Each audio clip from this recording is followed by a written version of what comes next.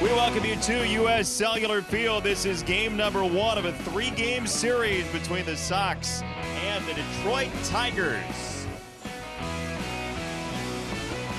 Welcome inside the ballpark. Jason Benetti, Steve Stone along with you. Sox are trying to bounce back after losing 2 of 3 against Kansas City, and they turn to James Shields in his second start in Sox colors. James Shields worked on a few things between last start and this, and hopefully he can apply it tonight. Last time out was not a good outing. By his own admission, he said he was wild in the strike zone. Everything he threw was very hittable, and the Washington Nationals certainly took advantage of it. 3 early home runs.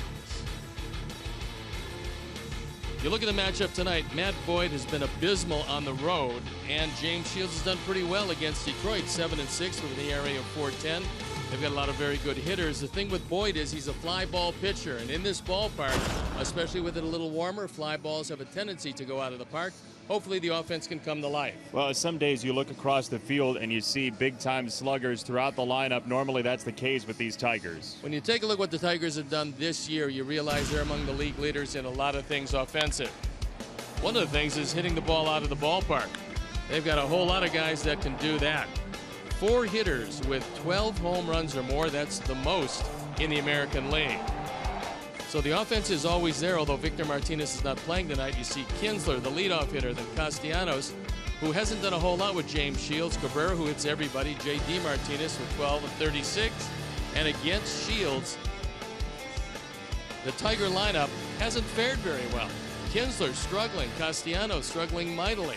Cabrera, well, he's just a wrecking crew against anybody. J.D. Martinez, Victor Martinez, and again, Mike Aviles has hit over 300 against James Shields, but maybe he has a favorable lineup to face.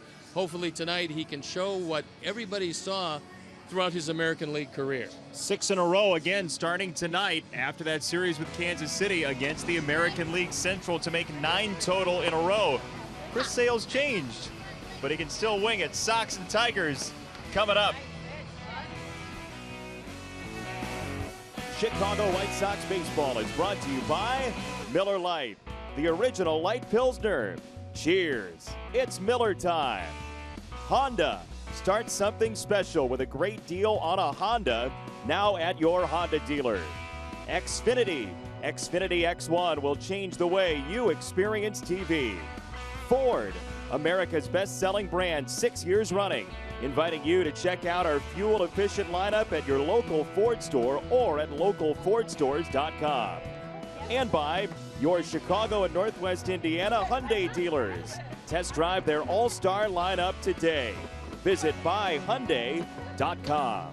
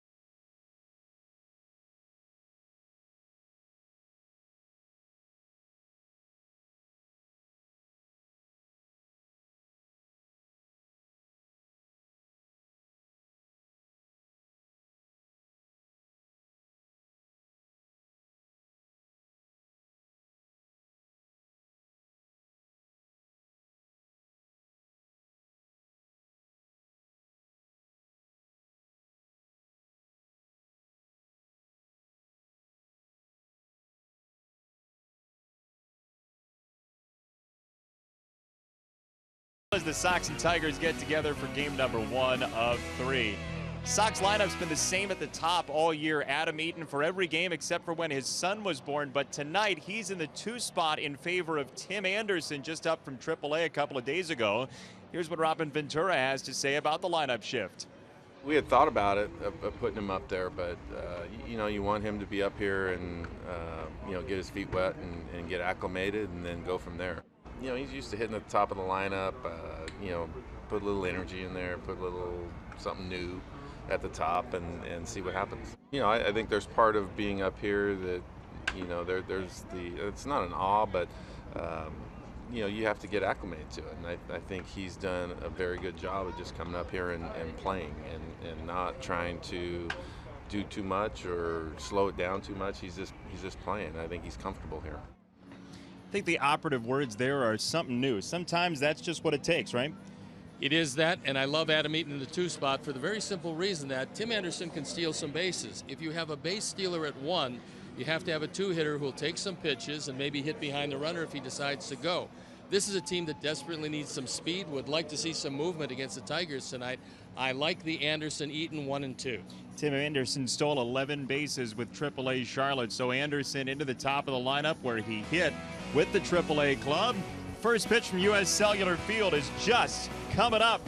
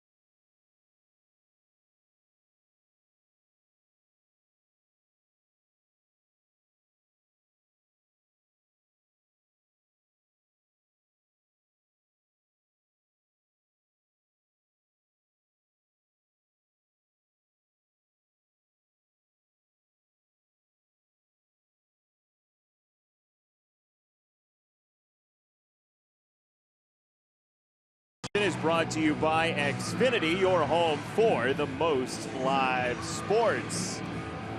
Sox and Tigers for the first time at U.S. Cellular Field this year after a Tigers sweep first time around at Comerica Park. And here's the starting lineup for Brad Ausmus and the Detroit Tigers. Kinsler at the top is having another bang-up season. Miguel Cabrera doing what he normally does. Saltalamacchia in at catcher today. And Jose Iglesias and Mike Avila swapped late from 9 to 8 and 8 to 9. Let's take a look at the defense and how Robin's going to line them up. Melky Cabrera, Adam Eaton, Avisail Garcia in the outfield. That's Todd Frazier, Tim Anderson, Brett Lawrie, and Jose Abreu in a familiar infield with Anderson now playing just about every day. Deander Navarro gets the nod behind the plate. James Shields on the hill. There you see in 12 starts with the Sox and Padres combined, the ERA a touch over 5, 2 and 8. But in order to be able to be successful, you have to put whatever has happened by the boards and start tonight with a brand new season as far as Shields is concerned. He's 7-6 lifetime against these Tigers, and without Victor Martinez in the lineup, they're a different lineup. So we'll take a look at the umpires tonight. Mark Carlson behind the plate, Quinn Wolcott at first, Paul Emmel at second, and Pat Hoberg is at third. So they've thrown the ball around the infield, which means we're ready to play baseball, and I'm ready to turn it over to Jason Benetti. Thank you, Steve. As you said, it's a big start for James Shields in a couple of ways. Number one, his last 2 starts, one in San Diego and one here, he'd like to have back. And number 2, the Sox would love to have a win against the Central. Still 6 in a row against the division, starting tonight after 3 with Kansas City. And ball 1 to Ian Kinsler gets us underway on this Monday evening in Chicago. Good idea to not allow Kinsler to hit the first pitch. Second pitch he goes after deep to left field, and Ian Kinsler adds to his home run total. He's got 14.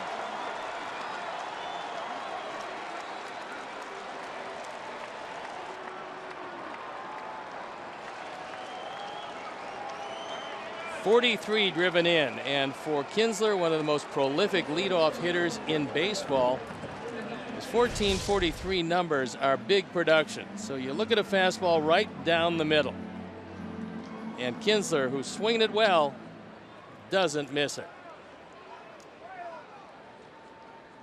He's the first man in Major League history ever to hit a leadoff home run in each of the first 2 games of this season. That was back in 2011. He's got a leadoff home run here, and now Cameron Maybin takes ball number 1.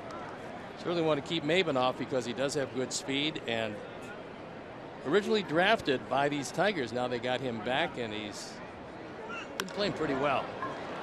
Right center field, that's a hit for Maybin. And an inauspicious start today on 35th Street. The fastball was up and on the outer third. So Maybin, who had a good series against us in Detroit, sees what appears to be a cutter, and he crushes it. So James Shields has not had a couple of good hitters, and certainly among the people rooting for him, Aaron Rowan, his cousin, looking on tonight. One of the great Chicago White Sox players, very much beloved by this Sox community, and rightfully so, and especially for the way he played. Pinch hit for me a couple of times on the broadcast. It's ball 1 to Miguel Cabrera. You can get him to hit the ball on the ground, you got a real good shot at 2. He's had a lot of leg problems, not running real well, but oh, what a hitter. He's grounded into 7 double plays. That's not bad, however, in 236 at bats.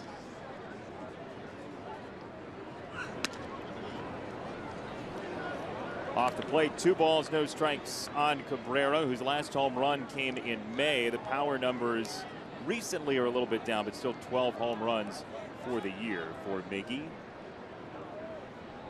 He's been just a great hitter since coming into the league with then the Florida Marlins. And give you an idea what type of pressure player he is. He was in the playoffs and then won the World Series that first year. They didn't have a spot for him. Mike Lowell was playing third. He came up a third baseman. So they started him in right field. They said, "You feel comfortable out there?" He said, "Yeah, put me out there." And he did more than credible job. 3-0 on Cabrera. Major league career, it's been fair to partly amazing. 420 home runs, 320 lifetime batting average. You look at the runs batted in, the runs scored, the games and the hits. Just a phenomenal career.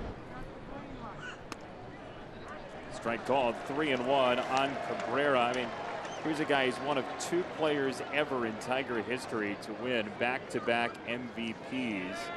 Hal Newhouser is the other one. He was a pitcher for them, Hal Newhouser. Maybin's got speed, not a great base stealer. Right center field for Cabrera, and it gets down between Garcia and Eaton. Maybin waved around by Dave Clark. Cabrera on his way to third. The throw is not in time. It's an RBI triple. Second triple for Cabrera. 2-0 Tigers. RBI number 37, and falling behind Cabrera, never a good thing. So our Mazda replay, this one sliced into the gap. It's a changeup. Cabrera stays back. And then the ball gets away, and he's off to the races. So only triple number 2, and then in sliding, what sometimes happens is you get nicked up a bit. He was walking around rather gingerly, but seems to be okay. It's a dangerous game. Goes double E9. So it is not his second triple. The result's still the same. He's at third with a run driven in. Into center field, Adam Eaton awaits. Cabrera will not tag. And there's that strong arm from the former pitcher, Adam Eaton. Castellanos, for his career, came in at 1 for 17 against Shields, now 1 for 18, so he certainly had his number.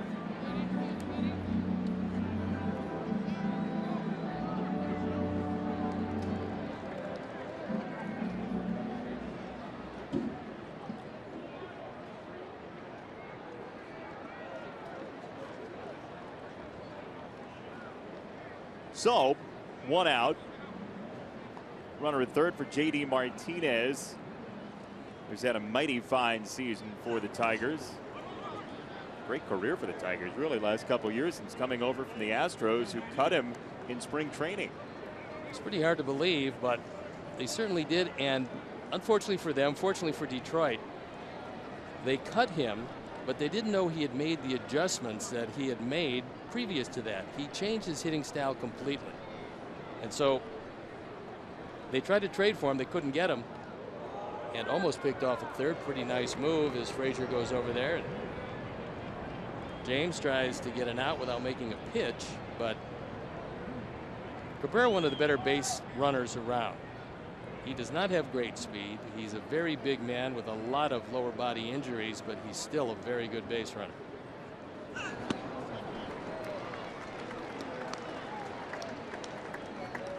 So now we'll take the RBI away from Cabrera. His numbers are falling precipitously by the moment.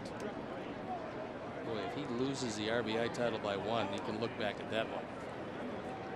Keep that in your mind a couple months from now. On the ground and through. That is an RBI for J.D. Martinez, and it's 3-0 Tigers. It's RBI number 37. And here comes Don Cooper. Was working on a few adjustments with James Shields between his last start and this. That's another changeup. And it looks like the Tigers, knowing Shields very well, have waited back and they're hitting the changeup because they're not going out and moving their hands. He's thrown in his career 125 innings against Detroit. So very familiar with him. And Detroit's a smart hitting team. Not only are they a big offensive team, but they also are very smart. Here's Justin Upton, the 28-year-old who is serenaded by Uptown Girl as he walks into the batter's box, which is rather clever.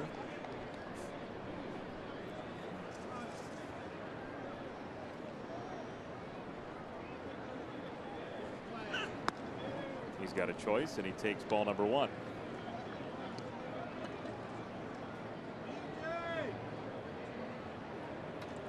You see now 20 starts against the Tigers.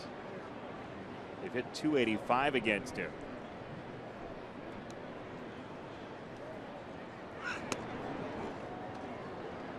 (2-0) for Upton.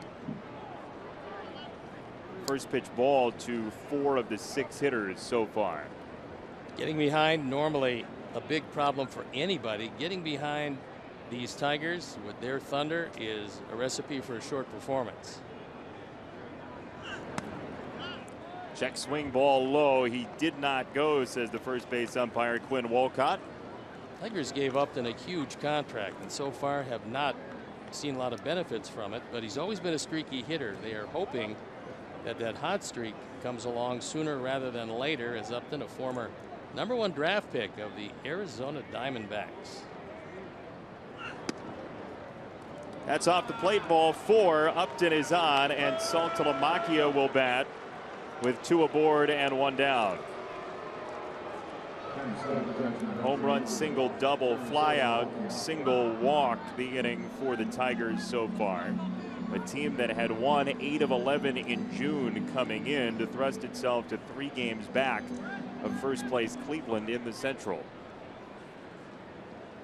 Salty's had some problems, some mighty problems against James Shields over the course of his career. 17 at bats, only 1 hit.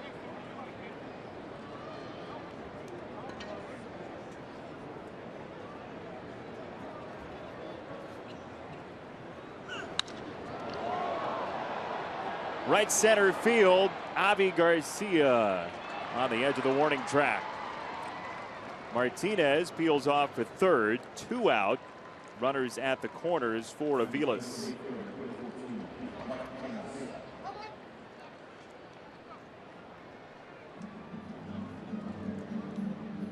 Mike Aviles has always swung the bat well against the Sox wherever he's gone, and although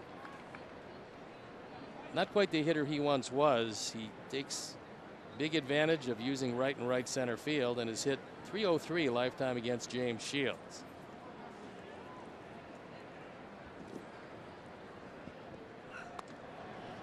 Strike 1 to Aviles, who originally was scheduled to hit 9th.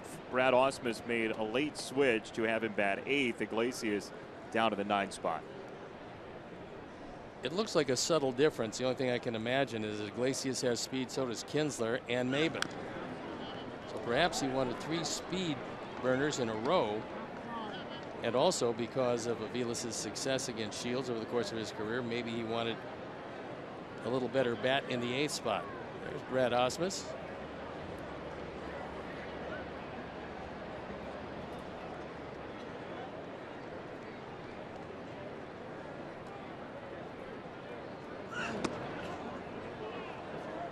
James Shields has a tennis-like grunt on the mound. I believe that's him yelling as he pitches.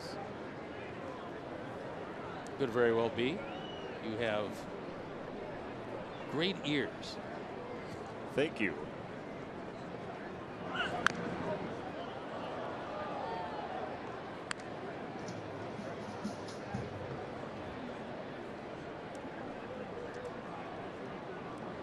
.23 pitch first inning for James Shields, who coming into this game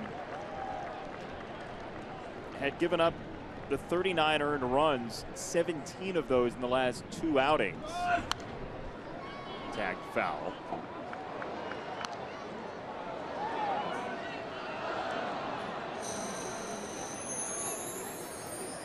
The point being, at the beginning of the season, he was doing, maybe not the velocity wise, but he was doing similar results things that we had seen in the past.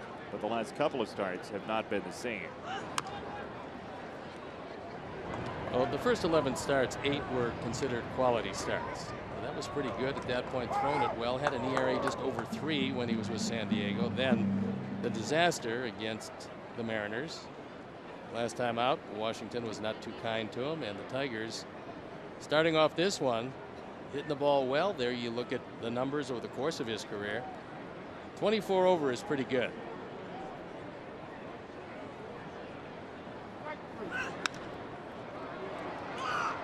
In the air, center field, Eaton for out number 3, but the Tigers get 3 runs on 4 hits. They leave 2 after a half inning. Ian Kinsler started the party, and the Tigers have a 3-run advantage.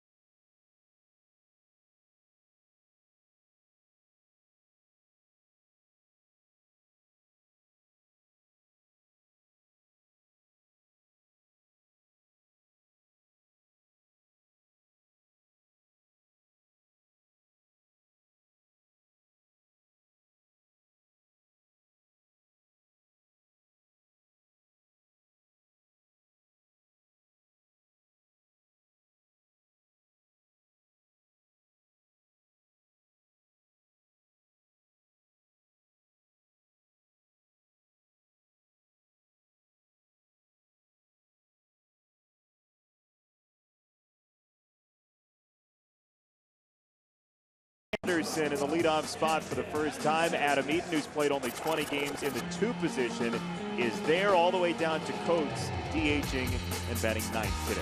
See how Brad Ausmus is going to line him up defensively behind Matt Boyd, Upton, Maben, and Aviles, with Castellanos, Iglesias, Kinsler, and Cabrera. Jared Saltalamacchia behind the plate. Matt Boyd on the hill. He is a fly ball pitcher. And 0-1, 3.38 ERA. This is 4th start. He doesn't have anything overwhelming, but he stays around the plate with most of his pitches. Ball 1 to Tim Anderson, who played in 55 games for AAA Charlotte and led off in all of those. Most of the time when you're a fly ball pitcher in this park, you've got some problems. So we'll see a guy that's got a slider and a curveball. He changes speeds on those, the straight change, and a less than overpowering fastball. Big rip from Anderson, 2-1 to Tim, who opened his major league career 2 for 3.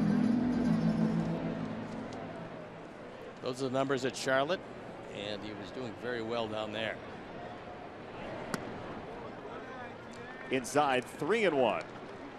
Well, the hope, we were talking about this before the game, stacking the lineup like this is to utilize Anderson's speed. That and speed with the first 2. Castellanos for out number 1. Our picks to click for tonight. The crew, John Walgren, Jim Angio, Joe Groove, and everybody go with Deanna Navarro. Steve Stone has Todd Frazier tonight. And Tim Anderson is my pick at the top of the card for the first time in his career. I'm going to have you explain why I picked Todd Frazier when he comes up. He's batting 5th today. That's not the reason. No. Ball 1 to Eaton. 27-year-old outfielder Adam Eaton with just over 80 at-bats in his career. The 2 spot. Iglesias, and he couldn't handle it. Awkward spin there on the broken bat, and Eaton is on. That ball was in on his hands, and although he broke his bat, he was able to inside out it. You see that he brought his hands in as far as he possibly could, trying to make some contact, and Adam is one of the better contact men around. And then this one takes an unusual hop. You see a whole lot of spin on the baseball, and it's that spin that stopped Iglesias, normally a sure-handed shortstop, from making the play. It's a base hit for Eaton, and Melky Cabrera with a runner on. Strike 1 to Melky, who did not play in that first series against the Tigers. He was on the family medical emergency leave list, with the minimum of 3 days on that list, so the Tigers didn't see him this year.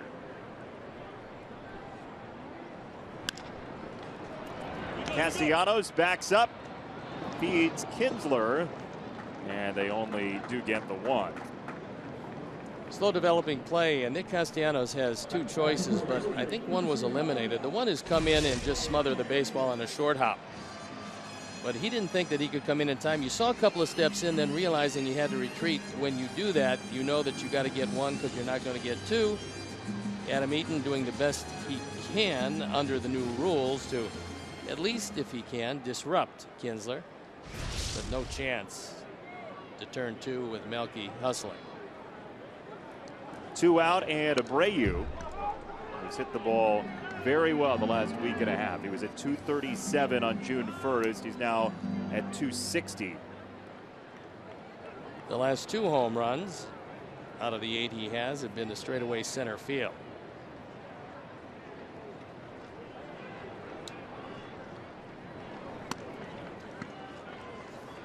And that tells you what?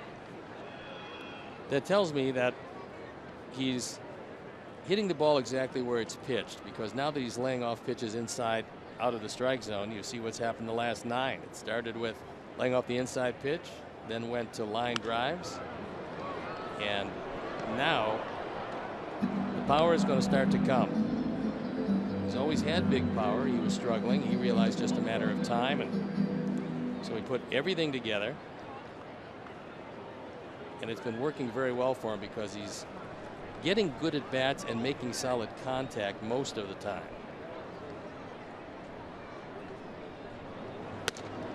Two and two on Abreu. Boyd in his previous 3 starts has given up 3 home runs, has not hit anybody, which is a good thing. There is Frazier looming as the Sox trail early tonight. Got in on the hands, and Iglesias delivers to Kinsler for out number 3. Infield single, nothing more. 3-0 Tigers at the end of 1.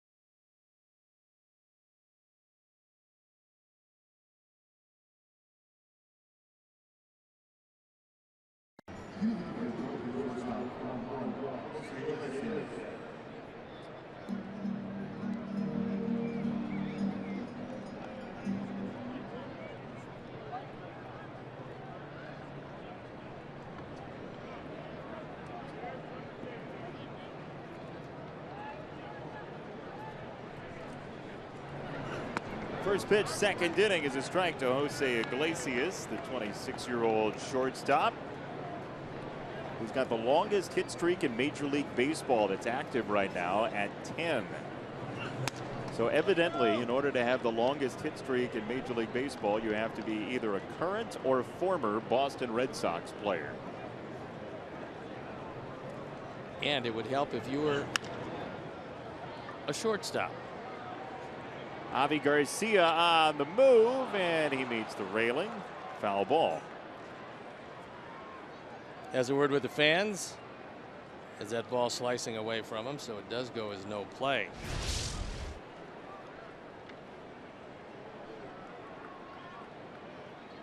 This comes up a little short. And for your prize today, you get a souvenir. Get to take home Avi.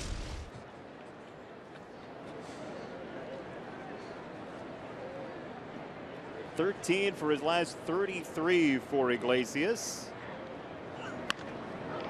Breaking ball stayed up for him, and he shoots it to center field. When you're swinging the bat the way Iglesias is, that's an 11-game hitting streak. Any mistake made to you, you're going to hit hard. And that was a rolling breaking ball up in the zone. He took it right back up the middle. So that's the 5th hit in 1+ innings. Now back to the top, and Ian Kinsler, who's been a 30 home run guy a couple of times in his career. He has 14 in this, the 63rd game for the Tigers this season. Off to just a great start. And one of the bigger producing second baseman and leadoff hitter in all of baseball. He came over in a very good trade. Prince Fielder going to Texas, where he took his very big contract with him, and it was a twofold purpose.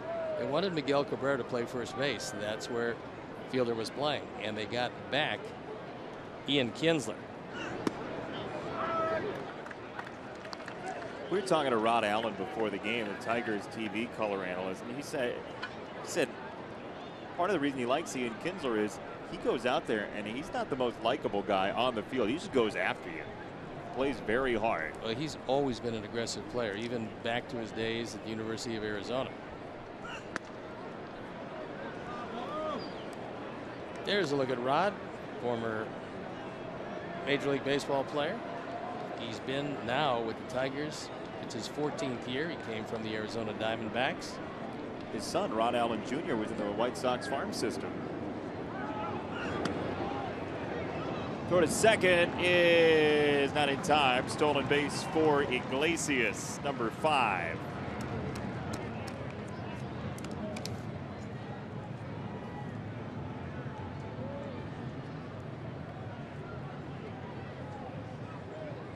Iglesias, we've all been there.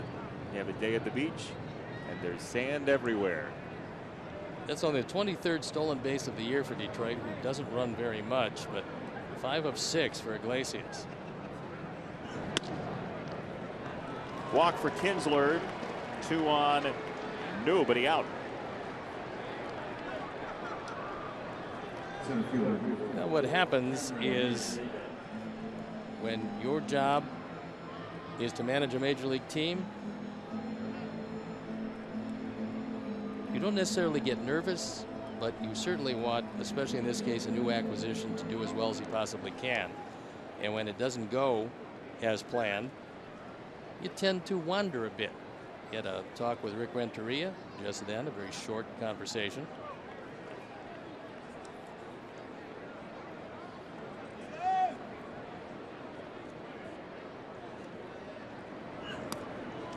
Gets away.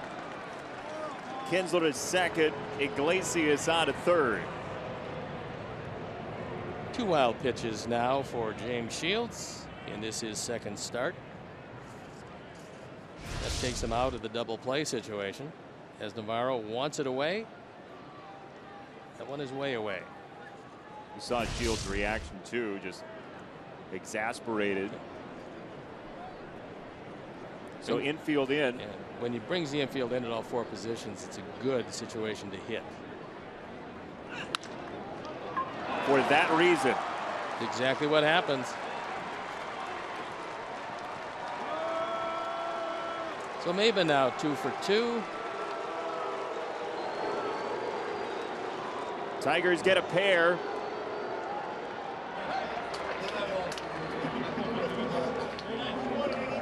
When you pull the infield in, there's no angles on any ground ball, and normally this is at straightaway second base. So Maben takes a pitch off the outside corner, drills it by Laurie.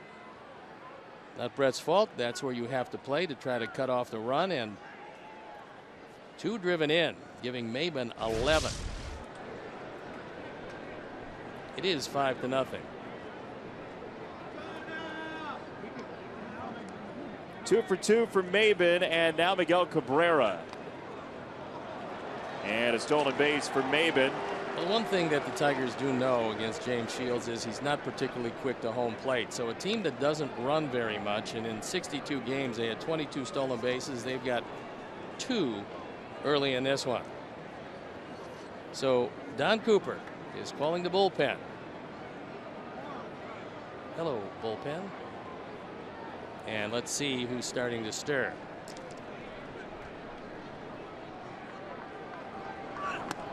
Today is the anniversary of the first ever cell phone used to call to the bullpen. Back in 2006, 10 years ago. The hope was that that piece of information would wait until later innings. It's Tyler Danish. To first, 1 down. We remind you that you can come out to Specialty Beer Night on Tuesday, June 28th. This year's event will be located in the patio area. $45 ticket package includes access to the tasting from 5:40 until 7:30. Complimentary food in the patio and an outfield reserve game ticket. To purchase, visit whitesox.com/specialty.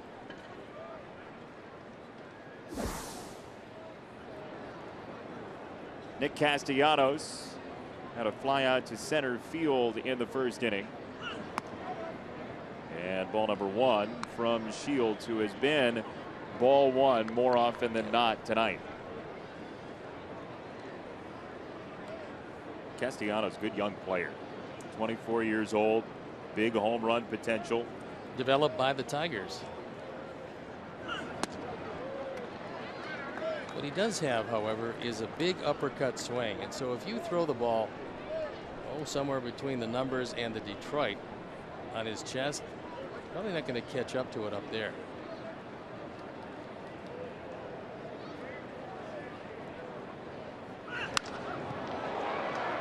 To right field, Avi Garcia is there on the back pedal. Maben trots into third. 2 down, and there is the velocity with which the ball comes off the bat of young Nick Castellanos. He got a fastball just below the belt, hit it hard, but hit it right at Avi.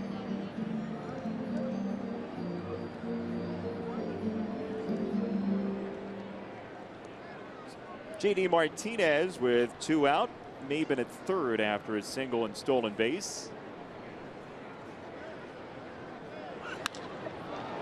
And the Tigers lead 6-0 on the RBI single, the second of the day for JD Martinez. He tries to extend it to 2, and it is a double for Martinez.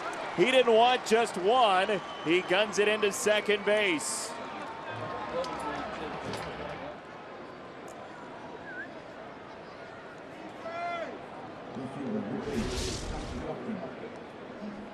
That fastball on the outer portion of the plate.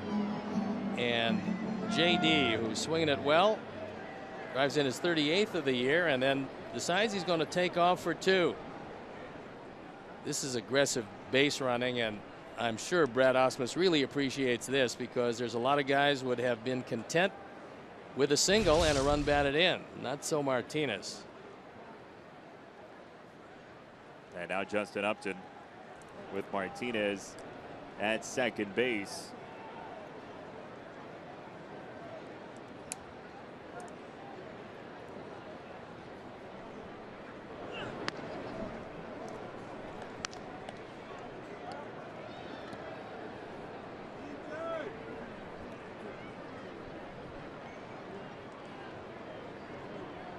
Tigers 6th best in Major League Baseball at .268 team batting average coming in. This is not the team you want to get right against. Ball and a strike. And that's certainly not to make any excuses for James Shields. No, this is one of the best hitting teams in all of baseball. They're right now probably a touch ahead of Kansas City for second place in batting average, but it's not just the batting average. They can pound the ball out of the park. High fly ball. Eaton calls off Laurie Ford. The final out of the top of the second inning, but the Tigers have matching threes in the first 2 trips to the dish. 6-0 after 1.5.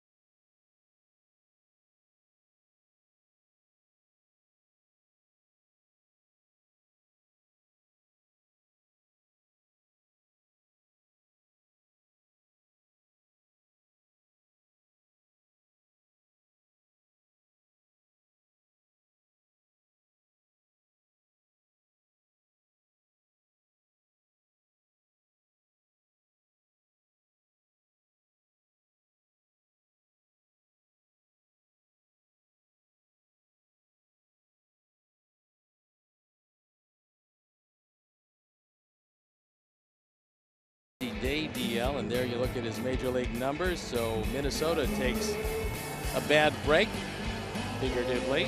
The injury report is brought to you by Dr. Anthony Romeo Orthopedics. If you have any shoulder or elbow problems, go to RomeoOrthopedics.com or call 312-432-2342. Trevor May also on the DL, pitching-wise for the Twins, as here is Todd Frazier to lead off the home second, trailing 6-0. Todd's trying to, you mentioned this earlier, Todd's trying to go back to a batting stance that he felt like helped him out some in Cincinnati in terms of raising the batting average. He was looking at some old tape and found out he was significantly more upright this season than he had been in years past with the Reds. Well, you got to try something different if what you're trying doesn't work, and I think he's going to go upstairs with this. Swung through it, 1-2. So look at the knees. He's bent at the knees more on the left with Cincinnati. Also, it appears the hand position has changed just a bit, not dramatically, but just a bit. And part of the impetus for that for Todd Frazier is he has a 191 average on balls in play, which is the lowest in Major League Baseball and would be the lowest since 1950. BABIP in a lot of ways is luck, and that your contact should lead to certain amounts of hits. And he actually got the numbers on the BABIP from his agent about a week ago, and it's almost unbelievable in the actual definition of the word to be able to hit 191 on balls in play. And he said, look, I've been hitting home runs, so I didn't want to make a change, but now is the time to do so. As lively as his bat is, you would think that that particular one number out of all the numbers would be substantially better than that, and will be most likely as the season moves along. But credit him for wanting to make a change. Iglesias for out number 1. Top of the third, we're going to have Michael Milken come up every year. There's a home run challenge. They raised a phenomenal amount of money for the Prostate Cancer Foundation. Michael started this. More than $45 million for the home run challenge, so we're hoping that Sox can add to that by hitting the ball out of the ballpark consistently in this one. You can visit them at homerunchallenge.org. We'll tell you all about it in the top of the third inning. A wonderful cause. Laurie pops it up back of home. Saltalamacchia does not have a play. He thought he did. He didn't.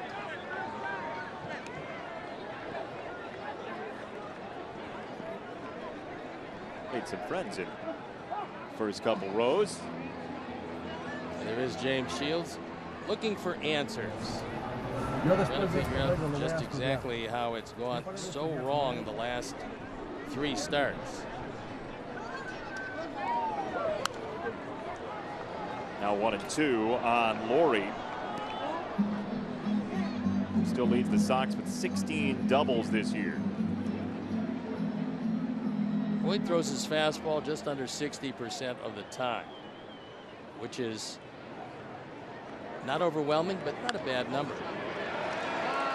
Laurie with a base hit. Second hit for the Sox, and he's digging for his second. He's there. There's that 17th double for Brett Laurie. Sox are going to run on Upton any chance they get. Brett Laurie knows that, so that's a rolling breaking ball. He got out quickly on it, drilled it into left field, and he was thinking too when he left the batter's box, knowing that Upton would have to go far to his right. Into second without a play. So now a guy in Avi Garcia who's had a very nice homestand. He's 6 for 18. He's also had a birthday during the homestand, turning 25. Soft strike number 1 from the 25-year-old Boyd.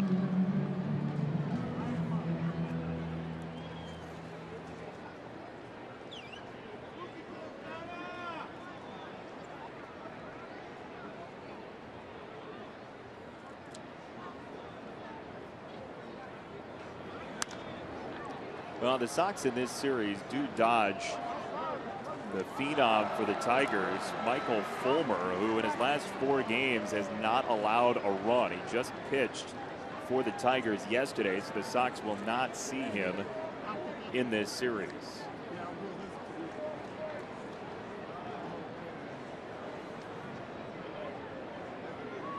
Zimmerman and Pelfrey scheduled for the Tigers the remainder of this series.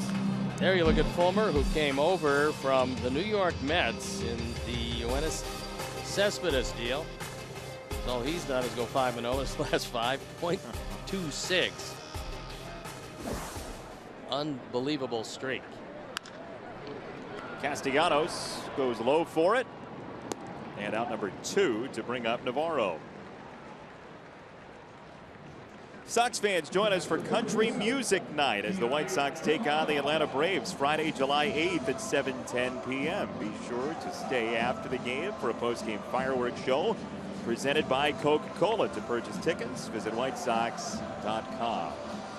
Matt Boyd also was a trade acquisition coming over from Toronto, along with Daniel Norris in the David Price deal. That was last year on July 30th.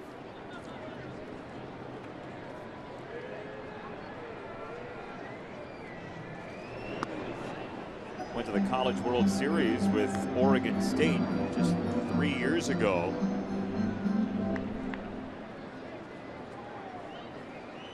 Powerful program up there in Corvallis.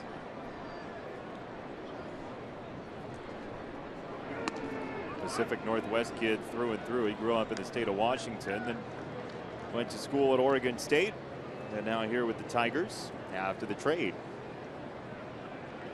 We see the Blue Jays. Thought a lot of them. 6th round. Probably dropped that low because of the non-overwhelming fastball, but it's good enough. Get it up there 92, 93. Then it's the question of can you hit your spots with it? How are your secondary pitches? How's the straight change? Straight change, a work in progress. Doesn't throw it a whole lot. He does like his breaking ball, and he'll change speeds on that. He'll throw the occasional slider. Laurie at second, 2 down. And that's ball 3 on Navarro.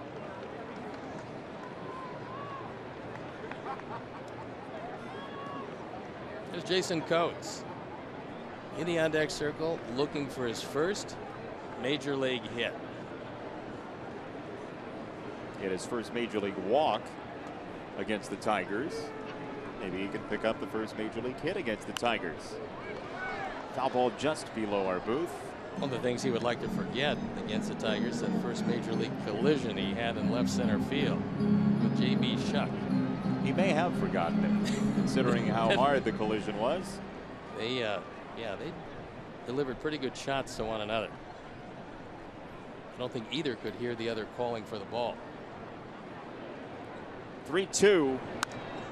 Half swing laser from Navarro. Nice job of staying alive. Once you've committed to a pitch out of the strike zone, you keep it alive to get another one. That close. That close. Hey, she brought her glove, and she's ready to go. Very prepared. Back of home, Saltalamacchia one more time. No go again. Scout seats are getting pelted with souvenirs tonight. That guy, very happy with the souvenir and very happy that his phone is going to live to phone another day. He was clutching that phone like kids clutch teddy bears. It becomes very important. The phone or the teddy bear? Well, teddy bears are nice. The phone is essential.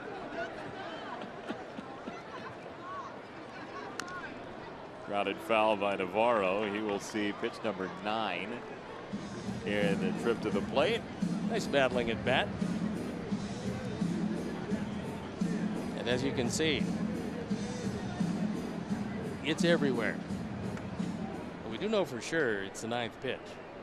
4th coming. Too many numbers. 3-2. Laurie at second. Popped it up. Saltalamacchia. At some point, he's just going to give up because there's no play back there. Busy man tonight. A little smile on his face. Running a lot more than he would have thought to the screen, only to see it go foul. Salty, a switch hitting backup catcher at this point.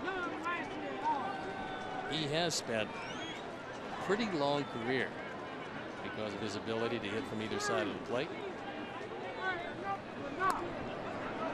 Check swing, ball outside. He didn't go. The Sox have 2 on with 2 down here in the second inning. Can't think of a better time for your first major league hit than with Laurie in scoring position. So we'll take a look at DeHonor. Checks his swing in time. The appeal to Quinn Wolcott. He says nope. We'll look at it from the side. And it's still no. So the inning stays alive.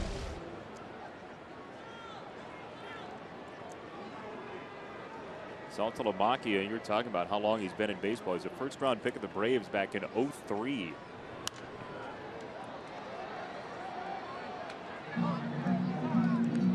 They thought very highly of him, but they had a pretty good catcher at the time. So thought maybe they would move him to first base, but instead they decided to just move him. And he went to Texas in 2007. Coates lost his hat on that foul ball. Well, normally you pair the hat and Coates, but this is just Coates without the hat.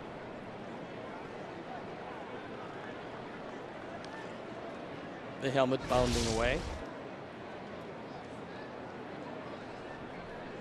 0-2 from Boyd. He got him swinging for strike 3. Sox get 2 on, 2 out. Don't score. 6-0 Tigers after 2, and a special guest coming there.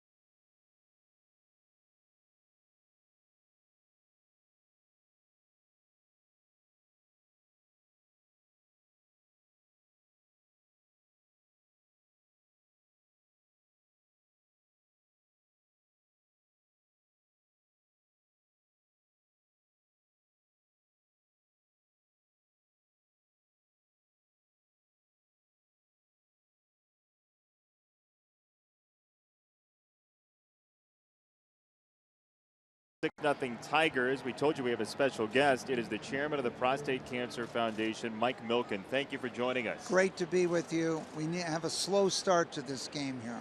A lot of time left, though. A lot of time left. That is true. So tell us about what's going on with the foundation and the Home Run Challenge. This is our 21st year. We came out here. Jerry Reinsdorf was one of the 3 founders of this program. What a wonderful guy. Tremendous owner. And we would like to see a few more home runs for the White Sox tonight. And the idea was keep dad in the game. Come out to the ballpark, remind your dad, your grandfather, your brother, your friend to get that simple blood test for prostate cancer.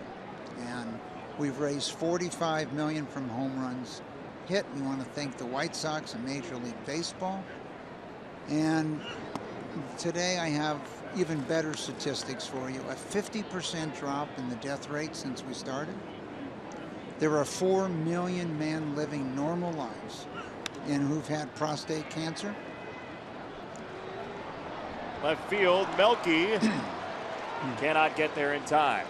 And there's 1.4 million men who had advanced prostate cancer who are alive today with the 6 new drugs that have been approved and better therapies. So even those that was not detected early, and a man today has a 99% chance of living 5 years or longer if he's been diagnosed with prostate cancer. So thank you, baseball. And thank you, the White Sox. Those Well, are Michael, wonderful numbers to hear. And I know why you started this, but tell our fans out there why you started what has turned into such a wonderful organization. You talked about the 45 million, but also just prostate cancer awareness and what you can do is one of the goals of this organization. Why did you start it? That is true. Well, I was diagnosed with prostate cancer in 1993. I've been supporting cancer research for 20 years. I knew nothing about prostate cancer. And if it wasn't for a simple blood test, I definitely wouldn't be with you in the booth tonight. And so we wanted to encourage men, and many men never go to the doctor. Women often go to the doctor. Obviously, they have a much different relationship with taking care of the health of their children, themselves. Men sometimes don't go their whole life. And therefore, the idea was go out and get this simple blood test and get checked. And this is the #1 awareness program in this country. And the month that most men get checked is the month of July. So we now have 2 new programs this year, Steve, that you haven't discussed in all these years. One is we want to know the first time you went to a Major League game. Tell us the story of 1 or 2 or 3 paragraphs the first time you went to a game. The winners, they get to go to either the World Series or the All-Star game on behalf of Major League Baseball. Wow. And the second one is your home run trot. We want to see your favorite home run trot. It could be yours. For people in Los Angeles, it's probably Kirk Gibson in the 1988. That was a home run limp. That was the home run limp, yeah. So we've got some tough competition. We had a young 7-year-old sending us his trot, and he told us he's going to slide into first, second, third, and fourth as he rounded the bases. Well, fourth is good. You can get into fourth, you're in good shape. But one of the real goals here is to get kids more involved in baseball, get them out here, get them involved. And you can go to homerunchallenge.org. So you can upload your own videos to That that is website, correct. right? There's tremendous, and we're encouraging the website. And we actually brought with me today into the booth the #1 White Sox fan in this country.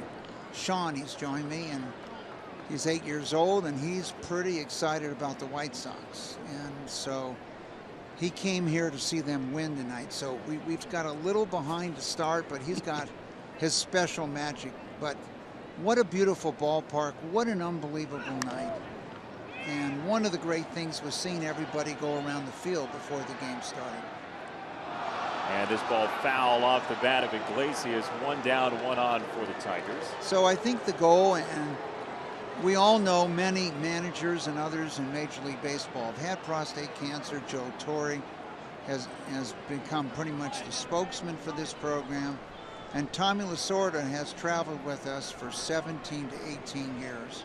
And tonight he's not in the ballpark with us because they have the Tommy Lasorda golf tournament down in Bloomington, Illinois, raising money for another cause. But I think I've played for Tommy Lasorda longer than any of his players ever played for him. Well, tell us a little bit about #1,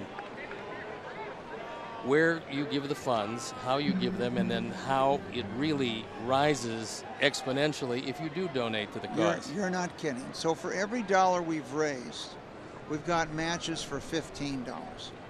And so in Chicago, you have major research programs at Northwestern University of Chicago, So the donations here in Chicago get reinvested right back here in these universities. And these 6 new drugs that have been approved, some people that have failed surgery. Shields whips it into center field. Eaton's throw is late, and second and third for the Tigers. Well, what can we say? So I was trying to say, let's talk a positive. Things that have people have failed surgery, they failed radiation, they failed hormones. Now these drugs have the ability to put things into remission.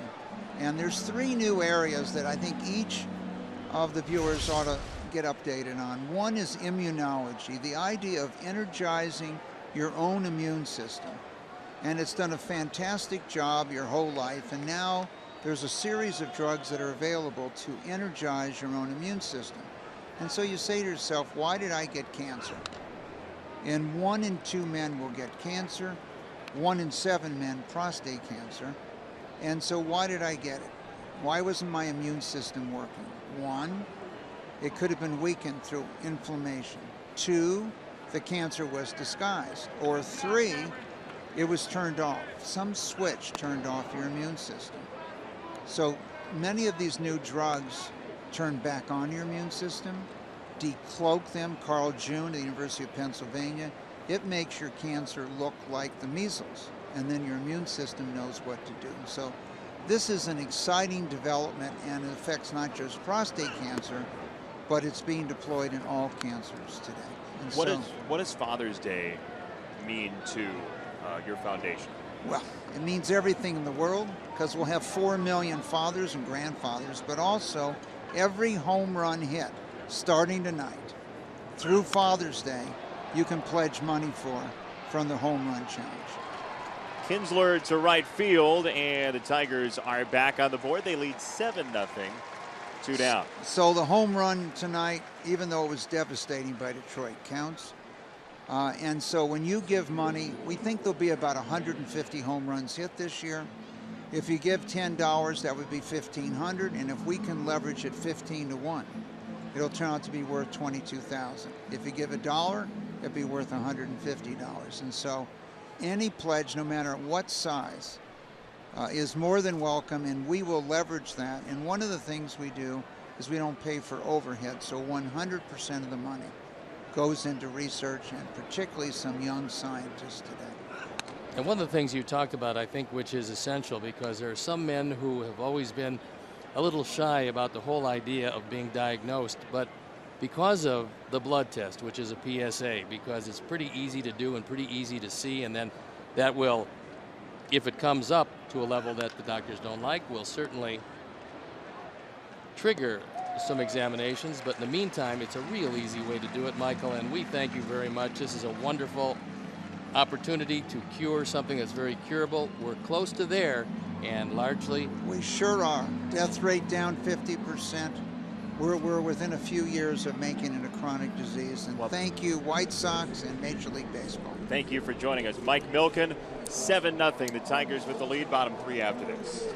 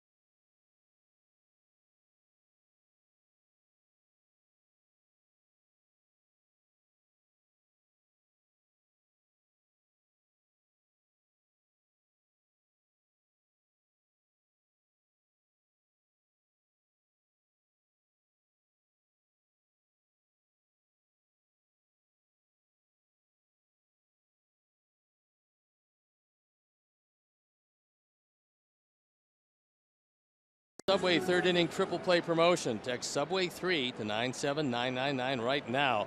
And the 300th texter will win a $30 gift card to Subway restaurants in the Chicagoland area. Subway, fresh is what we do. They do. They We're do. sure of that. Anderson, another hook for a strike. Tigers leading 7-0. They got a run in the top of this half inning. Thanks to Mike Milken for joining us, as Anderson has one taken away by Castellanos. Good play by Castellanos on the corner. That looked like it was ticketed for left field, but Castellanos well off the line. And the defensive alignment is what took away that base hit. That's a fine play by Castellanos. Those newfangled shifts, they'll get you. Yeah, normally you don't see a third baseman that far off the line for a right-hand hitter. Adam Eaton takes ball number 1.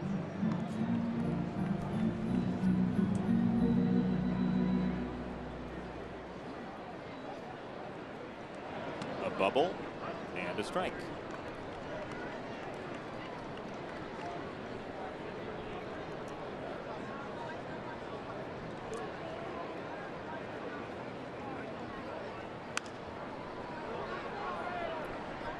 Mention Eaton with 20 career games in the 2 spot.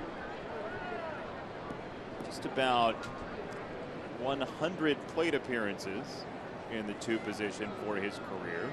Seems as though his skill set would fit well in that position. I would think so, because he doesn't strike out very much. He doesn't mind hitting down in the count. He's got pretty good speed. He can pull the ball when he wants to and hit the ball all over. So all of that constitutes a good 2-hitter, and plus he will make the occasional bunt and can both drag it and push it. So if Anderson can stay there in the 1 spot, I think it's ideal at the top for Anderson Eaton. Ball 4, second walk for the Sox this evening. Enjoy all the benefits of being a White Sox season ticket holder by purchasing a prorated full season ticket package. To purchase, please visit whitesox.com or call 312-674-1000 today.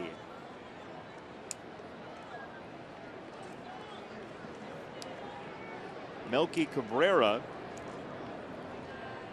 who bounced into a fielder's choice his first time. First pitch hunting, which he rarely does. Pops up to shortstop, and Iglesias has the second out. Boyd is as effective as he's been, because he can move the ball in and out specifically, and occasionally up and down. You've seen a lot of high fastballs from him. That time he threw the first pitch right in on the hands of Melky, who couldn't get the head of the bat out.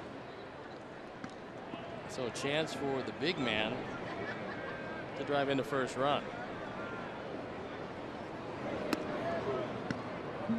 Ball 1 to Abreu.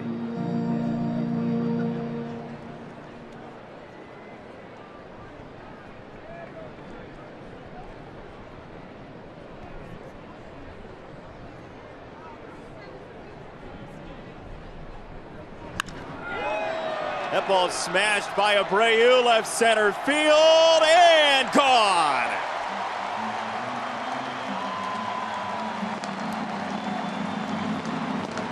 (7-2) Detroit.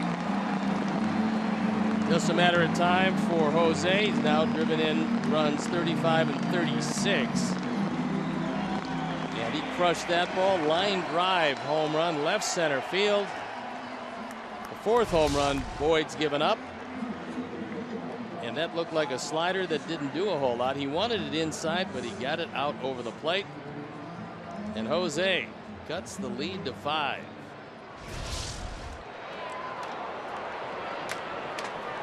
And with that home run, another generous donation from the Alex Nellius family in loving memory of Ursula.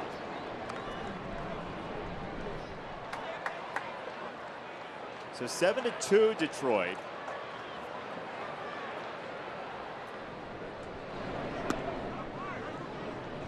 Ball and a strike on Frazier, who wrapped out to short his first time. A very happy Jose Abreu, happy Sox fans, and happy Michael Milken.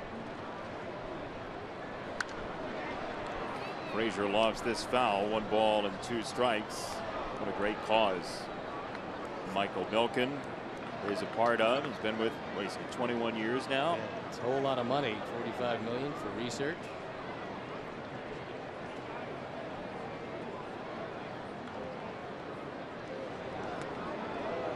One hopper nearly caught Frazier. 2 balls, 2 strikes, and to donate or to be involved with the Prostate Cancer Foundation, it's pcf.org or 1-800-757-CURE, or by mail to that address in Santa Monica.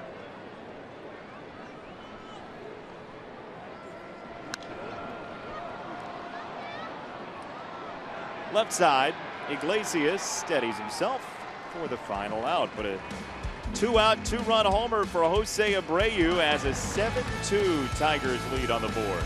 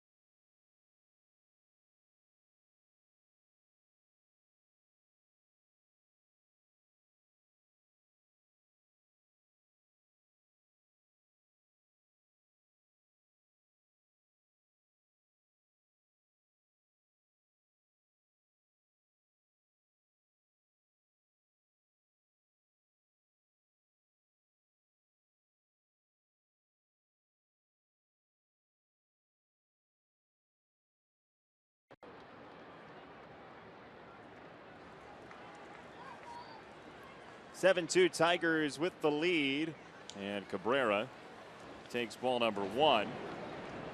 Miguel Cabrera, a double, a run scored, and a ground ball back to Shields in his last at bat, the 2nd inning.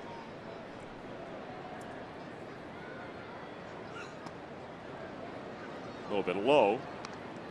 2 balls, no strikes. Sox have the shift on, and Miguel is fully capable of punching it into right field, but shift will encourage him to do that if he'd like.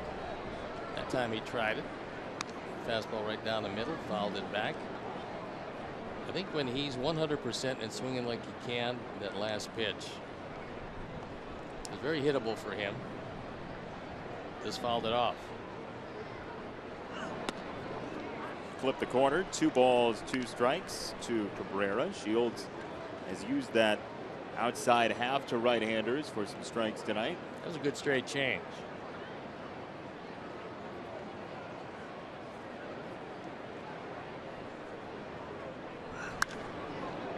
Went out there again. Still 2-2.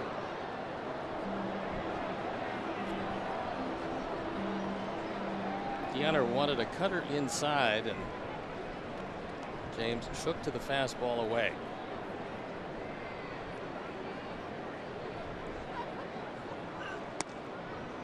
Cabrera lays off. 3 balls, 2 strikes. I don't know why Cabrera would want the appeal to Quinn Walcott. It was already called a ball.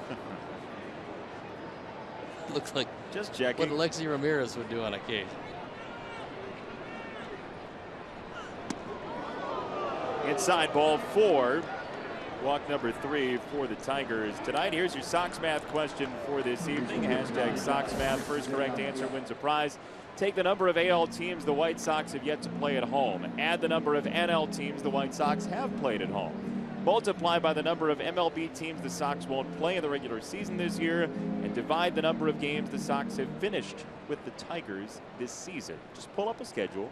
You got a shot at this. We can go for speed or accuracy, or with the winner, likely both. A little bit of both. That's your Sox math question for tonight. Shields against Castellanos, who is 0 for 2. He's not been part of the Tigers' reindeer game so far tonight. Never really had much luck against James Shields. However, last time up, he hit it awfully well. Fortunately, right at Avi in right field.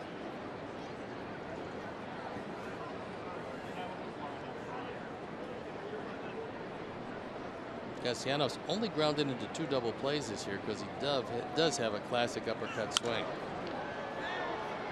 On display there in the air to right field, and Avi Garcia rips out number 1. So 3 times up, 3 balls hit in the air for Castellanos. Now a tough man to retire. JD Martinez on the way. He is 2 for 2 with a single and an RBI, a double and an RBI. As those clouds look rather menacing beyond the right field fence. Ominous. Omnibus? That too. Both. Supposedly a lot of rain in the area for tomorrow. Haven't heard much about this evening. Well, what we do know is that Roger Bossard has his radar, which can get you down to about a square inch inside the ballpark. He zooms and zooms and zooms. And he's not worried at all about this game tonight.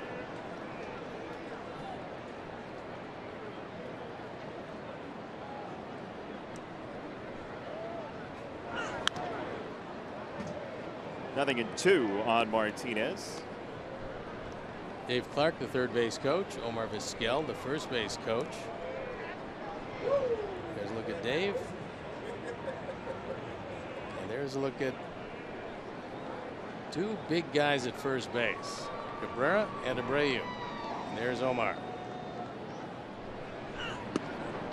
There were some comparisons with Jose Iglesias, his shortstop now, to Omar Vizquel, with just how sleek he is at shortstop. But not many could do it. There are some comparisons. Like Omar. 2 arms and 2 legs, but Omar was state of the art in his day. And Iglesias is good. Still a very young shortstop. Well, with those Indians teams they had, they didn't need him to hit very much, but he could surprise you with the bat too.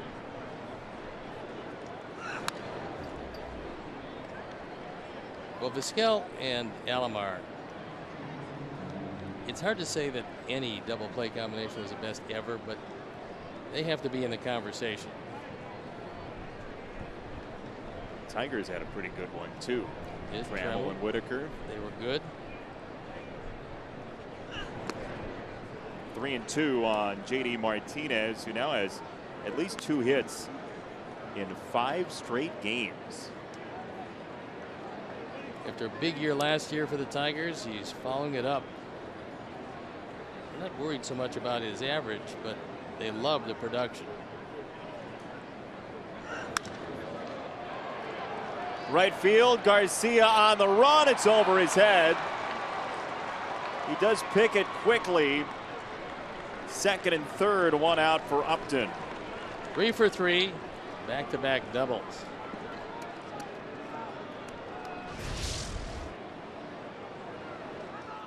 That's a cutter, and it stayed up, and Martinez took advantage of it. Line drive, rocket. And Avi gets it back in as quickly as he can, but not before the runners move to second and third. 16 doubles.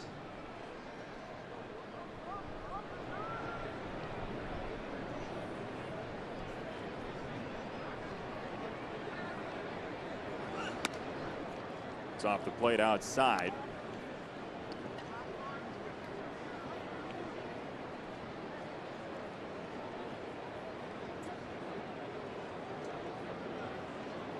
Pretty deep lineup for the Tigers. Upton hitting 6th. Popped it up. There's the second down. Sox fans, join us Sunday, June 26th at 1:10 as the White Sox take on the Toronto Blue Jays. First 5,000 girls ages 12 and under receive a doll-sized White Sox t-shirt presented by American Girl. For tickets, call 866-SOX GAME or visit whitesox.com. Saltalamacchia, originally, when traded from Texas, the big guy coming back to Atlanta, Mark Teixeira.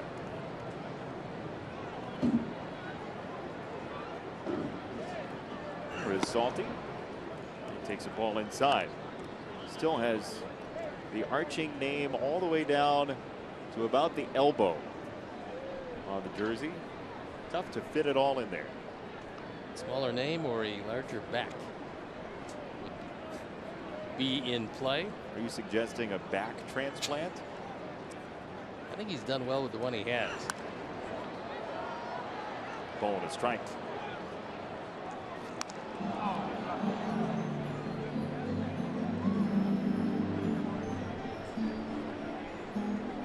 And single little looper in front of Melky in left field.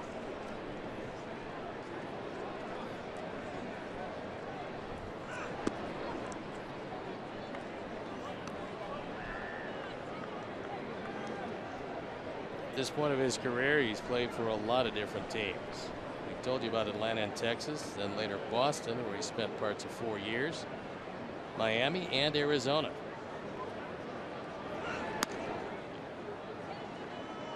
James very careful with him, with Aviles in the on-deck circle. Aviles 0 for 2. There you look at the career numbers.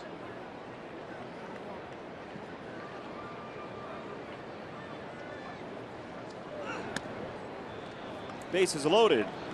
2 down for Aviles.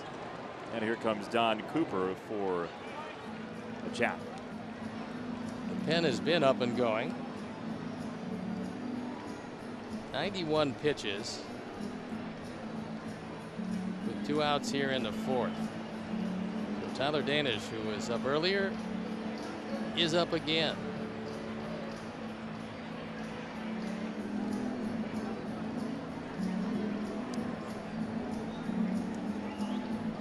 Mark Carlson comes out to break it up. Don has had his say. To keep this one within reason, you got to retire Aviles. And look, I mean, this is a 7-2 game in the top of the 4th inning. Get this out and hand it back to the offense. You never know, but anything more than 5 as we get later and later. Ball 1 to Aviles, who has flied out to center and struck out. There they are, Cabrera, Martinez, and Saltalamacchia. Quickly Shields, ball 2.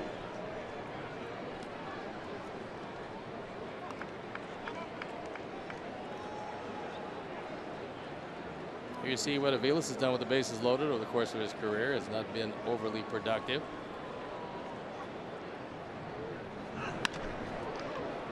On the ground, Laurie skates over and completes the top of the 4th. Nice play by the Sox second baseman. Shields gets out of it. 7-2 after 3.5.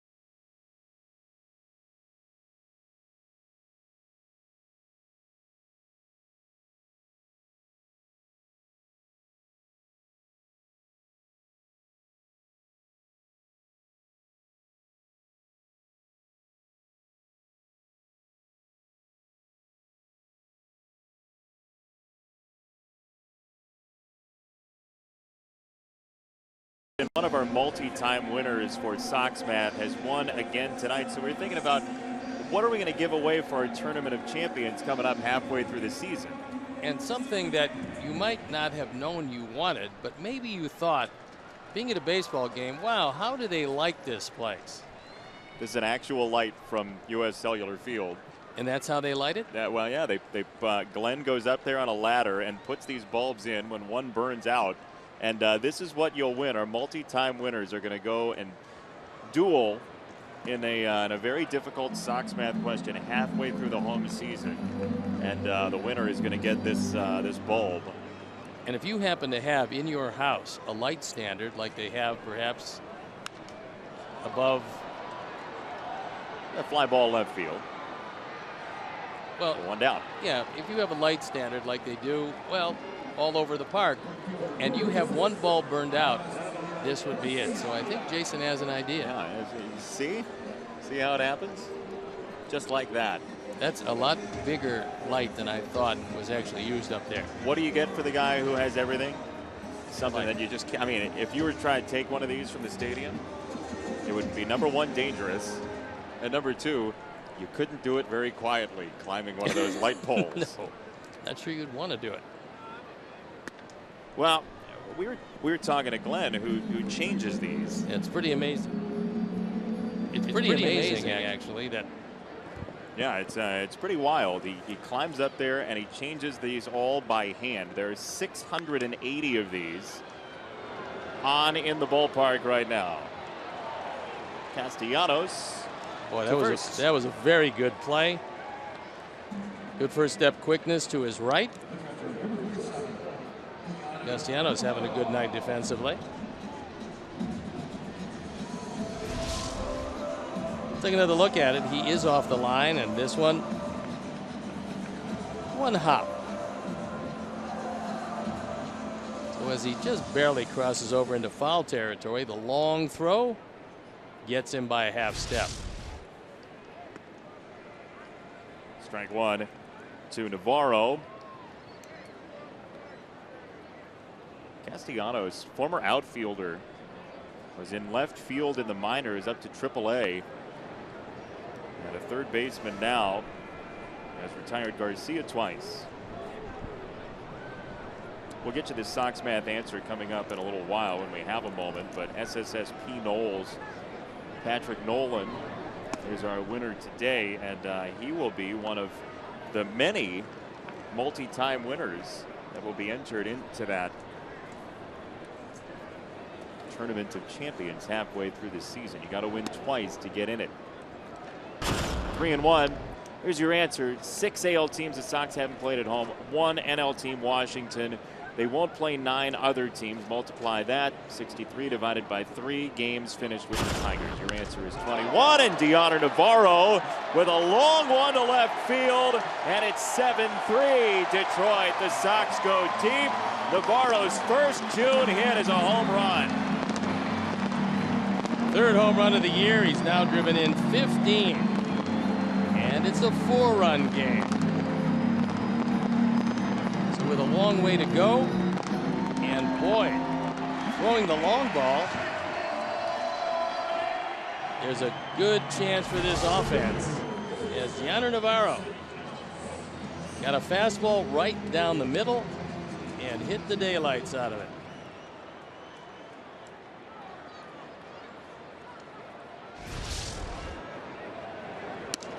Strike one to Jason Coates. And look, we've seen some really dangerous bullpens this year. The Tigers, though, bullpen has been dangerous in the other way. 4.26 ERA, higher than the starters this year. A gettable bullpen, at least so far this year. And looking at the Tigers coming in, that would have been the one place you would say they would have had to improve drastically. They've improved a bit. He goes upstairs with a fastball on Coates, who was struck out twice. But the Sox, with Navarro's home run, make it 7-3 after 4.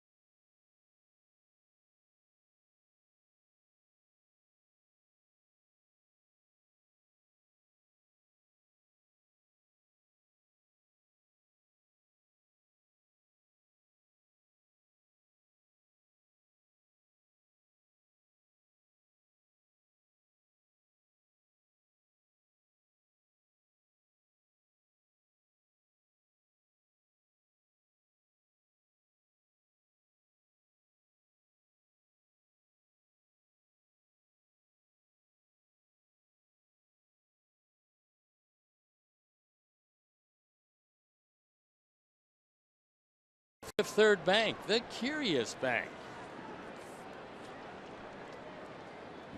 Well, the Sox have 3 runs their last 2 trips to the plate. And they're within 4 here in the 5th inning as Shields faces Iglesias.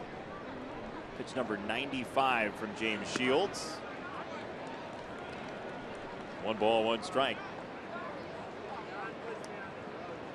Well, in this era with the lowered pitch counts, as has become very clear to baseball fans, the one thing that you can get out of a pitcher like James Shields is the ability to run him out there more than you would somebody like a Carlos Rodon to try to eat up innings later in the game if he gets you there.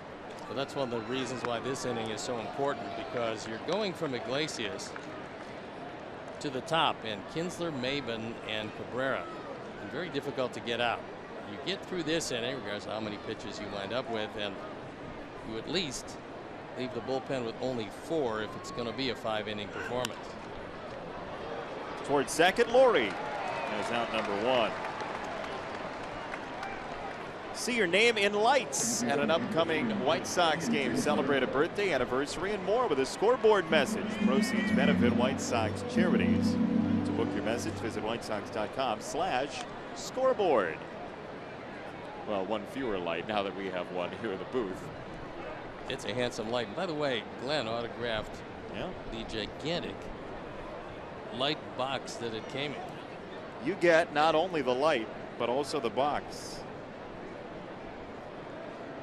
If you win our Sox Math First Half Tournament of Champions coming up next homestand, you have to be a multi-time winner to play.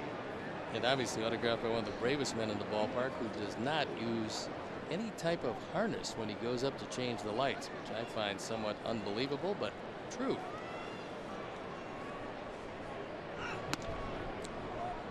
Worth noting, Steve and I both use harnesses to climb the stairs here in the booth. Well, his philosophy, as he said, is you can't live forever. No, but you'd like to live through a light change. It's ball 3 on Kinsler, who's walked, homered, and sacrifice flied in a run. Oh, there is a burnt out one. Where is Glenn when we truly need him? We have an extra. We will not give him back the light bulb, however. So on the 3-0 count, Brad Ausmus decides to turn Kinsler loose. Fortunately, fouls it straight back. Picked a good pitch. I mean, it was down the middle, so if you get the 3-0 green light, you can't just swing at anything. You got to make sure that it's the pitch you're looking for. 3-1. Squibber back to Shields, who has the 2nd out of the top of the 5th.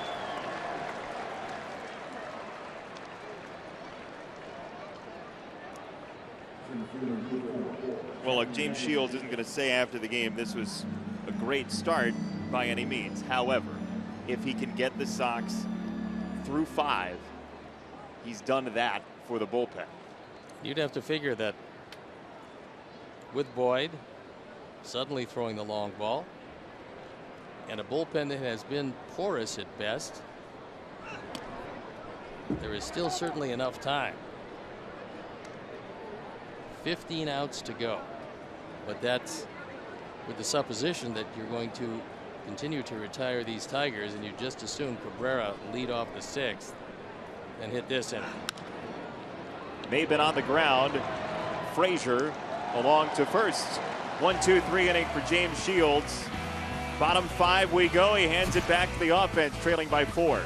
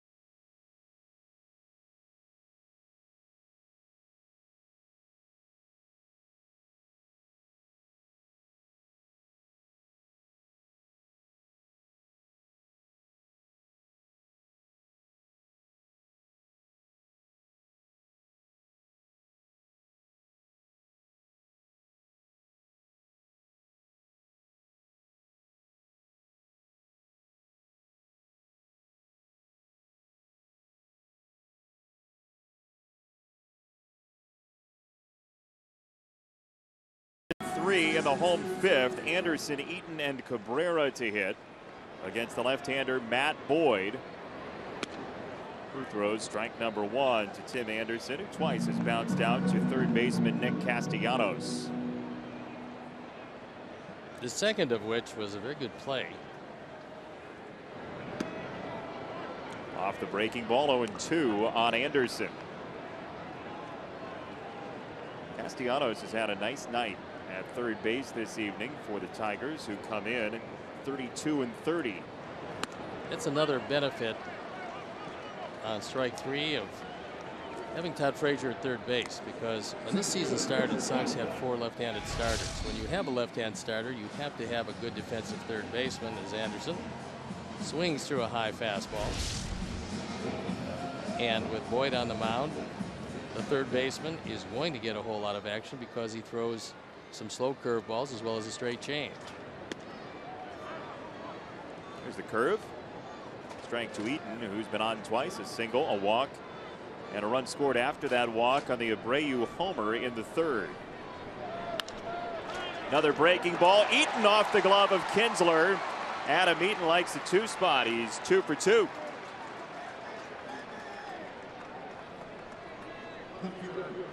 That slider was out away from him, and he took it right back up the middle past the diving Kinsler, who was able to just barely get a glove on it but not flag it down.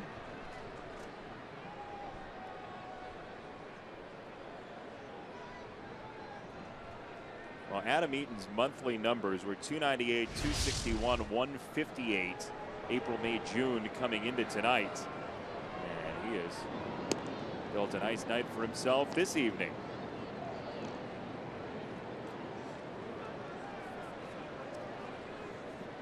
Melky Cabrera has bounced to third and popped out to short.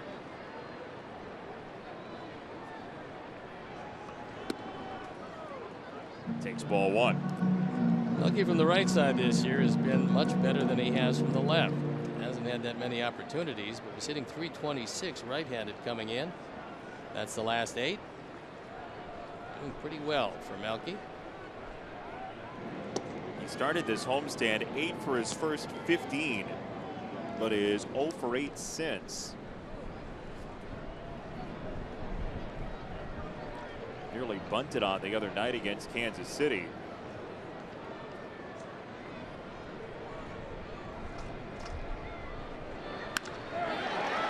That's a base knock for Melky Cabrera. Eaton checks up at second.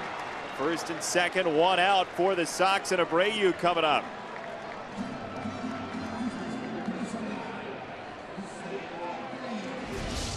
That's going to send Saltalamacchia to the mound as that ball is on the outer third. It's down, and Melky goes down and gets it. 2 on, only 1 out, and a chance to get a whole lot closer to that 4-run Tiger lead. So the bullpen is going to start to stir for the first time for the Tigers. And here comes Rich Doobie, the pitching coach for Detroit. In the third inning, Jose Abreu got the Sox on the board with our 4th drive of the game. He hit a line drive rocket over the Wintrust sign and out.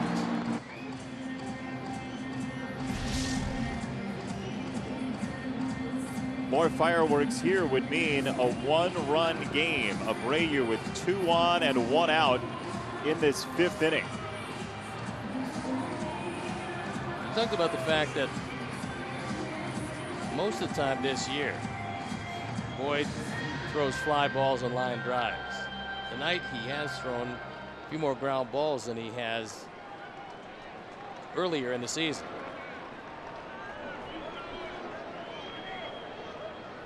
5 home runs allowed this year for Boyd.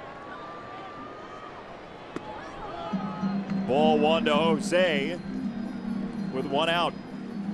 There's the pen. It's Bobby Parnell, who came up with the New York Mets.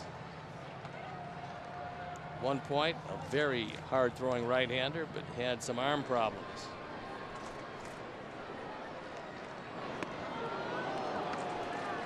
Jose wanted to take that one about 500 feet away from the home plate. That was a good straight change by Boyd.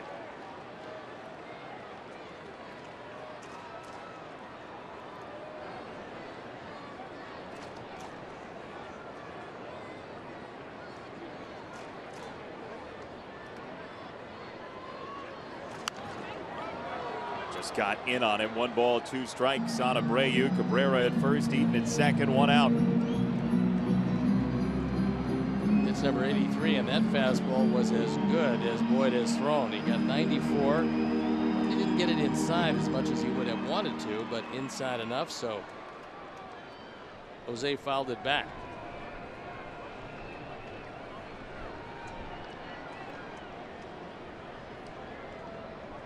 One and two.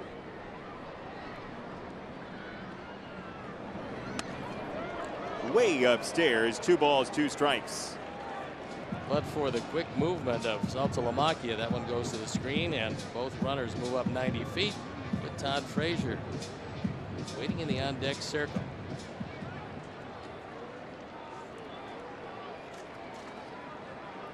Sox have 2 in the third, 1 in the fourth. They've scored the last 3 runs in this game. 2-2 from Boyd to Abreu. Get away with one there. That one down the middle, just under letter high. Take a look at where it pops up on Xfinity Pitch Tracks. Right there, fouled it off.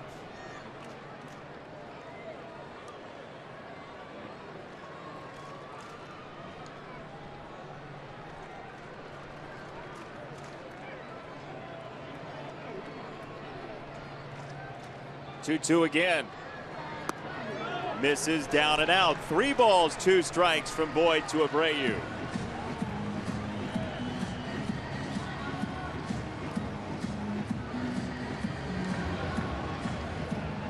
Brad Ausmus waiting to see where this game pivots to.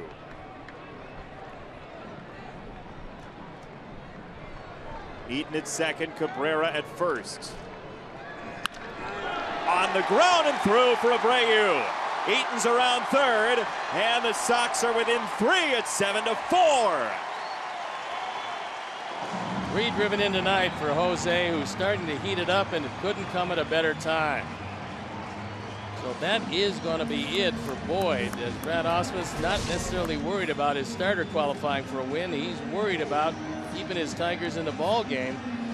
So even with a sizable lead, the Sox coming back into this one, they trail by 3 as Jose takes it right back up the middle. And as Boyd departs, so will we. And be back after these messages.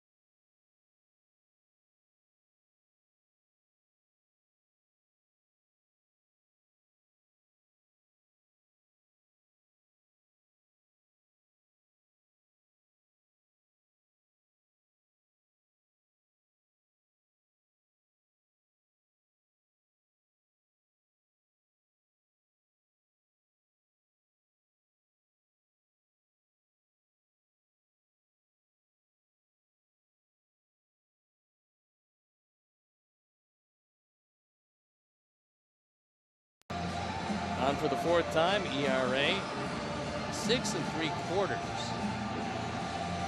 So inherits Sox base runners at first and second.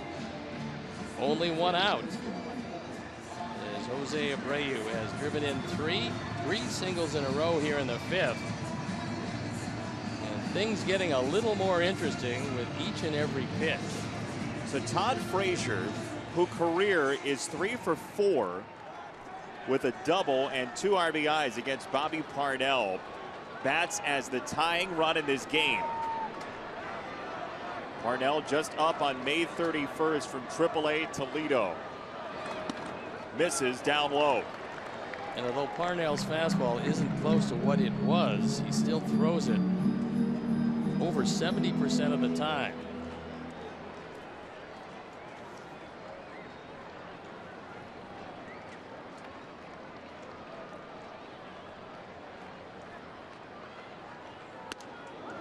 Frazier, a big rip, one of the top home run hitters in the United States. Mark Trumbo and Robinson Cano bracketing Todd Frazier's 19. And wouldn't a tie of Trumbo look good here? It would tie any number of things. That one's off the glove of Saltalamacchia. Cabrera to third, Abreu on for second. That is a wild pitch. Taking the Sox out of a double play situation, and that looked like a curveball that didn't do much, and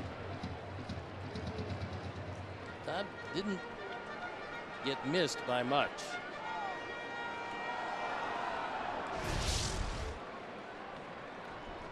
Laurie on deck, 2-1 for Frazier.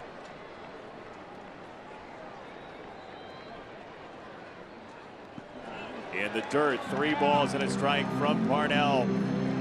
Parnell not awfully close. That ball landed about 3 or 4 feet in front of the plate. Saltalamacchia made a pretty good stop as Brett Lawrie waits patiently for his opportunity.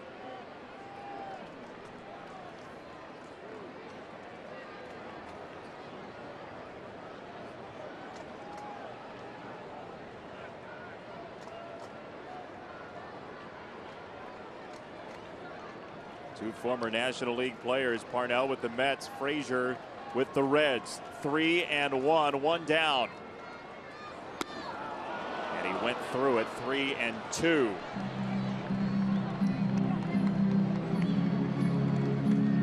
Parnell's rushing it up there at 95.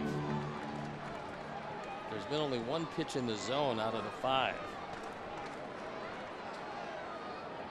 Outfield, straight away and very deep all the way around. 3-2. He spoiled it foul just in case. Might have been ball 4.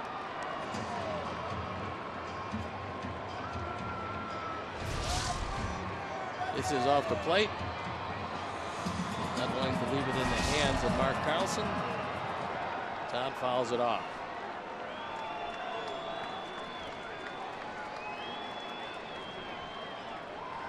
Three and 2. 1 out pitch. Frazier to shortstop. Here comes Melky to score, and the Sox do get 1 more run. It's 7-5 in the 5th. Melky realizing that the infield was back, conceding the run. Todd drives in run number 43. You know he wanted more. However, in the 5th inning, to get 1 there with some contact, he'll take.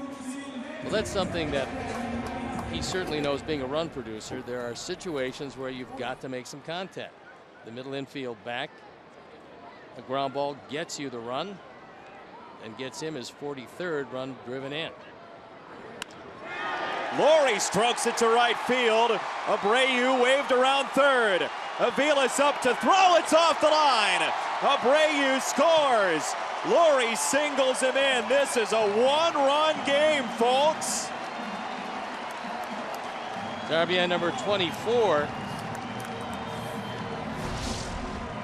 You've got an infielder out in right field, and that's Mike Aviles.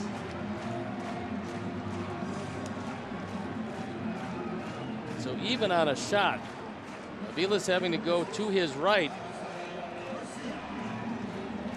And the normal right fielder's arm not attached to Mike Aviles. This was a 7-0 score in the bottom of the third. It's now 7-6, and Avi Garcia stands in against Parnell.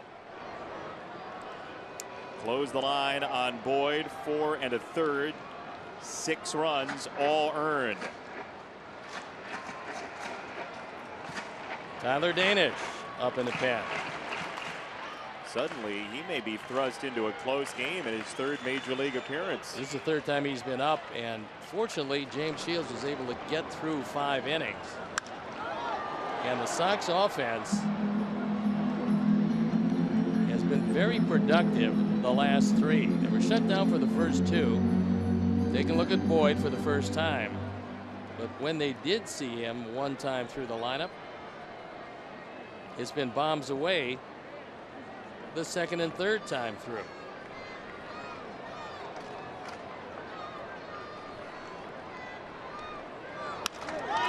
Right to Parnell, who snares it. Avi hit 2 on the button, 1 foul, 1 a line out, but the Sox grabbed 3. This is 7-6 after 5 tonight.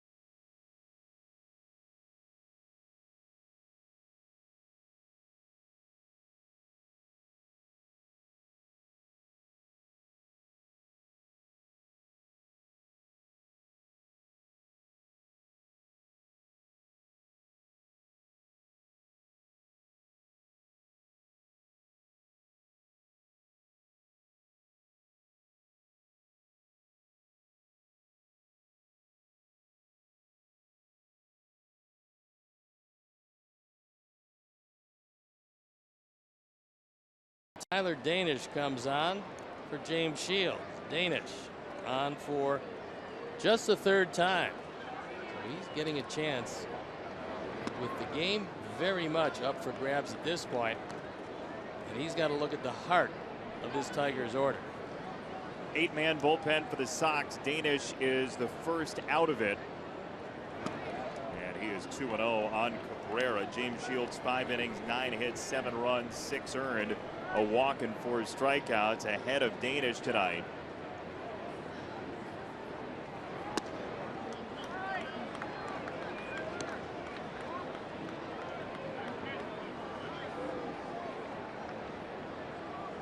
And the bullpen up and going.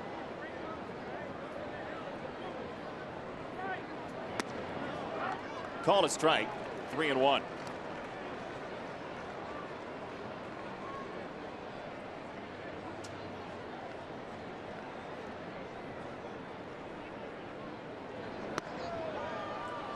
Ball 4 with Jennings loosening.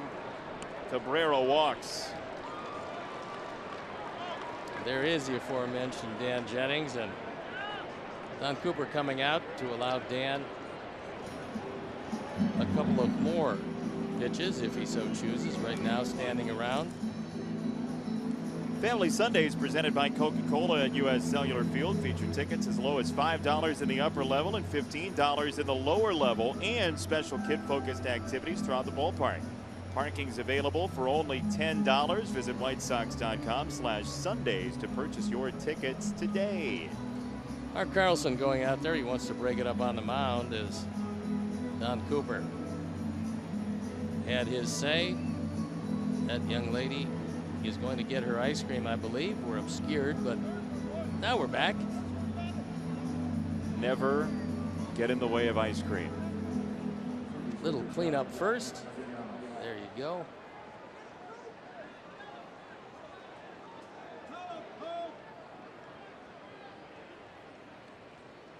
I was told Ed Farmer had original rainbow cone in the radio booth pregame. I noticed. I've never seen you move quite as quickly as you did. I just wanted to be in the same vicinity. When you found out about the rainbow cone. It's Paul 1 to Castellanos. So here's one of the problems in this matchup. Castellanos a dead low ball hitter and Tyler Danish a sinker baller. So what do you do, pray tell? Try to keep the ball away. Right center, Eaton does backhand it. Castellanos is safe at second. Anderson says challenge this puppy. Well, it's a terrific throw by Adam Eaton. I mean, that one right on the money. Paul Emmel was on the call, but the question is, did the tag come down before the foot got in? And not a good matchup for Tyler Danish. Sinker ball hitter, low ball hitter. That one sliced into the gap. Adam gets to it quickly. A one-hop throw on the money, and he's out at second base. I mean, this seems to be a pretty easy call, and Adam Eaton, I believe it's his 8th assist of the year. Good tag by Anderson, and that would be a huge play.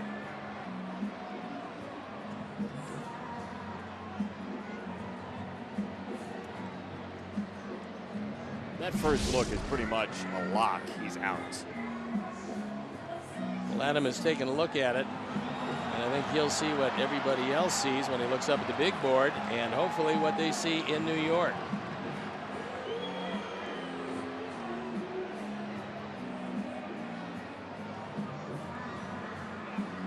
Again, you need to have clear and convincing evidence, essentially, is the standard. And clear and present danger.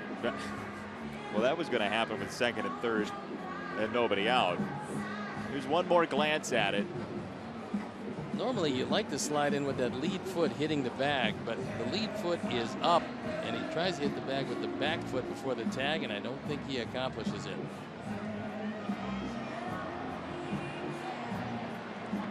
He says safe. Well, of course I'm safe. Yeah, he got him. Yeah. Great throw by Adam Eaton, who's been doing this all year. And that was a big effort.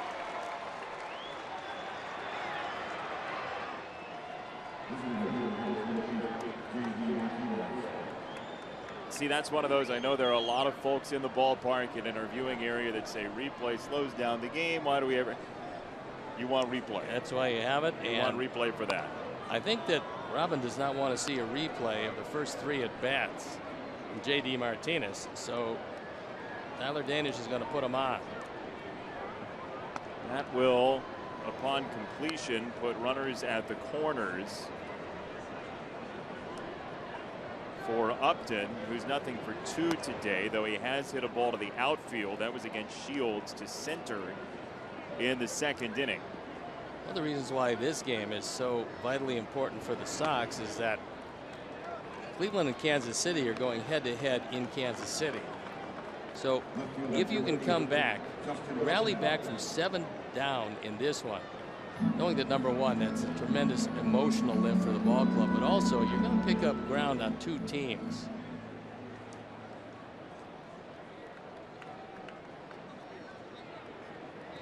would you think about, I know Upton hasn't swung the bat well recently. He's 2 for his last 17. Would you think about possibly just saying, don't give him anything to hit here?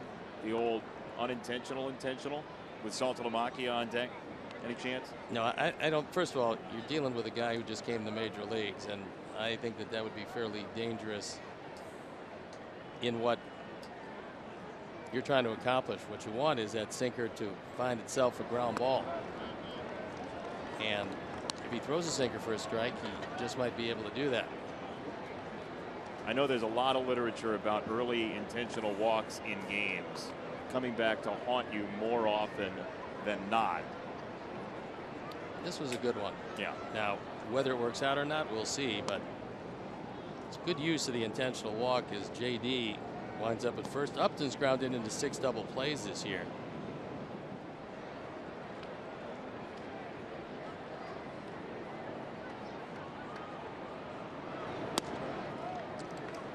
2-0.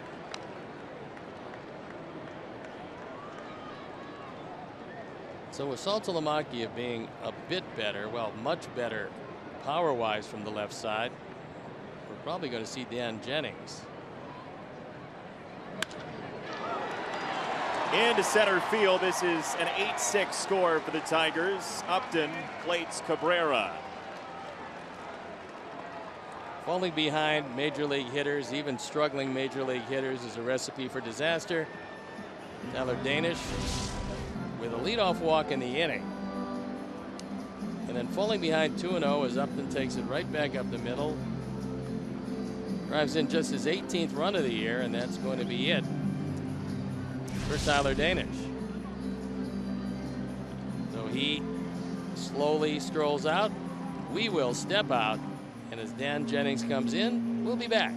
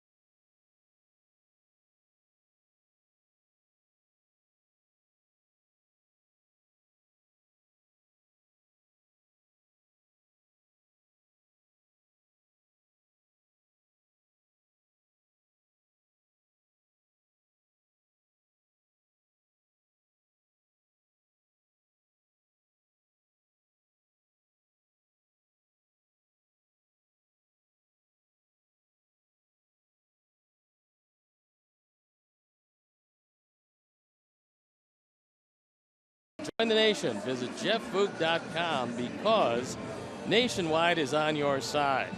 So we talked about Dan Jennings, and there's a look at Dan Jennings. Now for the 23rd time, his ERA 1.35. He's had a very good run out of the bullpen. He's got a slow runner in Jared Saltalamacchia, who's hitting 136 right-handed, but has yet to ground into a double play. First time is the charm. Catcher Saltalamacchia 1 for 2 with a run scored.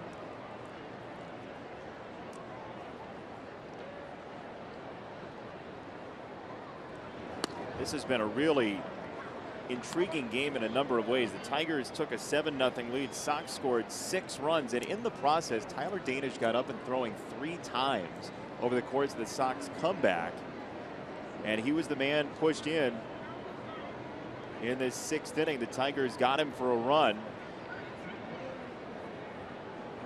And a foul ball from Saltalamacchia. Well, in a game that has seen its ebbs and flows, early there was a lot of ebbs and no flows. Then it got to be 7-0, and the Sox started to battle their way back. Still only a 2-run game, and still only the top of the 6th. Could make the argument that Danish, when you're about to put him in the game, he could have been in 3 separate types of ball games tonight. Well, could have certainly been in a 7-0 game. Could have been in a 7-3 game. Then finds himself in a 1-run game, and unfortunately, the leadoff walk. That coming to Cabrera. And Castellanos getting his first hit of the night, but fortunately Adam Eaton, as he's done all year, making a pinpoint throw, and upon further review he was out at second. That's the lone out of the inning, and this bounces in 2-2 on Saltalamacchia. There's a look at a man that has qualified thus far for Gold Glove. Now, a lot of what happens with Gold Gloves is you got to have a decent offensive year. But it's hard to believe that anybody has played a better right field than Adam Eaton, who's done just about everything perfectly.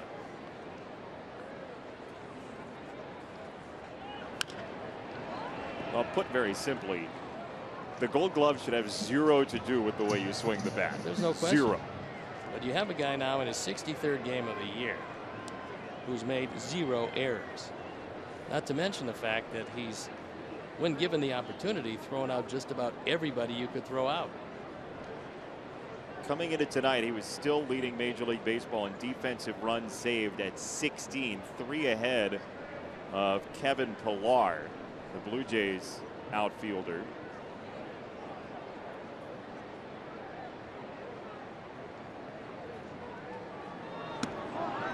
Jennings got him, strike 3. Saltalamacchia took a good one. Well, after looking at some sliders inside, he got fooled. He just was guessing breaking ball and didn't get it. Dan Jennings with a fastball right over the heart of the plate. And so a huge second out.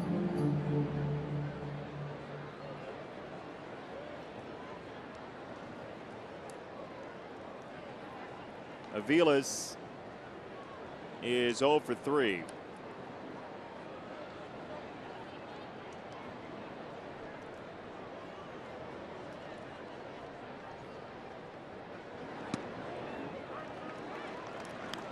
Getting Aviles out last time was James Shields, and he got a ground ball with the bases loaded.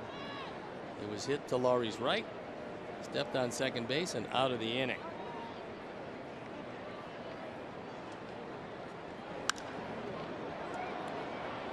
So Jennings gets ahead of Aviles, 0-2.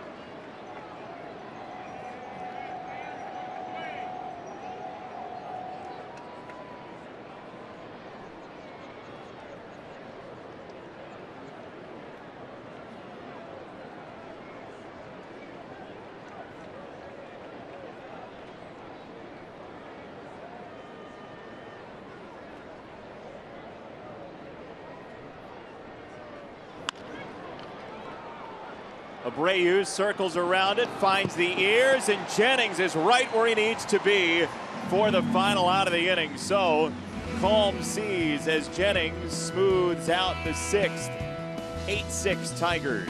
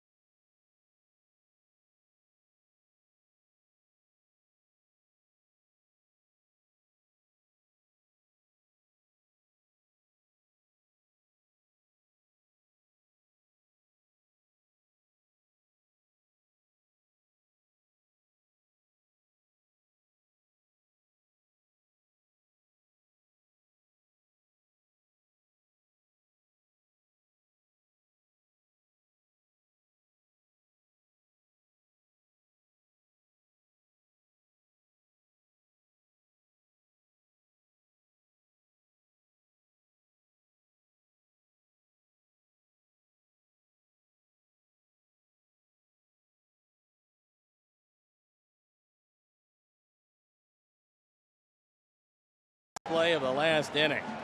Mike Avila squibs it to the right side, and Jose moves across to his right, and then after a short bobble, gets it to Jennings, who's right there, gets out of the inning by a step. Good play by Jennings. He turns back toward the infield, which is what you should do. The Speed Replay is brought to you by Xfinity. Xfinity X1 will change the way you experience TV. Sounds like fun. I would love to change the way I experience TV.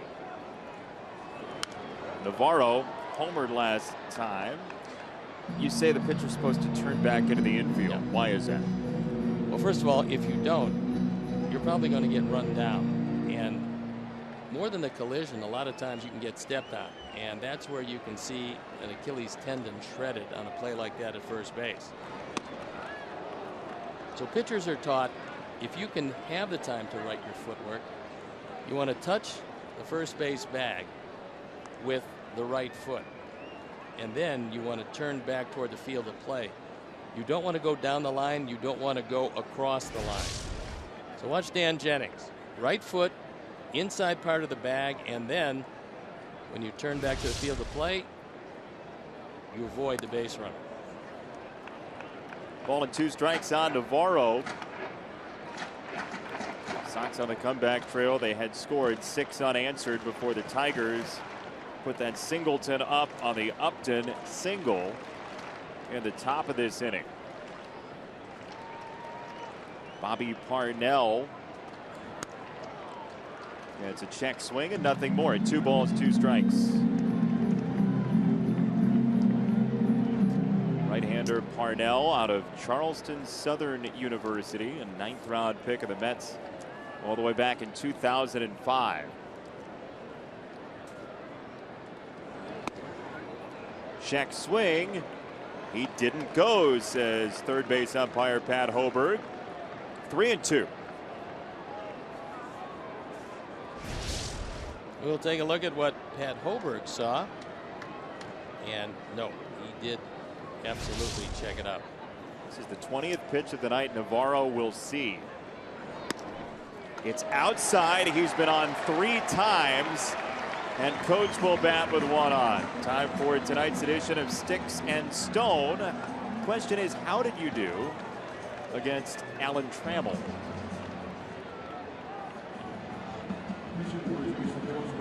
Did he play? Yeah.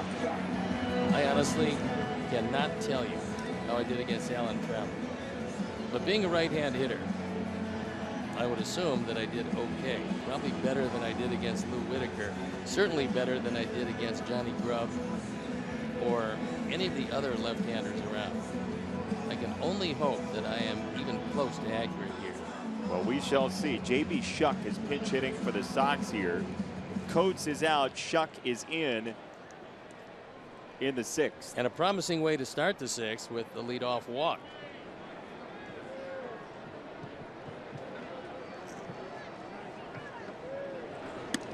Ball 1. This has been and will be for some time the real vulnerable part of this Detroit team, and that is the pen.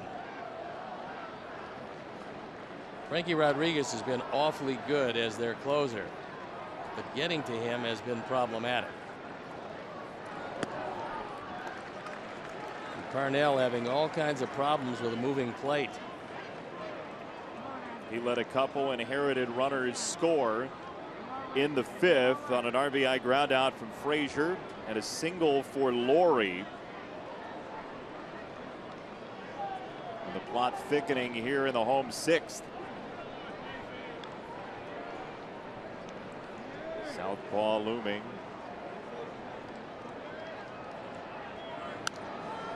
Shuck went up the ladder for what could have been ball 3.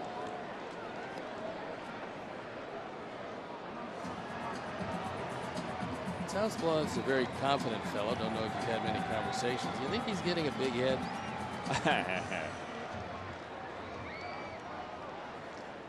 A lot happier now with the Sox right back in the thick of this one.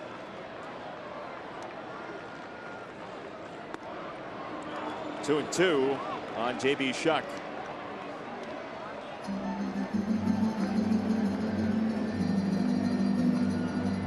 Tim Anderson, Adam Eaton to follow.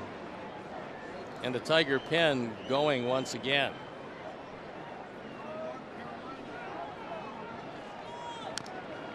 Breaking ball squibbed foul by Shuck.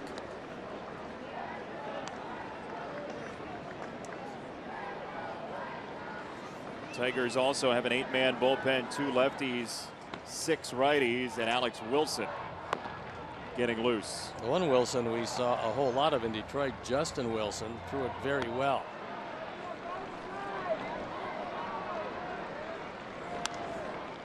Sprayed foul by Shuck.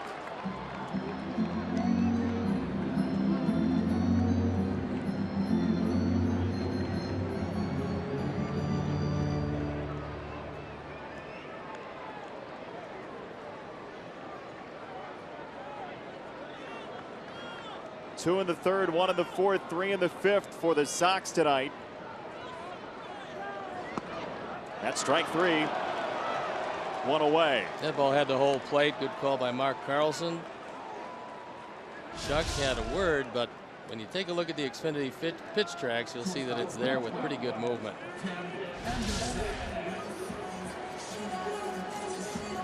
So 1 out for Anderson. Here's your answer to Sticks and Stone against Alan Trammell. The answer is 267. Though he was 0 for in a game against the Sox that you pitched in. 4 for 15. And no home runs. That was good. Yeah, we'll take it. Being a high fastball pitcher, keeping the ball in the ballpark was problematic. He figured out a way many times. I had to go to a place with heavy humidity in Baltimore to accomplish that. That's why they call it the Charm City. In Pitchers fact, think it's so charming. You know, obviously when Sox hit a home run, the scoreboard explodes. When I got to Baltimore that first year, Eddie Murray, our first baseman, called me Boom Boom because in Chicago I gave up a plethora of home runs. And that scoreboard was deafening him, he told me. Anderson inside outs it foul. That was nice of him. Yeah. Kind welcome to the ball club. Tim 2 for 12 in Chicago. Would love to get a piece of 1 here. Outfield a little deeper than normal, trying to play even an early bottom of the 6th no double set. 1-2 from Parnell. Up high, 2 balls, 2 strikes. Tim Anderson wasn't a big walk guy in AAA. 8 walks in his 55 games with the Knights. He's run the count to 2-2 here.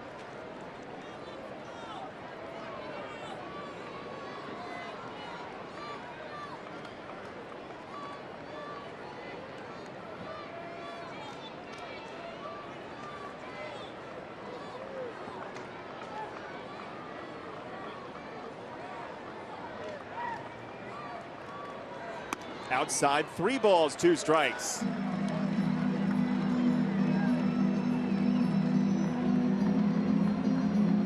Good numbers at AAA.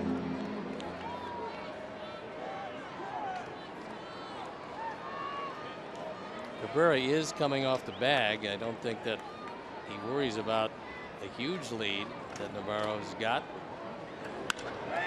Anderson, left center and into the alleyway. Navarro into third. Tim Anderson puts 2 on with 1 out for Adam Eaton. And only the fact that the outfield was as deep as it was stopped that ball from going to the wall. So now here comes Brad Ausmus. He's going to want to go to the bullpen, and Tim Anderson, with his first hit of the night, drives this one hard into left center field. He got a low fastball. Upton, who was deep, cuts across, able to keep him off second base, but runners at the corners and only 1 out. So as Wilson comes into this and Parnell leaves, we will also leave and be back after these messages.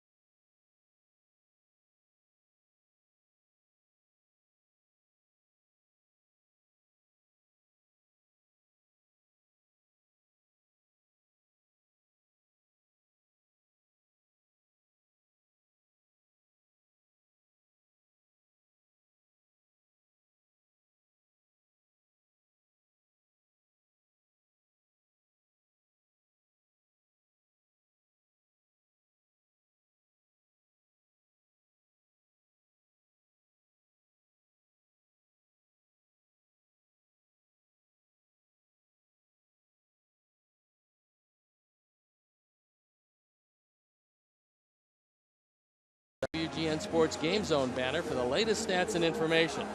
Sox Game Zone is powered by Dodd Camera, family owned for 125 years, handling all your photographic needs. Dodd Camera, where the focus is on you. So there's a look at the newest of the Detroit pitchers, Alex Wilson, on for the 23rd time. His ERA, 4.76. More hits than innings pitched. And he's given up a couple of home runs. He inherits runners at the corners. Good speed at first, representing the tying run in Tim Anderson.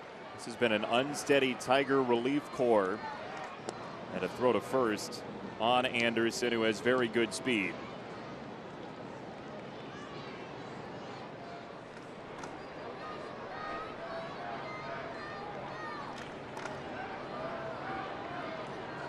Navarro walked. Shuck struck out. Anderson the single. Now Eaton trailing by 2. In the air, right center field. Maben. Navarro tags. He scores. The Sox get the run back. The Tigers got in the top of the inning. It's 8-7. And a perfect night continues for Adam Eaton, who drives in his 20th. Now 2 for 2 with a walk, a sacrifice fly, and 2 runs scored out of the 2 spot. So the leadoff walk to Navarro helps cut the game to a lone run. The Sox have gotten a couple runs tonight on productive outs. Frazier last inning, an RBI ground out. Eaton this inning with a sacrifice fly. And this may be one of those times where you unshackle Anderson and let him run. I would think so, because unlike James McCann, Saltalamacchia does not have a huge strong arm behind the plate.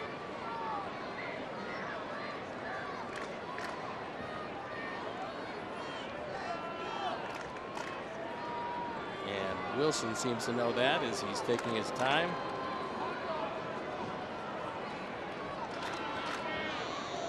It's one of the keys for a right-hander to try to negate a base stealer. Take a lot of time and vary your looks to first. Another throw on Anderson. What are you looking for if you're Tim Anderson from the reliever Wilson? Well, because he hasn't seen anybody, what he's looking for is one of 2 things, and I don't know his base stealing technique, but that front shoulder, if the front shoulder, which is the left shoulder of Wilson, if that turns in, that means he's got to go home. Or you can take a look at the front leg. Ball 1 as Anderson holds. In case of Wilson, he seems to have pretty quick feet, so I think you'd probably key off that shoulder.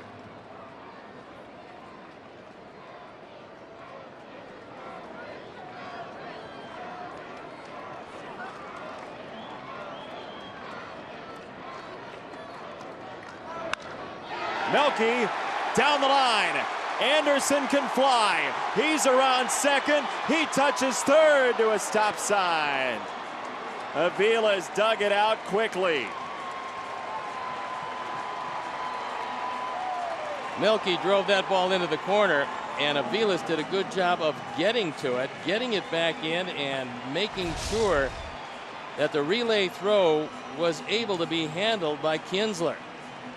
Melky goes down, drives it, and if not for Aviles getting to it quickly, getting it back in, and making sure that it's in the neighborhood of Kinsler, Anderson's going to score. He's got some big speed, cuts the bases well. Joe McEwing has to hold him up. That's a brilliant play, isn't it? No, I mean, by Aviles and Wright. He did a terrific job, and now the question is, do you face the red-hot Jose Abreu? And the answer apparently from Brad Ausmus is yes.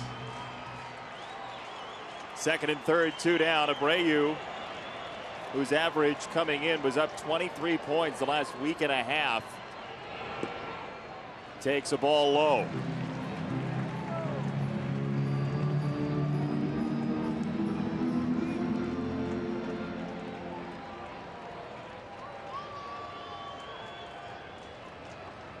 Here's a situation where you'd think if he fell behind Abreu, then they might say 4.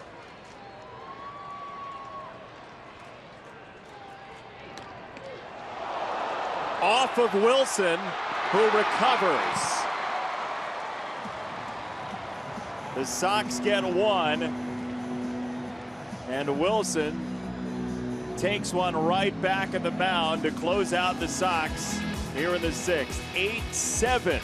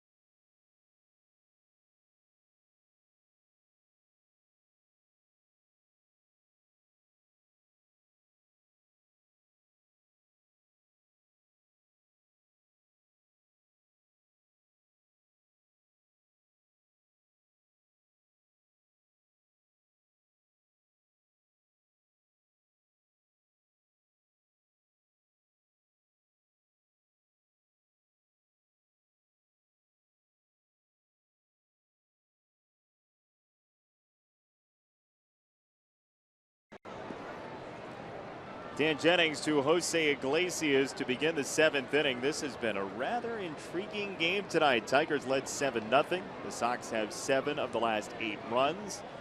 And Jennings has pitched well in relief of Tyler Danish. There is ball one. You never know with baseball, Mr. Stone. Well, the last 4 innings, the Sox have scored at least one in each and every one of the innings. So it looked like a blowout. It was 7-0. It's turned into a very entertaining game. And unfortunately, Jose hit that ball like a rocket back through the middle, but Wilson got his body in front of it. So 2 balls, no strikes on Iglesias. Yeah, if there wasn't that pitcher standing there.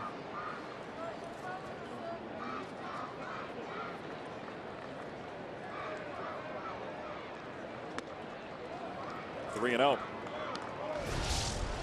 So you normally try to get out of the way of this, or at least get your glove there. And that looked like it got him right off the heel of his hand, but he's able to deflect it, making sure that he's able to make the play. So an out, albeit a painful one. And a big one. Ball 4. 4-pitch walk to Iglesias to flip it over for Kinsler. Now with the Sox bullpen up and going once again. A leadoff walk as you look at Matt Albers.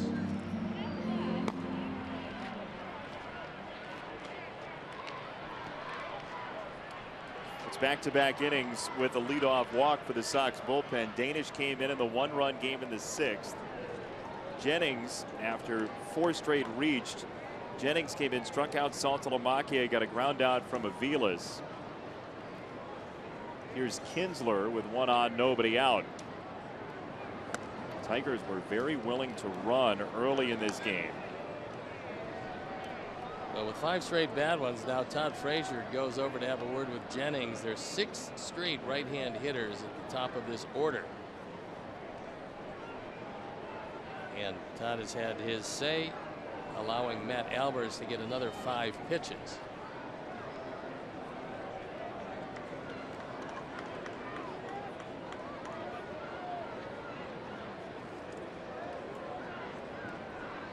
Tigers and Sox each with a run in the 6th to make it 8-7 from 7-6. There is a strike from Jennings to Kinsler. Took a little something off to get that one over. Kinsler started off the game in an ominous fashion. Solo home run on the 2nd pitch of the ball game to give the Tigers a 1-0 lead that swelled to 3-0 before we reach the end of the top of the 1st.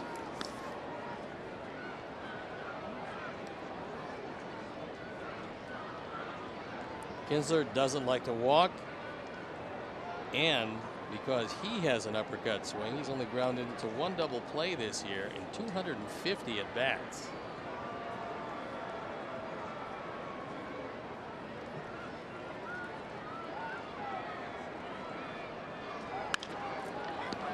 Maybe 2. Yes, sir. 5-4-3. Very snappy double play. Frazier to Lowry to Abreu. This ball down in the zone, and Kinsler hits it hard, but right at Todd Frazier, wide of the bag, and it's pretty easy after that. Once Lowry gets control, Kinsler has no chance. And Iglesias had to get down way early. Comes up just a touch short of the bag.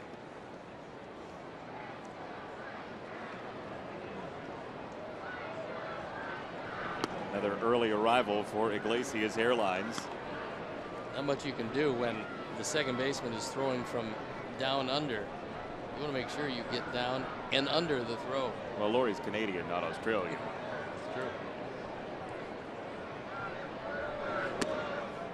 2-0 on Maben. Well, the Tigers are not typically a team that's terribly interested in getting on base via the walk. They're 23rd in baseball coming in, but they've taken 7 of them tonight. 3-0 on Maben. Well, we saw this hurt the Sox in Detroit, walking Maben in front of Miguel Cabrera. Never a great thing to do, but it probably brings Matt Albers into the game.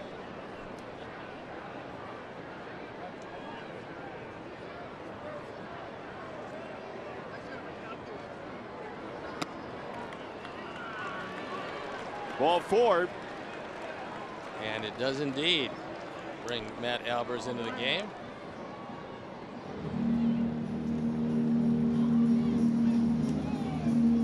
So a double play ground ball helps things along here in the 7th. Matt Albers comes on to face Miguel Cabrera, and as he walks in, we'll step out and be back after these messages.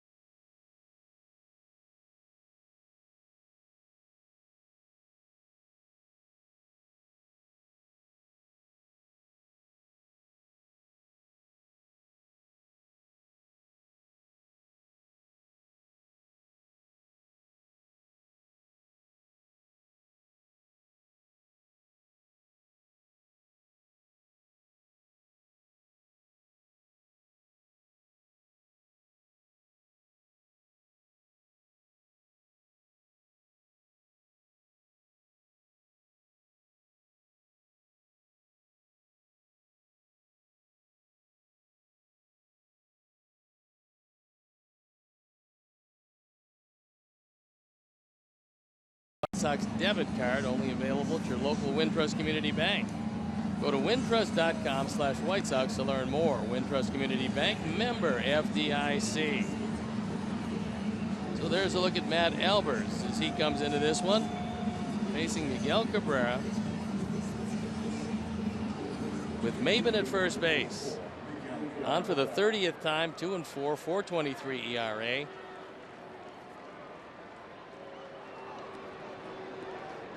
And Cabrera's had his usual pretty good night. He has not hit Matt Albers very well at all, just 2 for 14 in his career.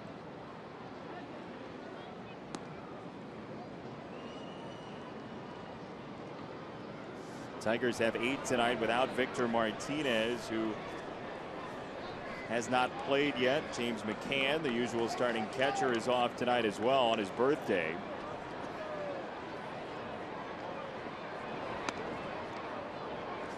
Barrow wanted to throw to first base, but couldn't get the handle. Ball one. You wouldn't think Maybin would be running here, because if he does, you take the bat right out of the hands of one of the league's best hitters. You better be really sure, right? Even then, I think you'd like Cabrera to hit here.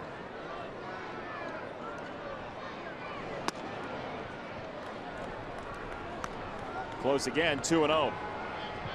Cabrera's walked twice, he's doubled once and bounced back to the pitcher, who at that time was James Shields.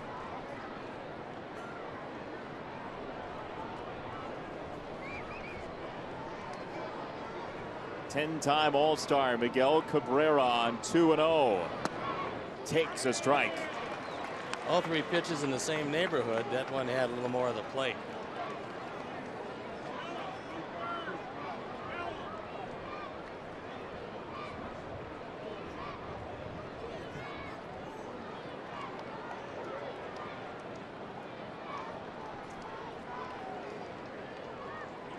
Check on Maybin. It's very Tigers festive with that orange arm sleeve. Fits right in.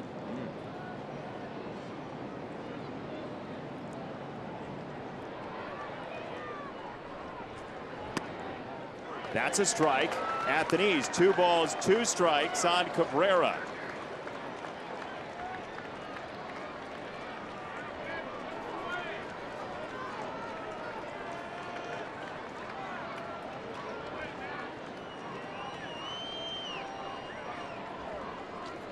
Maybin at first. A little bigger lead here with a 2-2 count.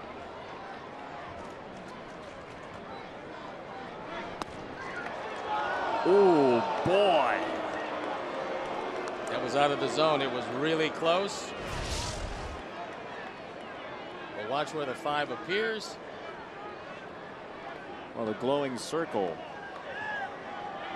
the top of it, could have been argued, and now an ejection. Robin Ventura does not like the call from the plate umpire Carlson.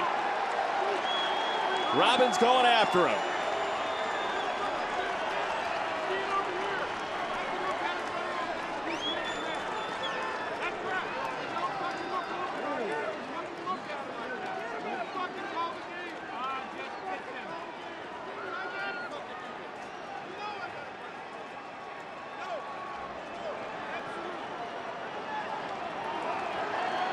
For your amateur lip readers, what Robin said is, I thought those were close enough to be called, and Mark said, well, you know, I looked at it from a few different angles and don't agree with you exactly.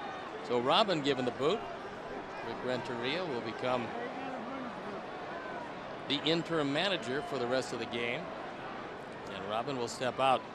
All 5 pitches have been, well, you can put a baseball cap over all 5 of them, low and away. 3-2. He got him swinging. Back to the bat rack for the Sox thanks to Albers getting rid of Cabrera. 8-7 at stretch time.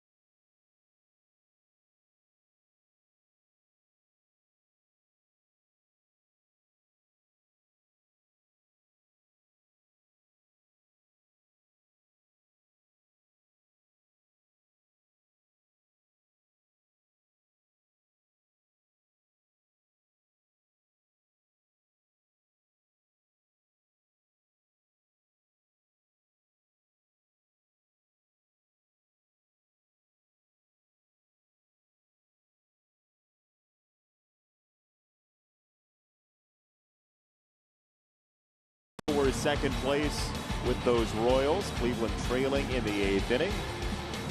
A light scoreboard tonight. We saw Max Scherzer exceptional against us in this ballpark, and he carried it over against the Cubs in Washington. Max ran his record to 8-4. Cubs got just 2 hits tonight. I'm wondering how Scherzer was defeated 4 times, because the stuff that he threw in this ballpark was overwhelming. You told me about a lot of strikeouts early in that one. Yeah, he struck out 8 of the first 9 that he saw. 11 total strikeouts in the game. And Sean Kelly got the save for the Nationals, his first. So, 1-run game. Frazier, the batter, against Wilson to lead off the 7th with ball number 1. Alex Wilson, born in Saudi Arabia, spent a year and a half there, then moved stateside. His dad was a worker for Texaco. Frazier pops it foul.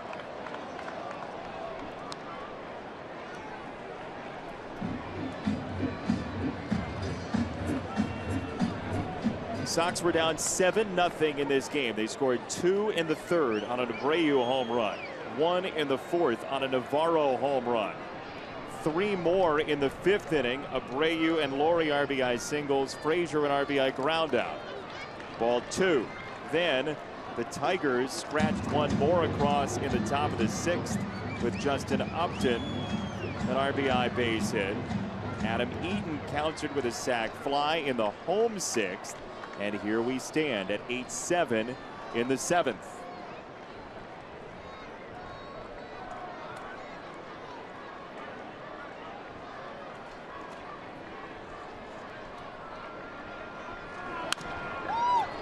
On the ground, Castellanos, a nifty play. He has been outstanding tonight. What a night he's had, showing you great range to his left, good first step quickness to his right, and a strong enough arm on an off-balance throw to make the plays. He was guarding the line to take the double away, ranging far to his left and getting it there in plenty of time. Castellanos, who's made just 4 errors this year in 60 games, flashing some pretty fancy glove work as he smiles over in the Sox dugout. He's been involved in 6 outs tonight on the ground. Strike 1 to Laurie, who's 2 for 3.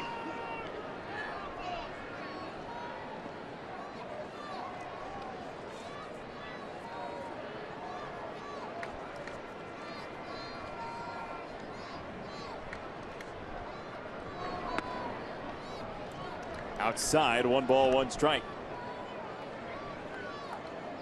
Sox has picked up a couple of errors in this one, and coming in to tonight's play, Sox and Detroit 1 and 2 defensively in the American League.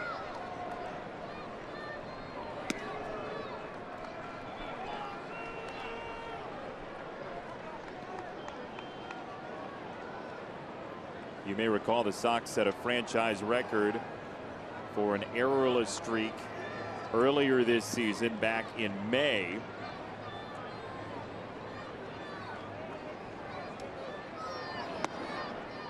Three and 1 for Laurie.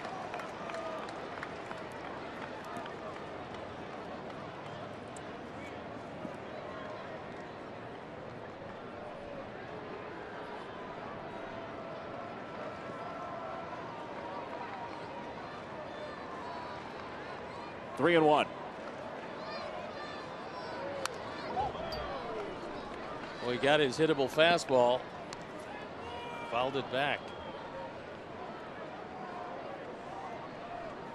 That is a man who's thrown real well right now, Miguel Gonzalez. He'll pitch tomorrow for the Sox against Jordan Zimmerman.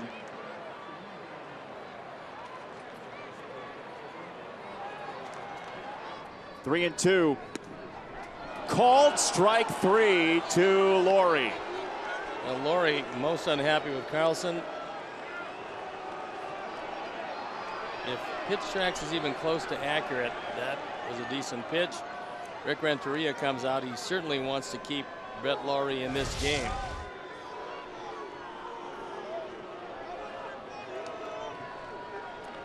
Well, Brett may have seen the glove of Saltalamacchia reach down for it. Sometimes if the baseball takes the glove down, it might appear lower than it was, as Brett Lawrie will have his say and stay in the game. Rick Renteria, the acting manager, with the ejection of Robin Ventura tonight. Ball 1 to Garcia. Wilson Mosley, fastball slider. That is his repertoire. As you look at Rick, Robin's bench coach.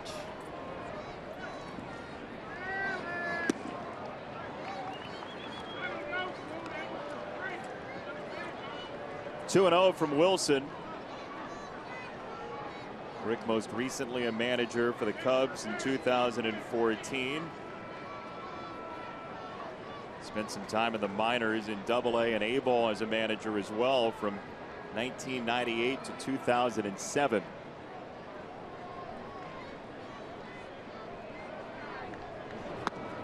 Two and 1 on Garcia.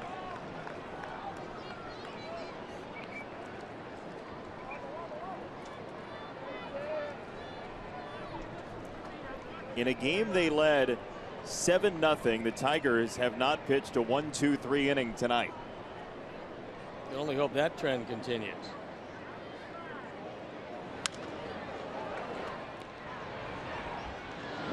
It will not. Castellanos bookend putouts, and Wilson in order through the home 7th.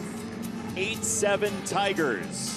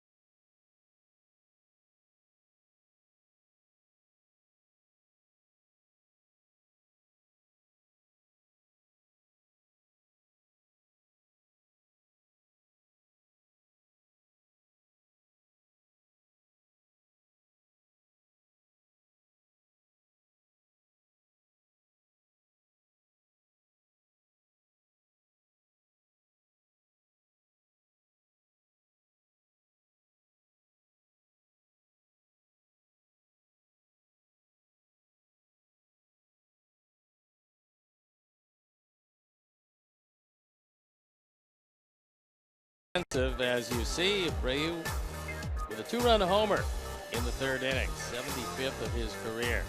It's brought to you by Honda. Start something special with a great deal on a Honda now at your Honda dealer. Honda game summary. Well, on the 50th anniversary of the Miranda rights, neither offense has taken its right to remain silent this evening. Well, it started out all Tigers. After 2.5, 7-0, before the Sox scored in 4 straight innings.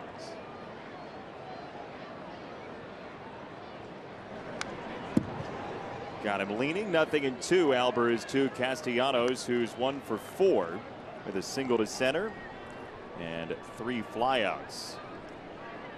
One you could call a line out in the 2nd inning. And that single, trying to stretch it into a double.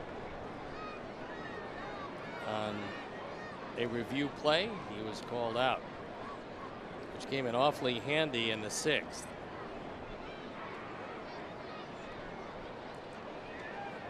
Two strikes from Albers. Nearly hit him. Albers fortunate he didn't. 1-2.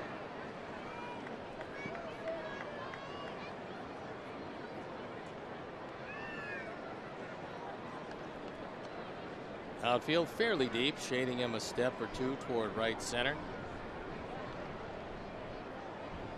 There you look at the defense, and now they're playing him.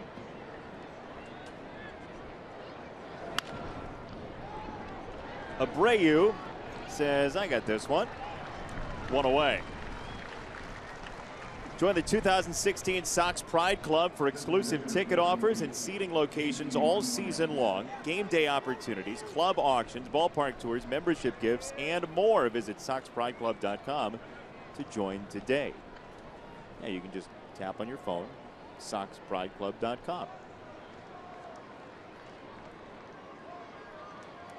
You're using the wrong side. You're tapping the back of your phone, Steve. Doesn't work that way? I wonder why it didn't pop up. Now I know. But it will harm your finger. Here's a man who's had a pretty good night, prompting the intentional walk in the 6th.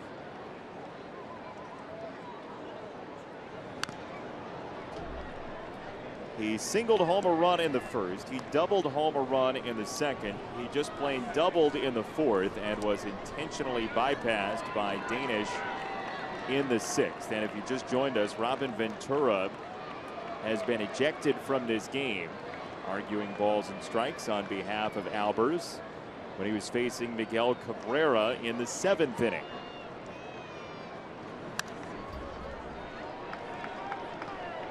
And eventually, Matt, on a very good pitch, struck out Cabrera. To get out of the 7th is Nate Jones loosening in the pen.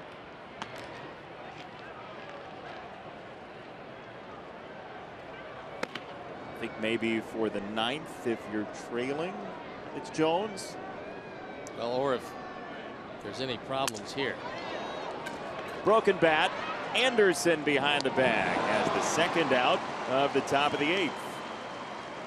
Martinez retired for the first time. And since Tim has come up, we really haven't seen exactly how much range he has. But he glides to this ball up the middle. He is shading up the middle.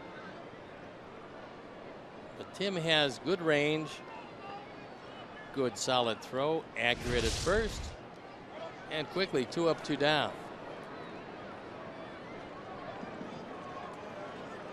Justin Upton, who drove in a run with that single in the 6th. He scored Cabrera for what right now amounts to the winning run. You can pick any of the runs that would be the winning run in a 1-run game. That was the most recent, so it counts as the winning run so far.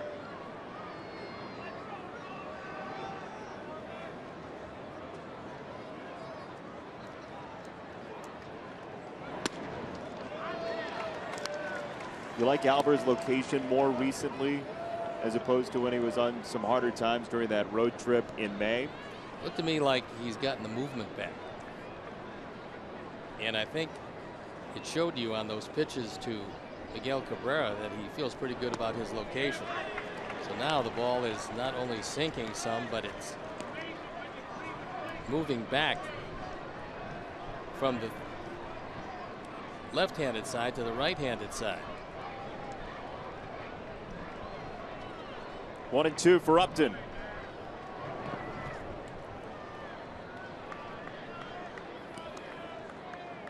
And there's a look at Shane Green, who has pretty much inherited the setup role. That was originally Lowe's domain, but he's struggled mightily.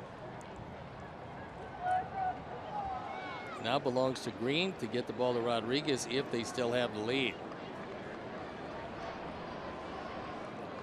2-2. Just missed. Not by much, but it was off the corner.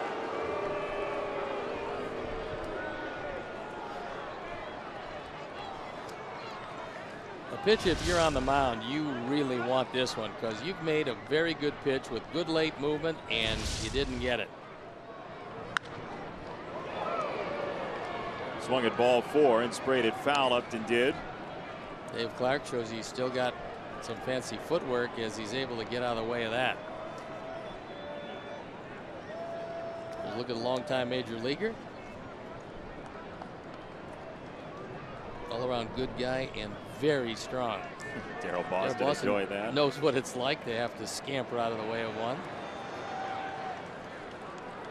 Sox first base coach, time called. Sox in the home 8th will have Navarro, Shuck, and Anderson scheduled.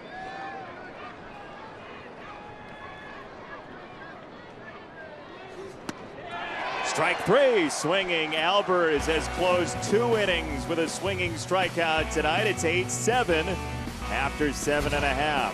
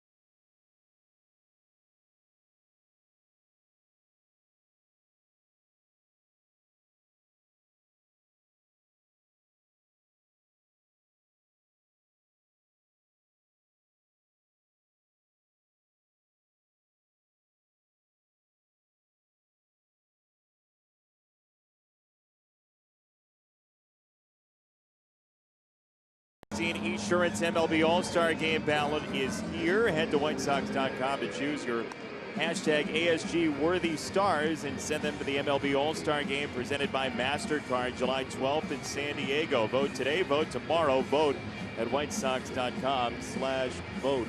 And we boogie to the bottom of the 8th and a new pitcher for the Tigers, Steve. Shane Green comes on.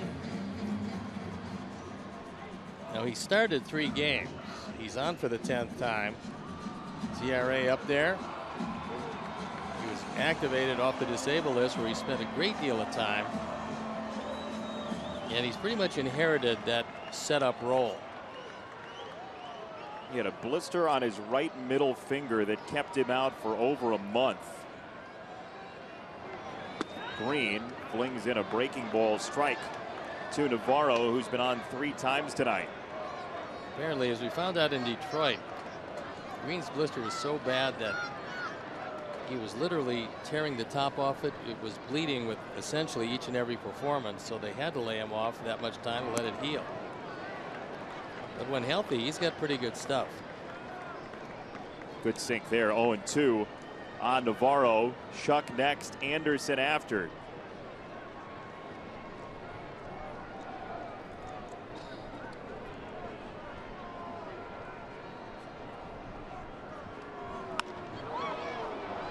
Not a bad pitch to hit on 0-2.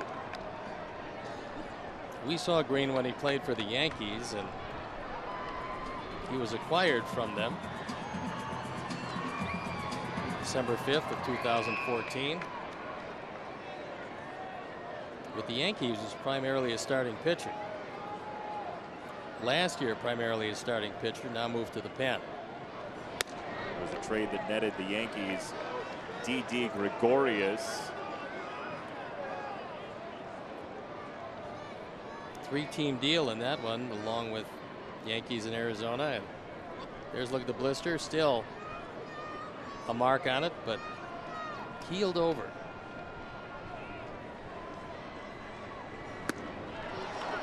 Fastball over near the outside corner for strike 3, 1 down. For those of you who wonder why it is that a thing as small as a blister can sideline a guy for a month, pitchers depend on feel, and that's about the sum total of the performance. You've got to feel the baseball to get it to move and to throw it accurately. If anything gets in the way of that feeling, you just can't throw the ball with any certainty of where it's going, and especially when it starts to break open.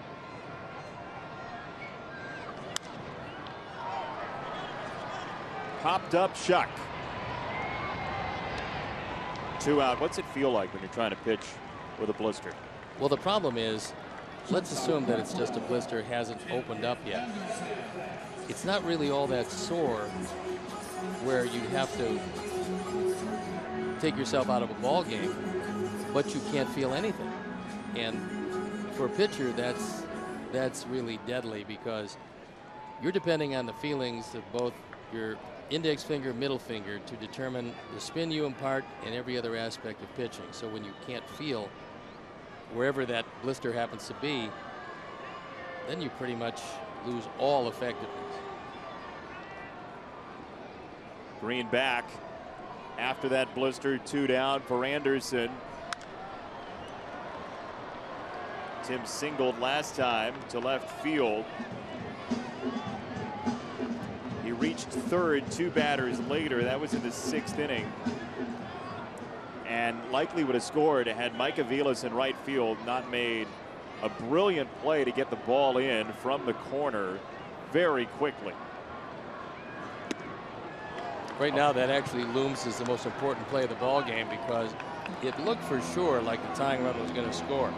Anderson was flying around the bases, and Aviles, who is just a part-time outfielder, infielder by trade almost his entire career, got it back into Kinsler, and they made sure Anderson could not score. Iglesias flags it down. Look for a moment like it might sneak through. It's a 1-2-3 inning for Green. 8-7 after 8.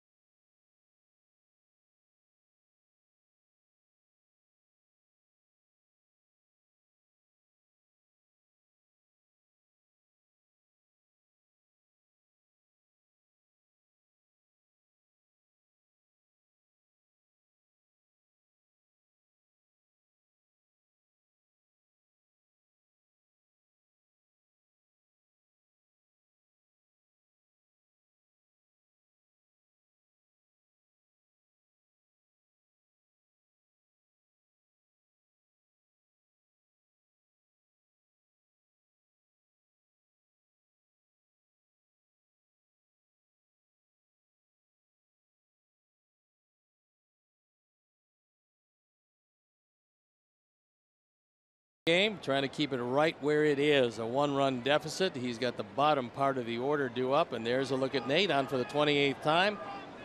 2-1 mark. 2.77 ERA. Lots of strikeouts, very few walks. It's a base hit that gets by Melky Cabrera.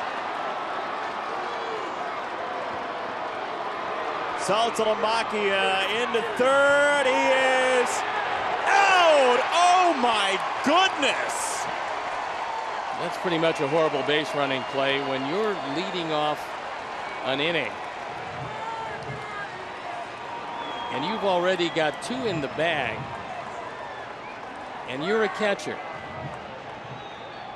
And although they want to take another look at it, and we'll see that, this is just not a good play. Now, Melky lets the ball get by him. That part of it isn't too good. But he gets the ball back in. And I mean, he rifles it back in. The ball beats him by plenty. He's saying he got the left hand in before the chest tag. And they're going to take another look at it. You might be right, Steve. He might have a point there.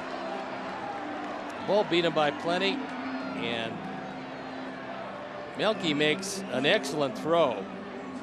Saltalamacchia down, and well, he might have gotten him on the hand. If he got him on the hand, he's out. The question will be, did he tag? No. I think he's safe. I think from that angle he's safe.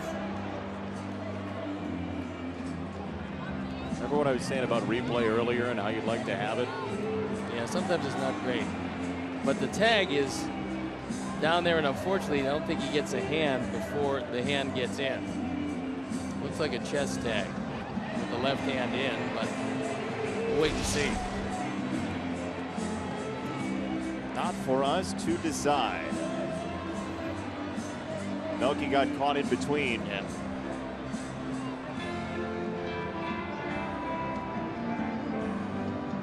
It's a huge call. Especially with Frankie Rodriguez waiting in their bullpen to pitch the ninth.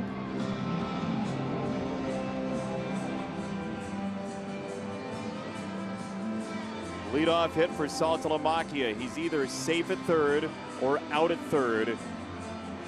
Either runner at third, nobody out, or 1 out, nobody on. Here comes the decision. Safe.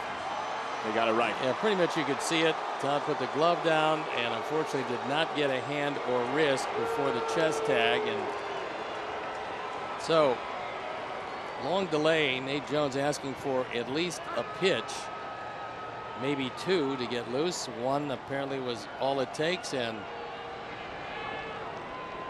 bad base running play and a good slide puts him at third base. So it's Aviles. That'll be a single and E7. 2-base error. Infield in, trying to choke off the run.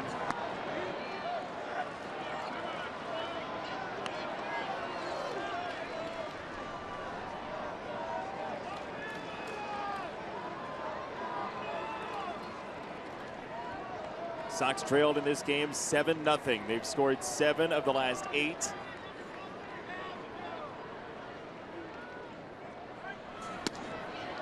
Swinging strike 1 at 98 from Nate. There's not many times where a pitcher will just go after a strikeout.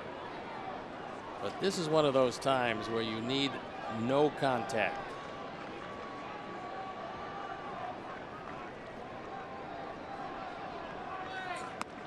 Surprised at all that Saltalamacchia is still over there at third?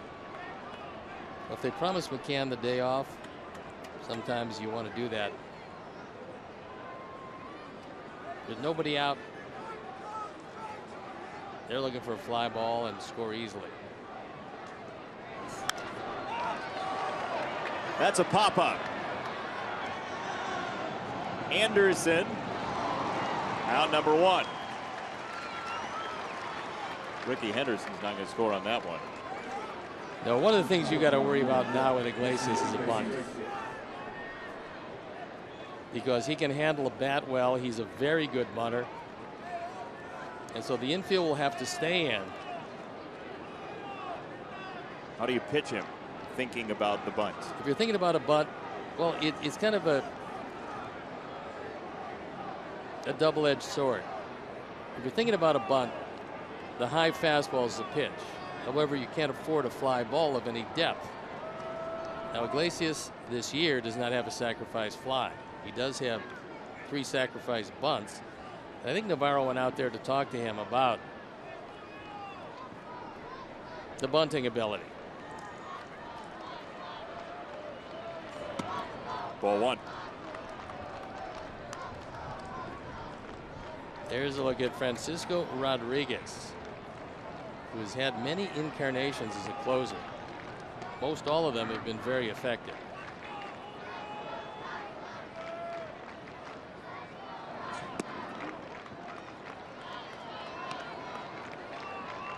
Kinsler next. Maybin after as Nate Jones faces Iglesias, who's on now the major league's longest hit streak at 11 after his 2nd inning single tonight. He takes one for a strike.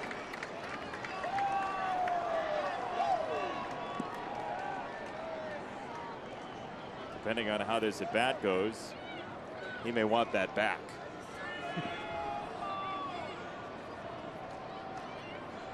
It's going to be a fastball away. There's the bunt. Jones has no play at home. Tigers do get it on the bunt, Steve. 9-7. Well, unfortunately, the situation just set up for a good bunter. Iglesias is that. And although Nate went to the high fastball, Iglesias' bunting ability was just better than the high fastball.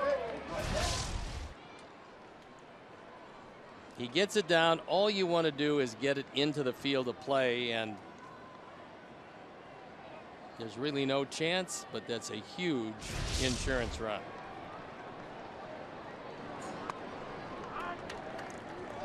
Strike to Kinsler.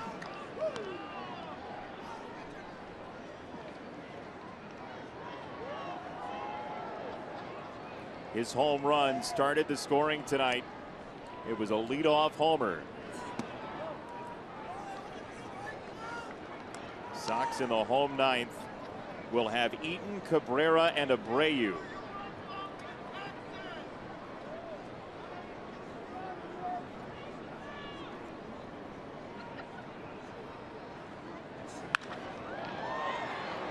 Melky has it bounce in front of him. Kinsler is single.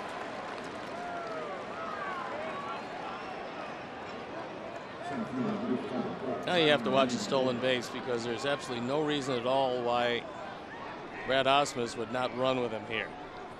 He swiped 7 bags and caught just twice. This is the story of the game. Sox were down 7-0. Drew within 1 at 7-6. It was 8-7 until the 9th, and the Tigers, with 2 unearned runs, lead 9-7.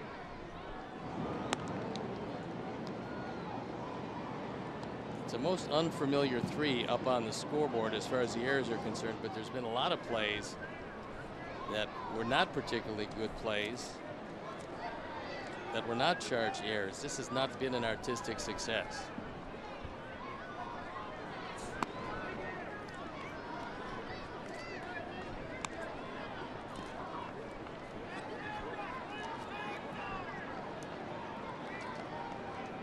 Kinsler 7 for 9 in bags.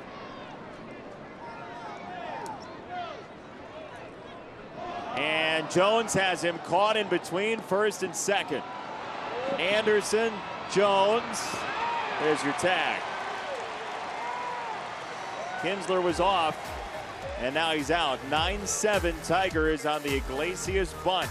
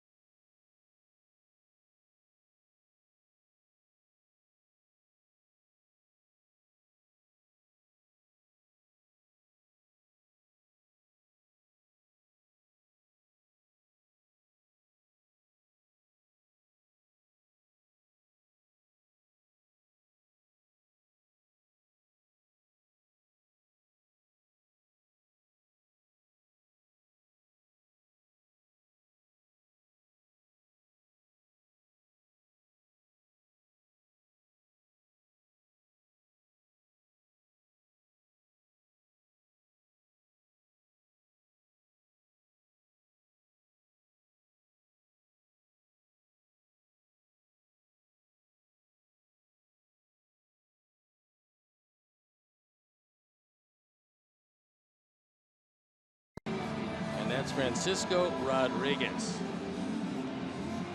Francisco on for a 26th time, 19 of 20 in save opportunities. Opponents just hitting .210 against him. He had very good control. He's allowed a couple of home runs this year. And when he started out with the Angels, it was big fastball and a huge overhand sharp-breaking curveball. These days, he's gone to a steady diet of off-speed pitches featuring a great straight change. And Adam Eaton, who's had a terrific night, is going to lead it off. Rodriguez has allowed just 3 earned runs since April the 20th. Sox need 2 to tie, 3 to win. Eaton slaps it foul. Well, he got the very hittable first ball fastball. These days, Francisco, if he gets it to 90, there's a stiff wind behind him. That was 89, but that's not his pitch. He still has a good curve, but he has a devastating straight change, and Adam's going to see it here.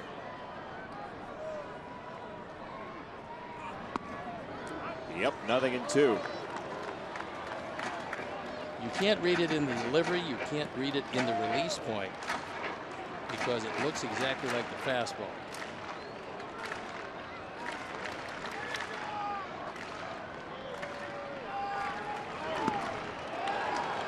Change up for strike 3.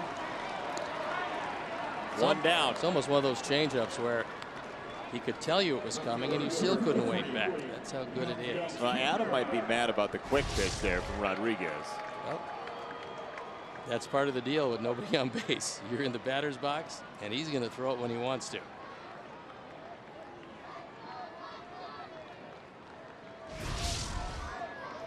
One out for Melky, who is 2 for 4 with a run scored tonight. Lively changeup again from Rodriguez.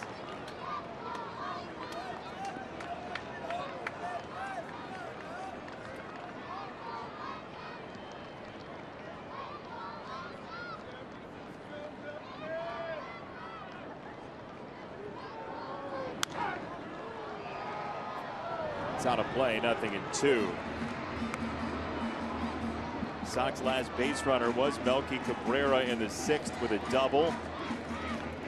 Huge play by Aviles in right field. Off Melky's double into the corner, Tim Anderson was scooting around second base. Looked like he might come around to score. Aviles caught it and threw it back in one motion and kept Anderson at third. Well, if Melky could just find some way to get aboard, you get a man in the on-deck circle swinging it as well as he swung it in a long time. Jose Abreu, even when they retired him in the 6th, it was a line drive rocket back up the middle.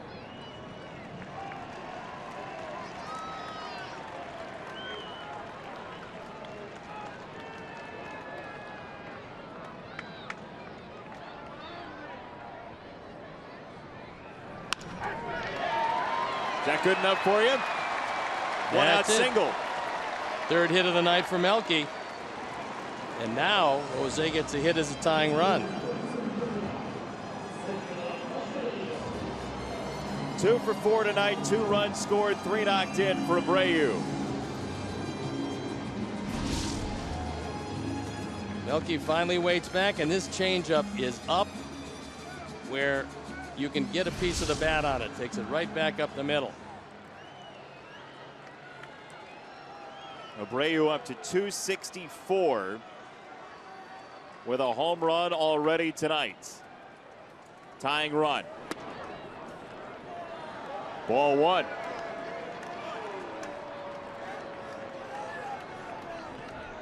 He's seen him once, and he liked what he saw.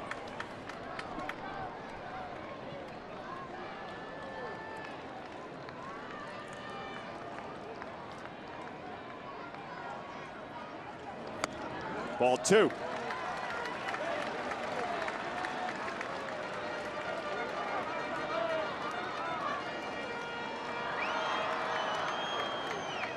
Rodriguez, who's been in the majors since 2002, Abreu in his 3rd major league year.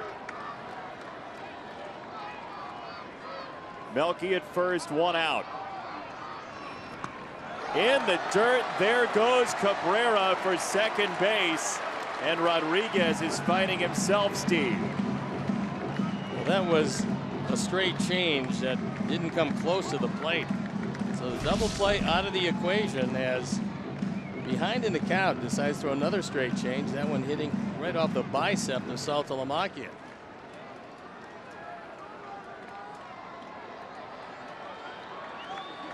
You let him swing on 3-0? No. The winning run is Todd Frazier.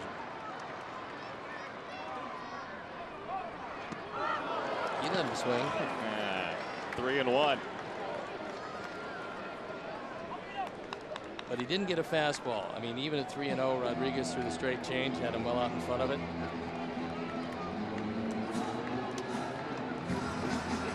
Rick Renteria managing with Robin Ventura ejected a couple innings ago. The scouting report on his mind and on the wall. Cabrera at second, one down, 9-7 score. Rodriguez on 3-1. Popped foul.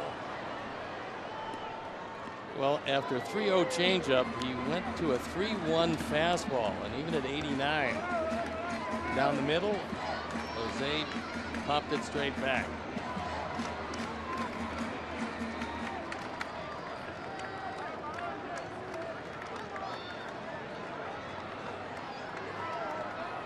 Melky at second after a one-out single and wild pitch. The 34-year-old Rodriguez, 3-2. Ball four. The winning run comes up with the man who's tied for second in baseball in home runs. Went to the straight change and could not throw it in the zone.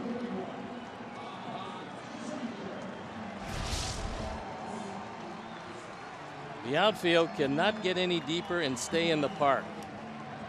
They are way back there. Frazier's 0 for 4.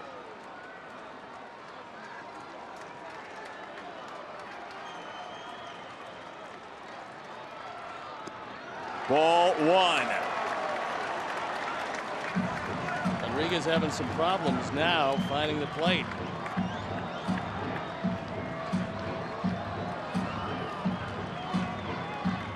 So I know with the old batting stance, he hit a 3-run home run or two. Let's see if he's got one left with the newly revamped batting stance.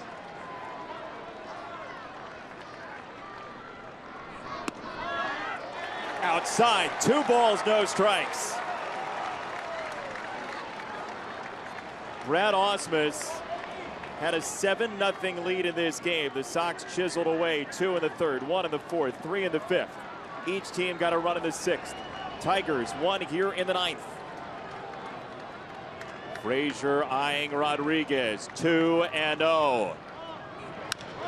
On the ground, foul.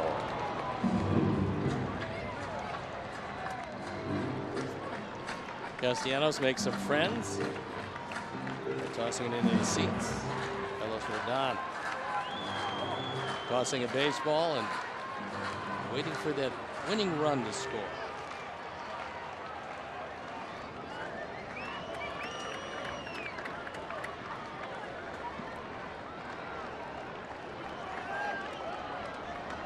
All you can do is yell. 2-1.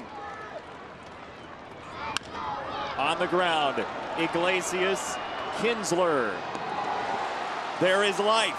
Well, came an eyelash from throwing that one into the dugout.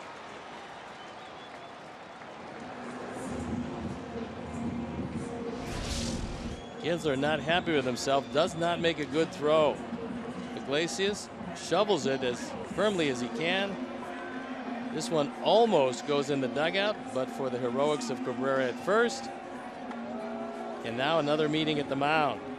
Good play by Miguel Cabrera.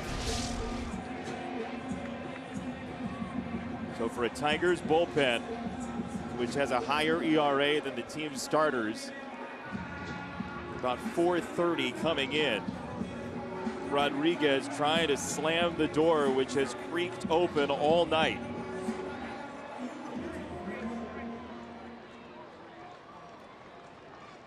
Starting rotation, led by Justin Verlander, has been pretty good.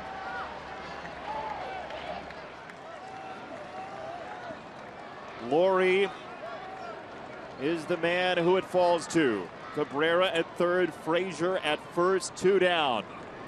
Ball 1. That has been the theme to the last 3 hitters here in the 9th. Brett's had a good night, and the outfield once again having to play a no double set because Frazier the tying run at first.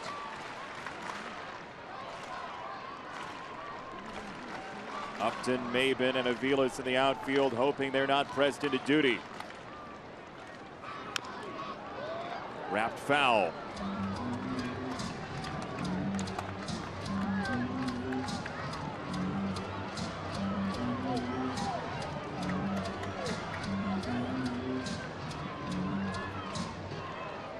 Could very well be that Todd is looking for one of those running starts at first.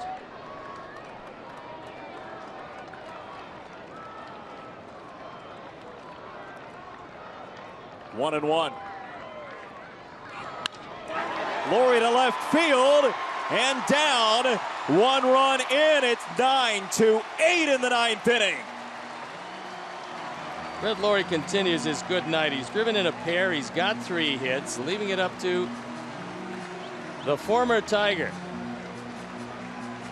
Avisail Garcia, as Brett gets a changeup and drills it into left field. So now the play by Cabrera looks that much bigger. But in a situation where a base hit scores the tying run, Avi looking for his first hit. 3 times he's grounded out to third. Once he lined out to the pitcher.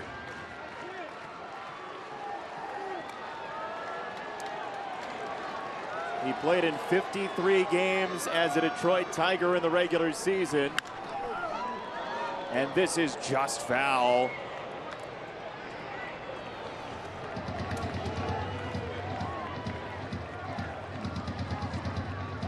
Seen Rodriguez twice. Maybe the 3rd time is indeed the charm.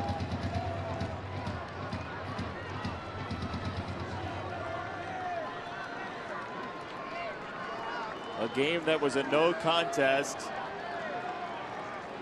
has become a squeaker in the 9th. Rodriguez to Garcia. 0-2. A secondary lead that Laurie is getting at first base. If this splits a gap, it's going to be very tough to stop him from scoring the winning run. Over 16,000 here tonight on their feet, and they've gone the distance. 2 strikes. Checked it up.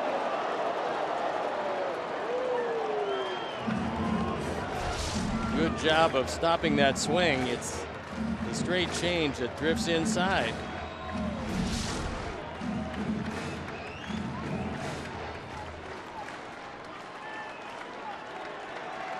Will they or won't they make it all the way back? 1-2.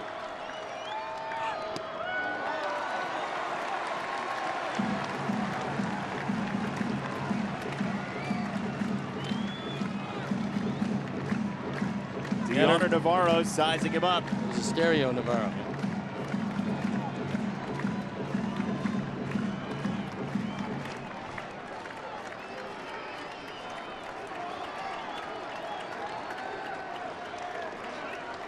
Two balls, 2 strikes. Pitch number 25 from Rodriguez is outside and low. 3-2 on Garcia. Huge advantage because the runners are going. The gapper now almost undoubtedly wins the ball game.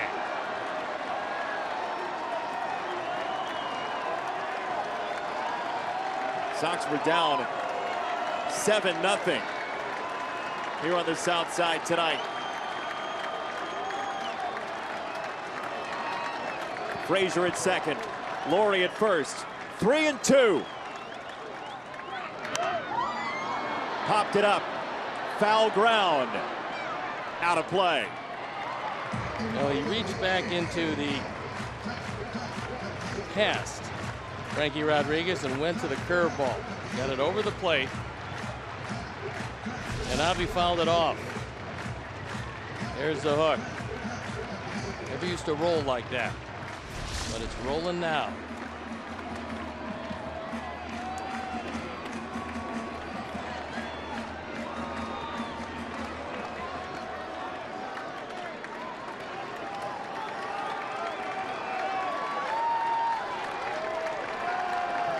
Nerves through the roof. 3-2.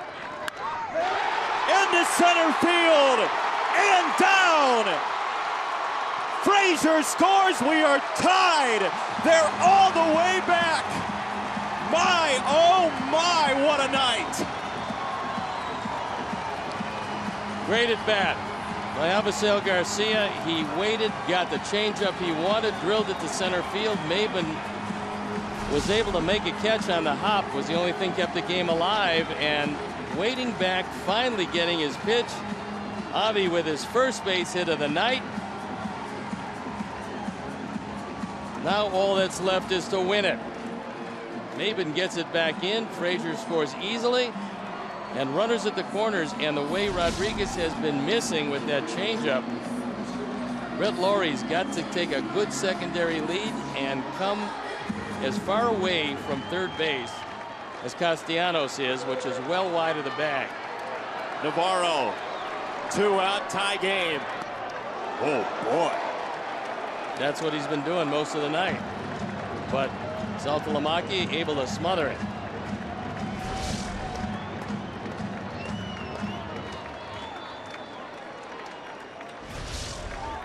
Fortunate part for Saltalamacchia was it didn't catch a piece of the plate and just completely flatten out.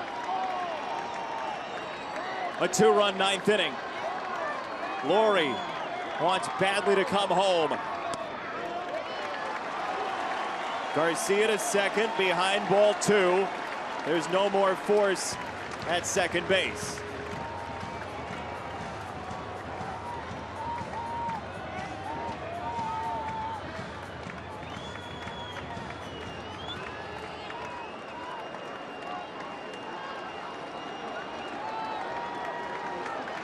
Two and 0. 3 balls, no strikes. And J.B. Shuck in the on-deck circle. He came on in the 6th inning as a pinch hitter for Coates.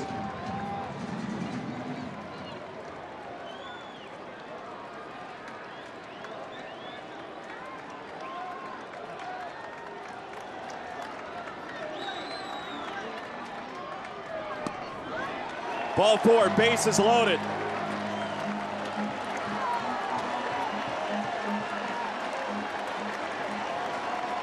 Saltalamacchia to the mound with his struggling closer, who's already blown the save.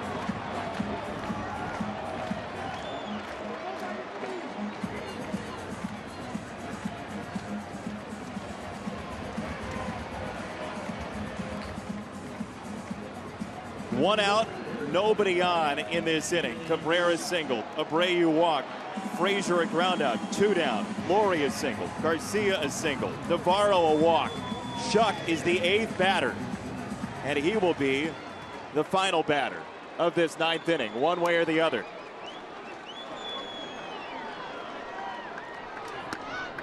Strike 1.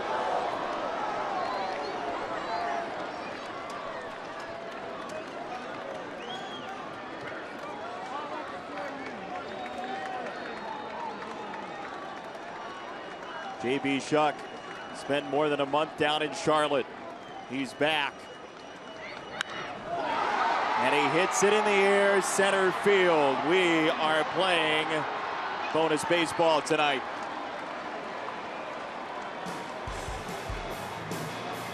Whoa.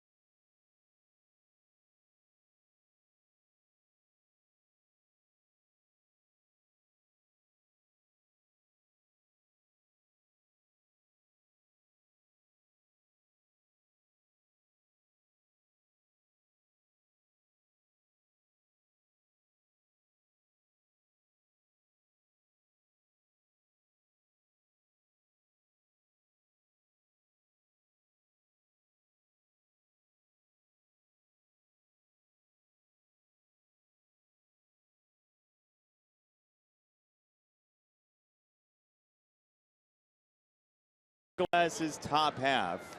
You can't close the book on a baseball game. The Sox trailed 7-0 tonight and have stormed all the way back with a 2-run ninth inning. And away we go into the 10th with Nate Jones on the hill, Maybin, Cabrera, and Castellanos to hit for the Tigers.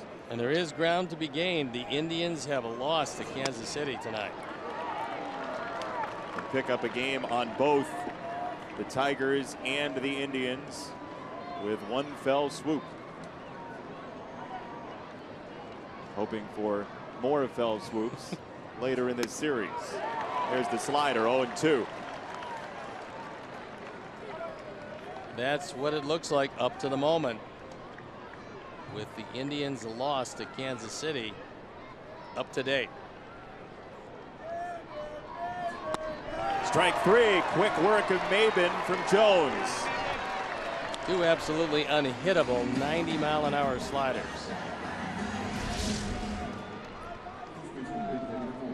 That one just unhittable. The only thing you can do is lay off. Maybin couldn't. And so a lot of speed retired as Maybin has a seat.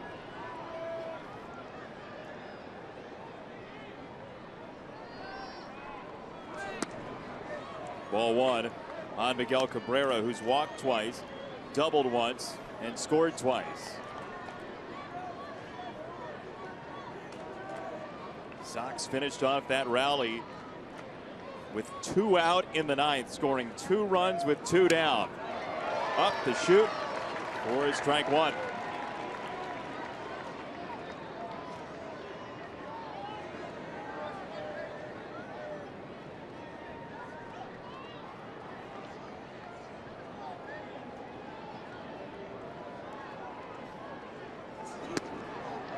Cabrera had no idea what that ball was doing. It's 1-2. He gave some ground, and that slider snapped over the inside part of the plate.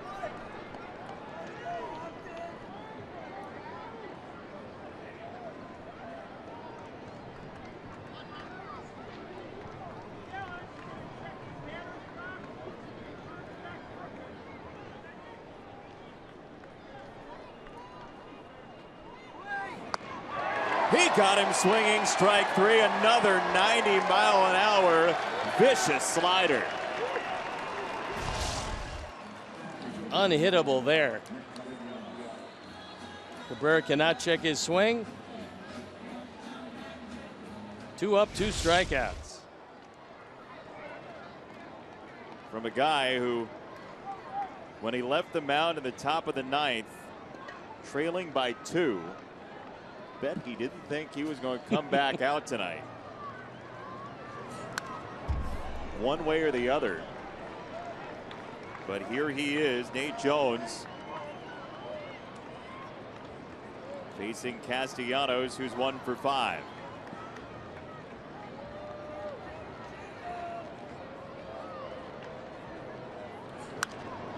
Oh, and 2. The Sox will have the top of the order coming up in the 10th. Anderson, Eaton, and Cabrera. Those last 2 sliders over the middle of the plate. And I'm sure Nate did not want to throw it there, but got away with it. Where do you go on 0-2? Bury his slider. Or a high fastball. Well, they got the job done. Laurie stalking it for out number 3. Talk about getting it right back to the offense. Nate Jones did that to a T. 9-9 to the home 10th.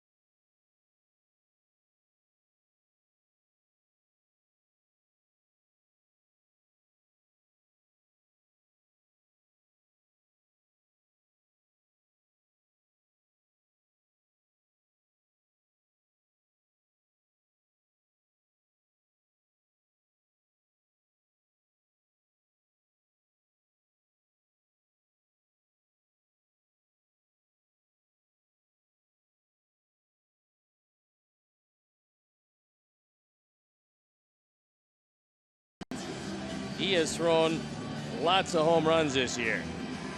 3-6. Lost his spot in the starting rotation. ERA 6.30. But 14 home runs allowed in 60 innings of work. 29 walks, which is unusual for him. His control is usually very good. Now working out of the pen, this is his third relief stint after 11 starts. Well, the Sox came in 8-22 in their last 30. They went down 7 runs in this game. This would be right around the time of the season where if you're going to give up on a game, you would have given up on a game. That didn't happen tonight. The Sox came back. They have 9 of the past 11 runs in this game, and they have a chance to win with Tim Anderson, Major League rookie, taking strike number 1 from Sanchez.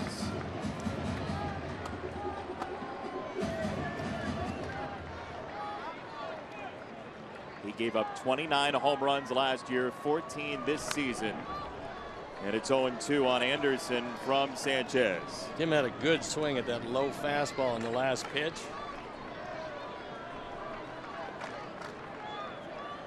Love to have his speed aboard representing the winning run. Is that Tiger fan has also gone the distance.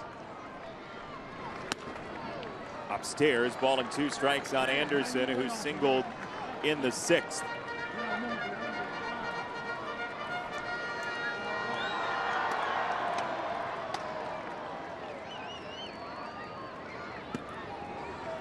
Inside, 2 balls and 2 strikes. If you're wondering how many relievers are available for each team, the Tigers have 3 left, the 2 lefties and Mark Lowe, the right-hander.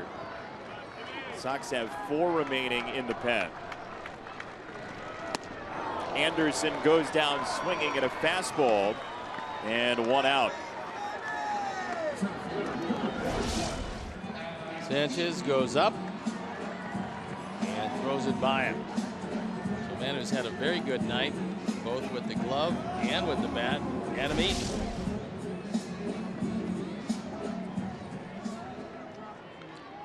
Couple of runs scored, an RBI, a walk, 2 hits for Eaton, who added to his major league lead with 16 now infield hits. That came in the first inning. He was tied with Aledmys Diaz, the shortstop for St. Louis, starting play today. Ball and a strike. One of the advantages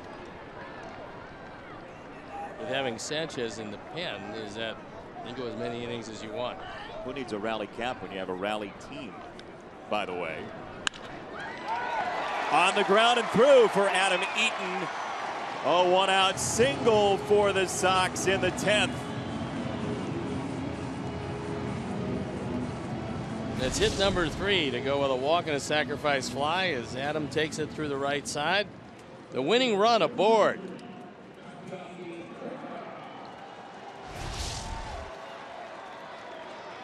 Melky's also had a very good night.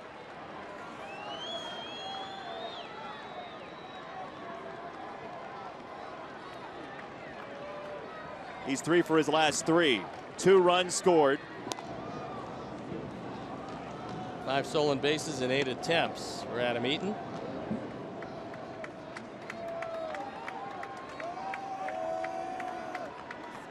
Melky singled and scored in that 2-run 9th. He takes ball number 1.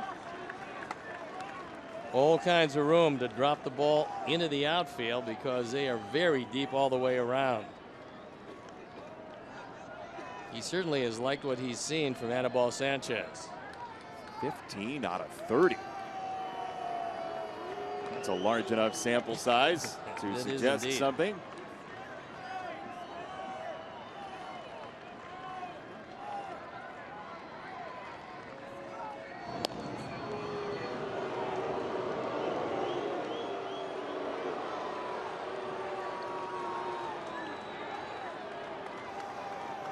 Eaton right back into his lead. Cabrera up, Abreu next. Sanchez There goes Eaton. Throw to second is offline. Adam Eaton thieves second base in the 10th inning. Stolen base number 6. We told you earlier about the arm of Saltalamacchia. It's not like McCann, as this one is high and away to second base. Adam Eaton in easily, carrying with him the winning run.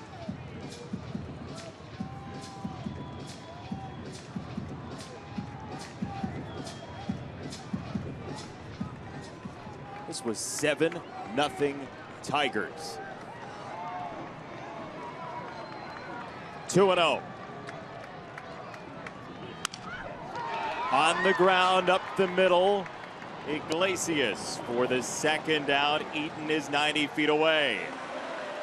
The hope there, with the way the defense was situated, was that it would hit the bag at second, but it didn't. And let's see if they want to take any chance at all with Abreu. I'm thinking they're putting him on first. And this one back up the middle, did not hit the bag. Iglesias right there, and they are going to put Jose on.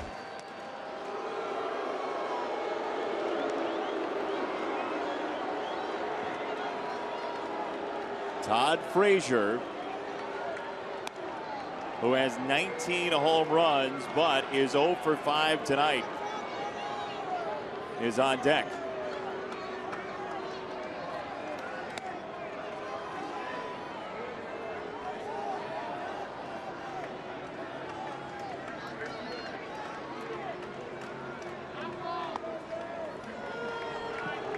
There's ball 4. Abreu on for the 4th time tonight.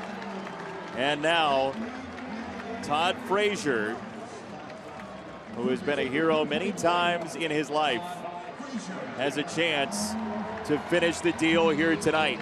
One thing to bear in mind, Sanchez has 4 wild pitches this year. That's tied for the team lead. Should be a tough one to believe if you turned it off after the top of the 3rd inning. Frazier shows bunt, and he did not go around. Ball 1. If he'd have gotten a good pitch, he'd have most likely laid it down. That ball was down and out of the zone. Tough ball to bunt. He pulled the bat back and got the call. At age 12, he was a Little League World Series champion. 1-0.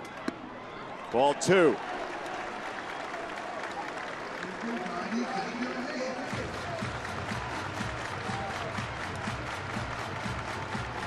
Sanchez with runners at the corners.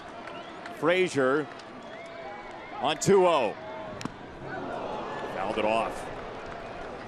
Took something off. That was his straight change.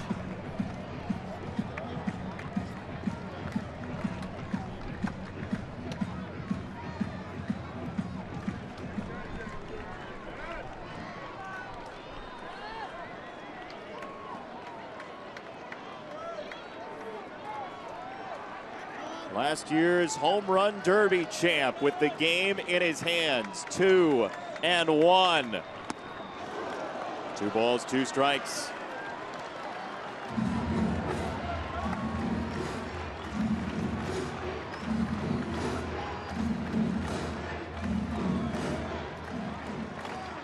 There is no yawning right now. 2-2 from Sanchez. He got him. We will play 11 tonight. Sox leave 2, 9-9. We play on.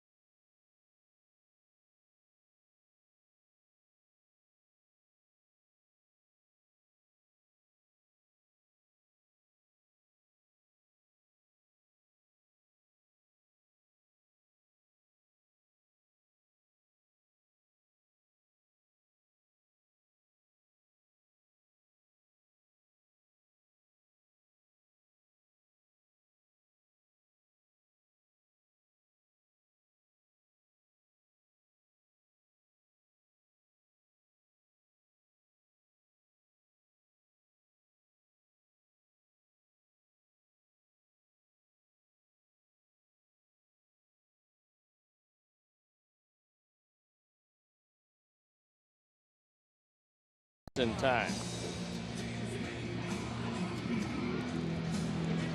There's a look at David. Now for the 24th time. He's got to deal with Martinez, who's had a good night.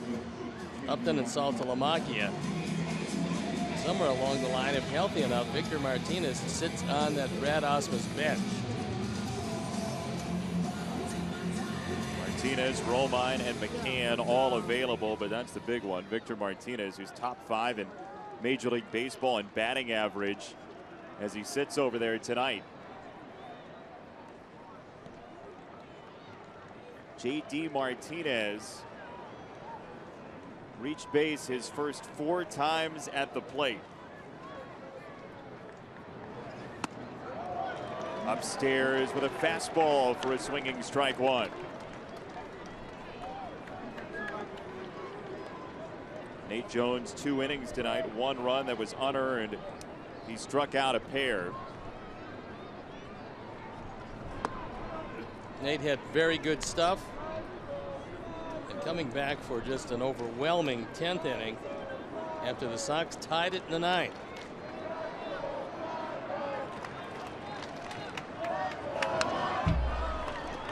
Fastball fouled off by Martinez.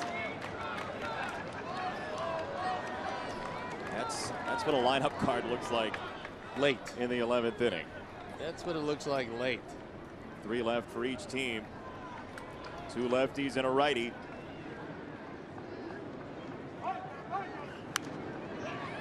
Hummed it in at 91, fouled away.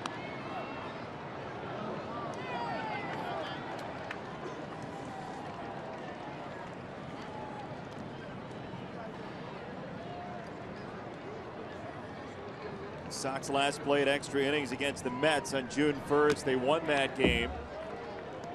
That was the Matt Albers game. And it will forever be the Matt Albers game. No doubt about that. There Unfortunately, he's left this one, so he can't use his big bat. There will be Little League players for years leaning on the second baseman to make sure they're in for their double. I will say it was a good sign. Matt threw the ball very well, had life, good movement, and got it up to 95. That's it. Night over. That little one will sleep through anything. We're pretty sure of that. 2-2. It'll be an 8th pitch coming to J.D. Martinez.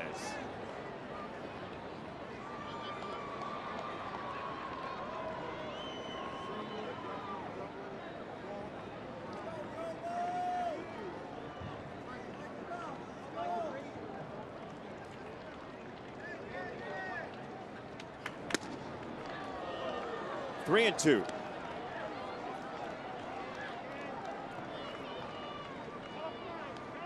Sox were down 7-0 after 2.5 tonight. They scored 2 in the 3rd, 1 in the 4th, 3 in the 5th. Tigers got 1 in the 6th. Sox did 2. This is Frazier's ball across the way for out number 1 in the top of the 11th. A good 3-2 curveball with Martinez looking for just about anything but that.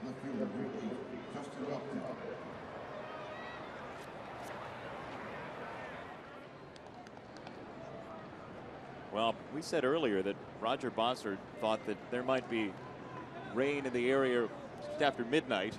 We didn't think that would come into play for today's game. Not at that point, no. Especially after falling behind early in this one. But no quit in the ball club tonight as they kept pecking away. Couldn't quite get there until the 9th inning. 2 runs with 2 out in the 9th. 2-0. It's a close pitch.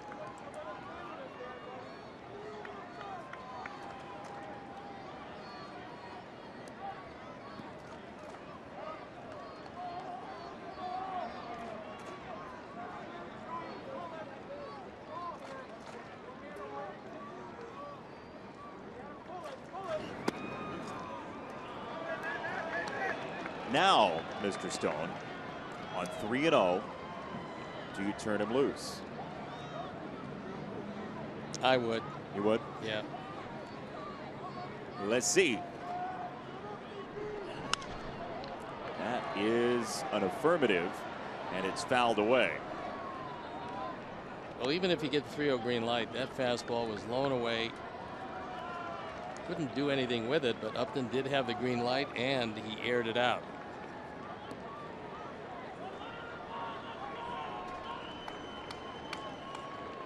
Three balls and a strike to Upton.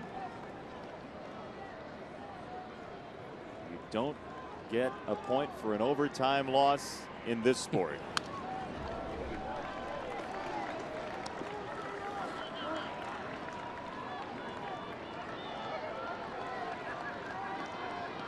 Three and two.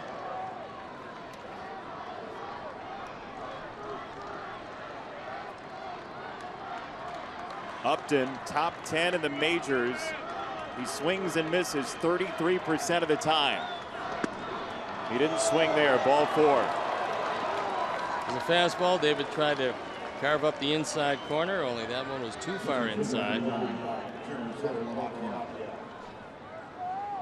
It's walk number 9 for Tigers hitters tonight.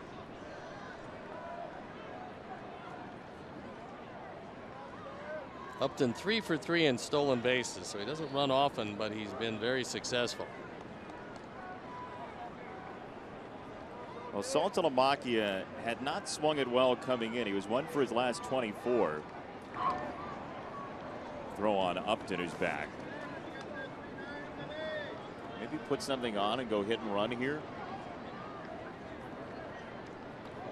Well, you get a guy who does strike out more than they would like. Foul ball, strike one. I mean, strikeout to the tune of 50 strikeouts in 110 at bats. That normally does not a hit and run make.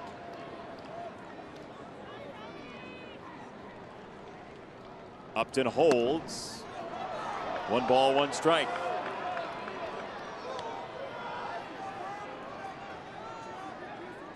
Robin Ventura ejected from this game in the 7th inning, arguing balls and strikes from the dugout on a Miguel Cabrera at bat. Rick Renteria, the acting manager this evening. Well hit right field and deep. Avi's back there. 2 down. He gave it a long ride. Fortunately, it was running out of air and sinking as it got to Avi, who put it away with about a step and a half to spare. He almost can't believe it. He wanted to make sure it was there. And we told you that Victor Martinez was lurking, and here he comes. He pinch hits for Aviles, who was 0 for 5. That will necessitate some shifting for the Tigers as their right fielder leaves the game. You'd imagine Romine would come in to plug in somewhere. Certainly it won't be McCann. No. So, the 5th best average hitter in Major League Baseball thus far this season at .333. The good news is you get him once, he's done for the night. Bad news is you got to get him once. Nice stab by Navarro, ball 1. Martinez 342 as a left-hand hitter, 310 as a right-hand hitter, with most of his power coming from the left side. And there you look at his career. 334 against the Sox, with lots of home runs, lots of them driven in. A lot of time in the AL Central. Upton at first, 2 down.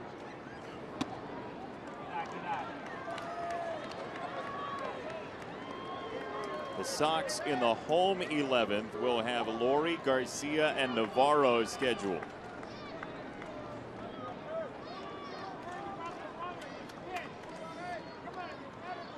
What do you throw him here on 2-0? Keep it away with a fastball. Ooh, a slider, 2-1. Victor expanded his zone as this one dips out of the zone.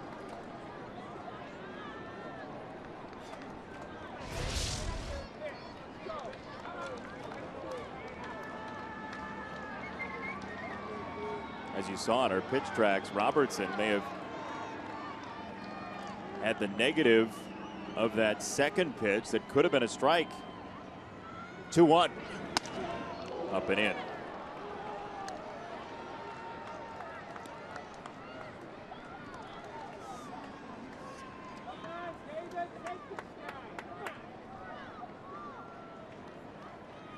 "22 pitches already to just the fourth hitter now in the 11th for Robertson."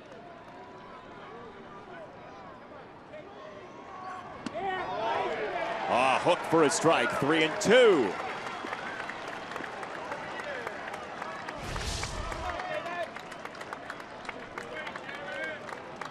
That one caught the corner. Now the outfield really has to get back very deep.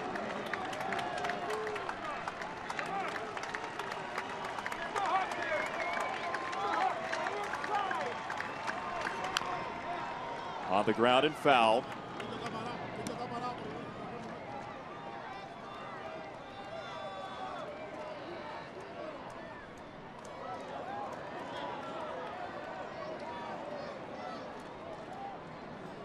Tiger fan with a waning smile on his face. He knows Victor does not strike out too much.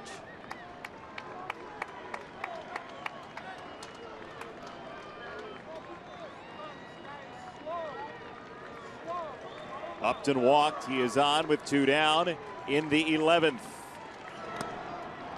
The inning continues. Martinez walks.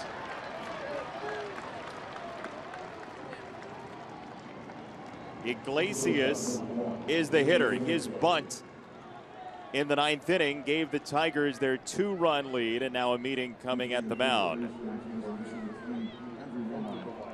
Now, because Victor doesn't run real well, they're going to pinch run for him. Andrew Romine off the bench. Now Don Cooper coming to the mound. What he wants to do with Iglesias.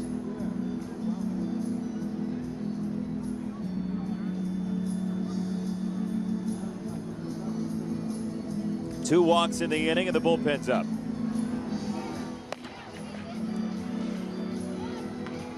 Duke is throwing.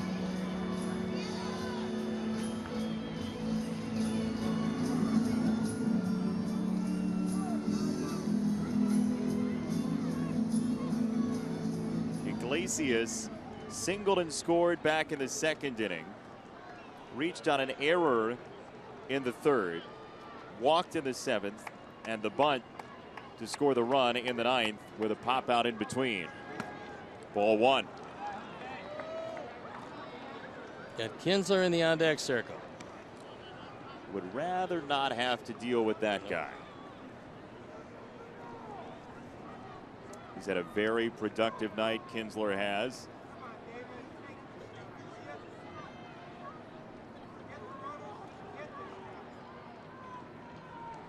Cuban-born Iglesias takes ball 2. Brown did a nice job of making sure that one didn't go to the screen.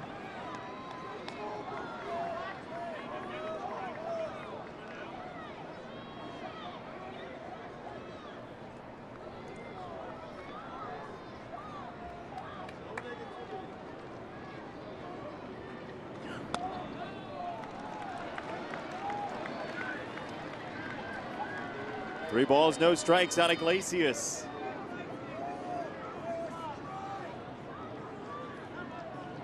Five batters in the inning. 4 3-ball counts. That's outside, ball 4. Bases loaded, 2 down. This one just off the corner. Very close. And bases loaded with walks. Greg Sparks, assistant hitting coach, trying all the phones. Hey, who's out there? One's ringing. And hello? That's it. He's got a fan. How could that? Who suggests a good game plan is to get out Kinsler. Breaking ball, strike 1. Talk about wires crossed. Just keep on picking up enough phones, somebody's going to answer.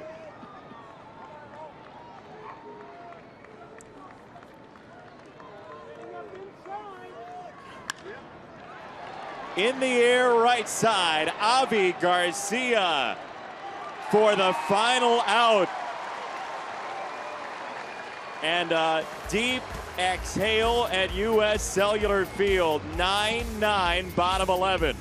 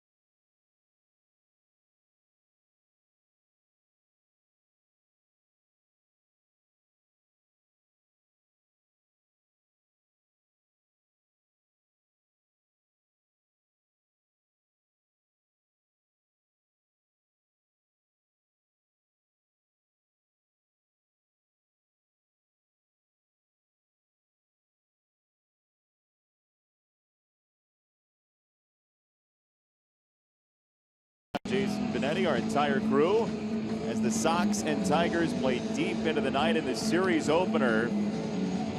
And if you're in Toledo or Charlotte and you are a possible bullpen arm, you may want to have this game on all the way to the end. Each team has 3 pitchers remaining. 2 lefties and a righty. Anibal Sanchez came in to throw the 10th, and Andrew Romine now playing right field for the Tigers with Victor Martinez pinch hitting, Romine pinch running, and only 1 available position player now for the Tigers, their catcher McCann. Laurie underneath the fastball, 0-1. He thought about ending it right there. Already has a run or 2 runs driven in with 3 hits. Well, Canadian Dracula is a nocturnal being.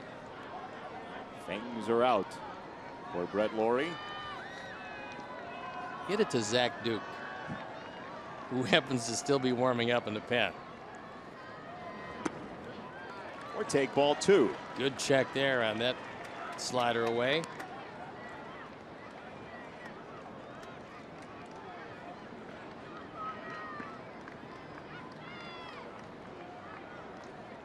$17 doubles, 7 homers for Brett Laurie this year.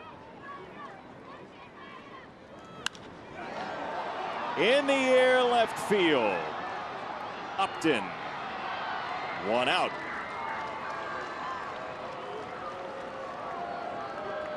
That was a changeup that he got out in front of and didn't get a whole lot on it.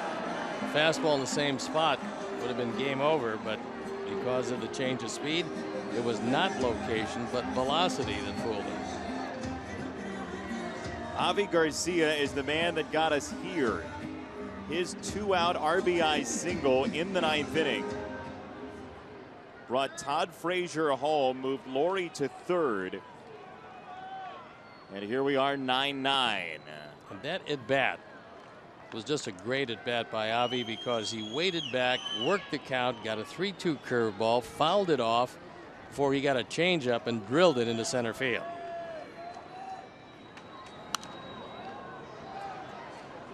That was a pretty good pitch to hit. 0-2.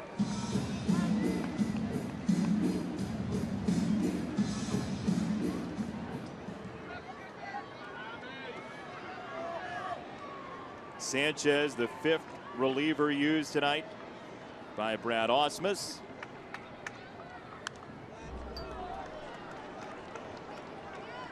Tried to throw it by him upstairs, couldn't quite get it by him.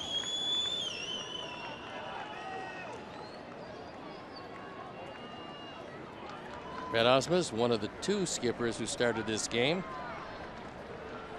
Robin got the boot a bit earlier, arguing balls and strikes. Robin could be in Milwaukee or even farther if he just got in the car right after he was ejected. This game has gone on for a while. Rick Renteria has taken Stereo Renteria again.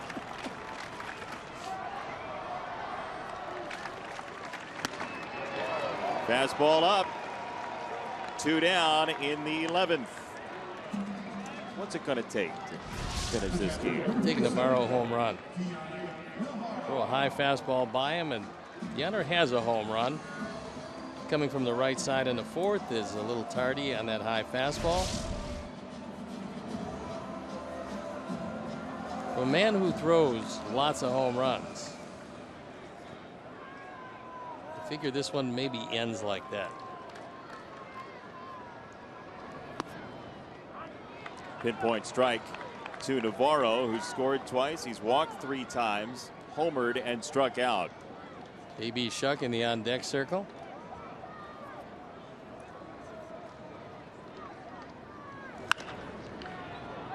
Foul ball, 0-2. Well, Navarro had a 3-home run game. His only career multi-home run game. It was May 29, 2013, and it was in this city against the White Sox with the Cubs. Breaking ball, flared to second.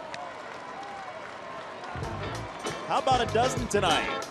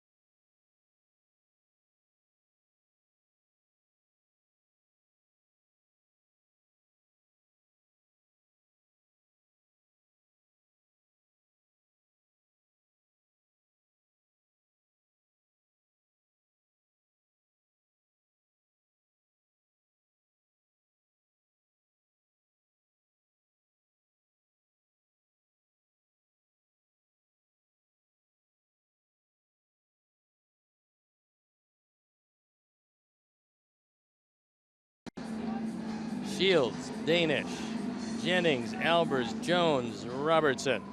And now Zach Duke. He's on for the 35th time. Busiest man around. ERA 3.38. He's got to deal with the heart of this order. Maben, Cabrera, and Castellanos. Hopefully no J.D. Martinez. This is not a series where Zach Duke is going to come in for situations because the Tigers have no left-handed batters at all. They have switch hitters and right-handers. All right-handers this inning. Every inning that he pitches in this series. Unless somebody's coming from Toledo. Or one of their switch hitters decides that they have an inspiration and want to hit lefty.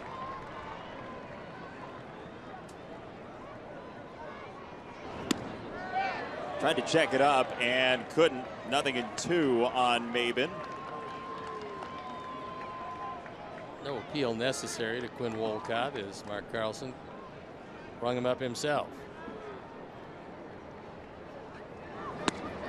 Strike 3. Duke mows down Maben to start the 12th. Here's a look at the mow down. Sidearm breaking ball. Cameron goes down. It's somewhere between Motown and a hoedown. There it is. Good quick dispatch. Cabrera, a big rip, 0-1. Save that for country music night. The mow down. That coming along soon? Yeah, sooner than a couple hours ago. Brett Lawrie. 2 down. Well, there's one guarantee. No matter how long this game goes, Brett Lawrie will still have energy. Hope he's all right. Coughing up a lung at second base. Do you happen to have a Heimlich maneuver in you somewhere? You okay, Brett? I think he's going to be okay. Do you have one of those lozenges that you carry around with you? I think we gave him away in the fistful of lozenges on the prize table. Just strike to Castellanos. Prize table is what we're taking out to the K Zone on Wednesday. That's the virtual prize shelf. That was close.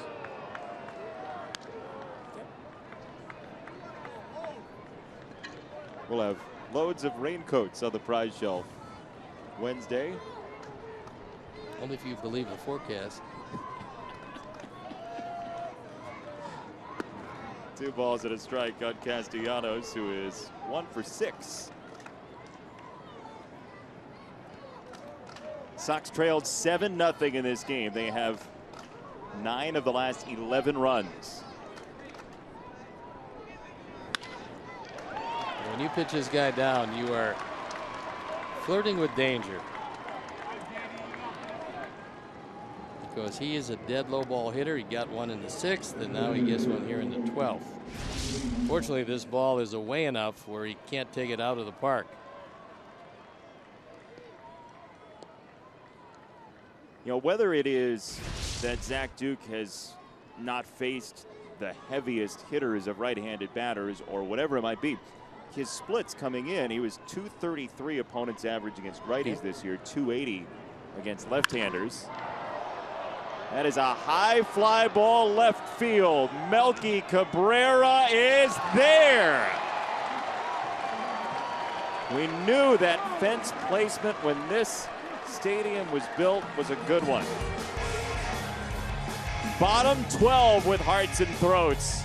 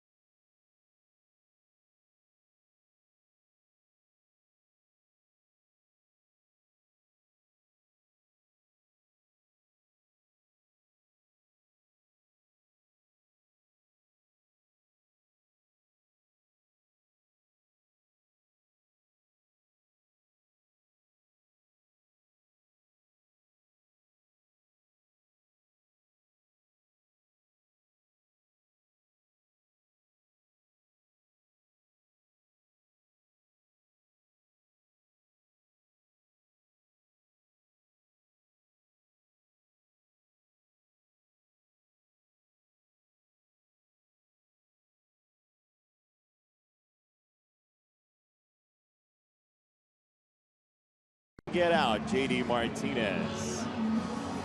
Had him all the way as Melky, as soon as he pats the glove on his thigh, you know that he's measuring it, and that one didn't stand by.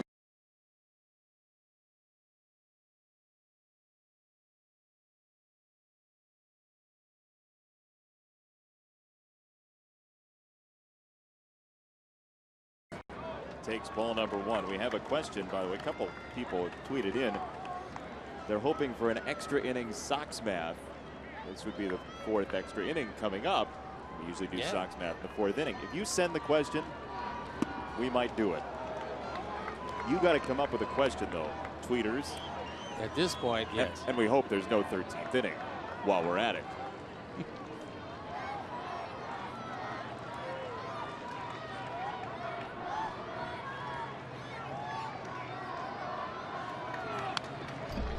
One and 2 on J.B. Shuck, who should be more fresh than the rest of the players in this game because, other than Romine, Shuck, as you were talking about, came in to pinch hit in the 6th inning. He's had 3 at-bats. Anibal Sanchez continues on.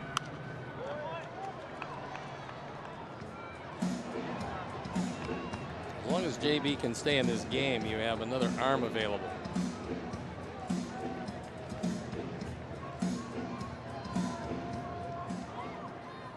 And then you can go to the outfield.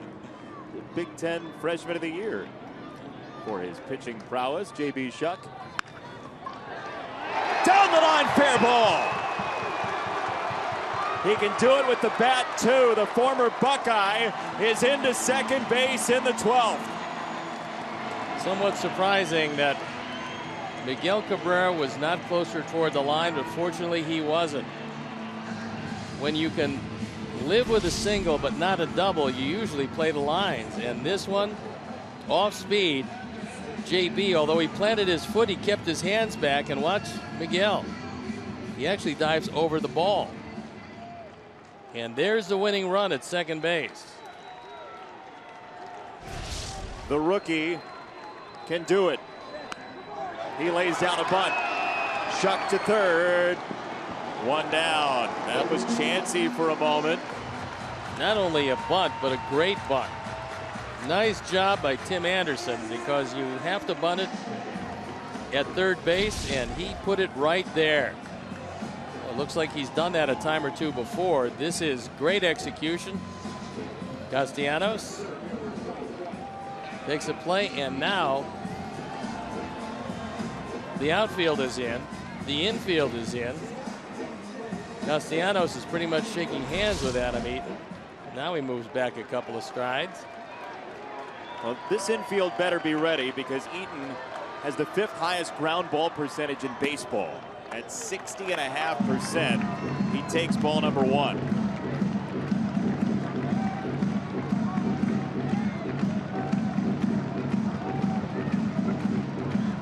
A new father as of April, Adam Eaton.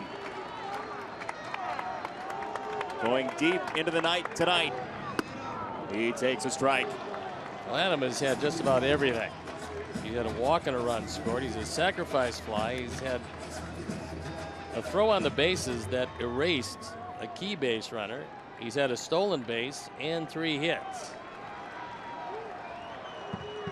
1-1. He wanted to win it. 1 ball, 2 strikes. A lot of ways to win it, though, with a runner at third and 1 down.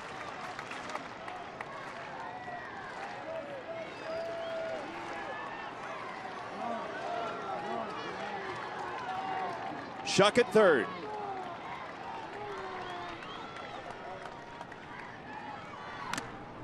Fouled off.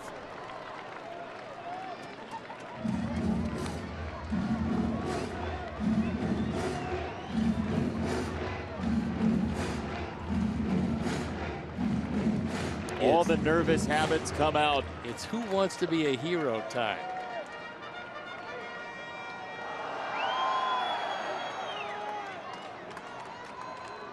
Ball and 2 strikes for Eaton. 2-2.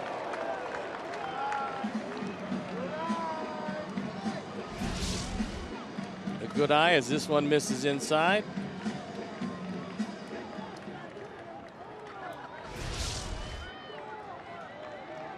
Shuck at third, one down. On the ground and through. Adam Eaton scores. J.B. Shuck, and the Sox surge back from 7 runs down to win it in 12. What a victory!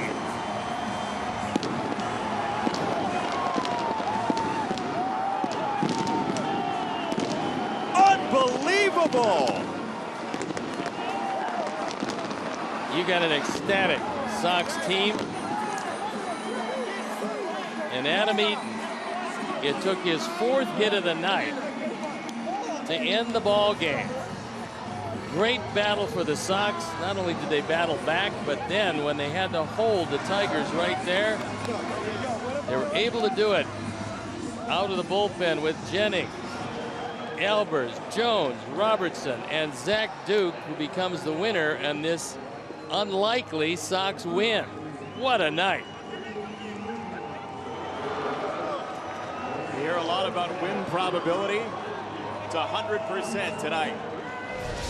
J.B. Shuck leads it off with a double down the line. This one sneaks under the glove of Cabrera, and then he winds up at second base. And a great bunt by Tim Anderson. Lays it down perfectly, leaving Castellanos with only one play. And Adam Eaton, through a drawn-in infield, takes it by Iglesias, and that is that. What a comeback. Well, that's about as good as it gets, because when you're down 7-0, things are not going well on the homestand. This team looked almost left for dead. But fortunately, the only guys that didn't believe it were the guys that you're seeing jumping around in the infield right now. A highly improbable but wonderful win tonight. You're down 7-0. You've won 8 of 30. I mean, that's the time in a season, if a team's going to give up, it's going to give up. It didn't tonight. And Adam Eaton spearheaded the rally. Adam. Hey, are you talking about giving up? Huh? I said you never would, no, and you never told did. You no. It's 11:47, and when you play that long, you want to win. So I think, you know, first months of the season went really well for us. It's been absolute hell for us here recently. And to really have a battle like we did tonight, it says a lot about our team and the psyche that we have going on in the clubhouse. It's a good group of guys. And like I said, it shows tonight. You know, get down early. Shieldsy, man, he's a heck of a ball player. Really gets after it, and then, you know, has a difficult outing. But, you know, we battled back. Offensively, we didn't give up. You know, and then the bullpen comes in and does what they do late in the innings to keep us in the game. It's a beautiful thing, you know. It's a good win for us overall as a team. What do you think this win means? It's huge. I mean, we got to get propelled some way, way, shape, or form. And I think games like this definitely do that. You know, you get momentum going in the correct direction, and you know, I hope this does. Like I said, we need it. Well, Adam, you had such a great night. You know, now you're going to be in center field for the foreseeable future, but doesn't seem any drop off at all. You made a great throw tonight. I mean, the 4 hits, that's great. The defense was great. It's one of those nights where you just have to savor because it's right back at them tomorrow. Well, I've played like crap for the last 3 weeks to a month, so it's about daggone time I did something. It's like I said, this game will bring you to your knees, and but the games like this, just like golf, one shot will bring you back. So I'm happy with it, but got to keep it going. What was the mood like in the dugout when you guys were coming back? No, I mean, you can feel it. You truly can. You know, we get 2 runs. Then Navi, you know, hits a home run there. It's kind of a tidal wave that you just want to get on and start running with. So, like I said, you feel that in the dugout. You feel that energy, and that's what we had when we were playing really well. So hopefully we can grab onto that and get going. What did they douse you with? What was that? I don't know. It burned the heck out of my eyes. I don't know what it was. Whatever they could find in the dugout, I'm sure. We need less corrosive stuff in your dugout. No kidding. I love it, though. Anything to get a walk-off hit, you'll do, so I don't care.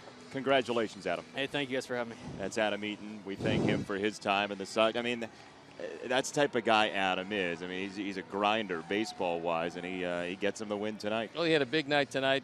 There was a huge offensive effort. You have to have that coming from as far back as they did. So, tell you what, stay with us because we'll be back with a little more after these.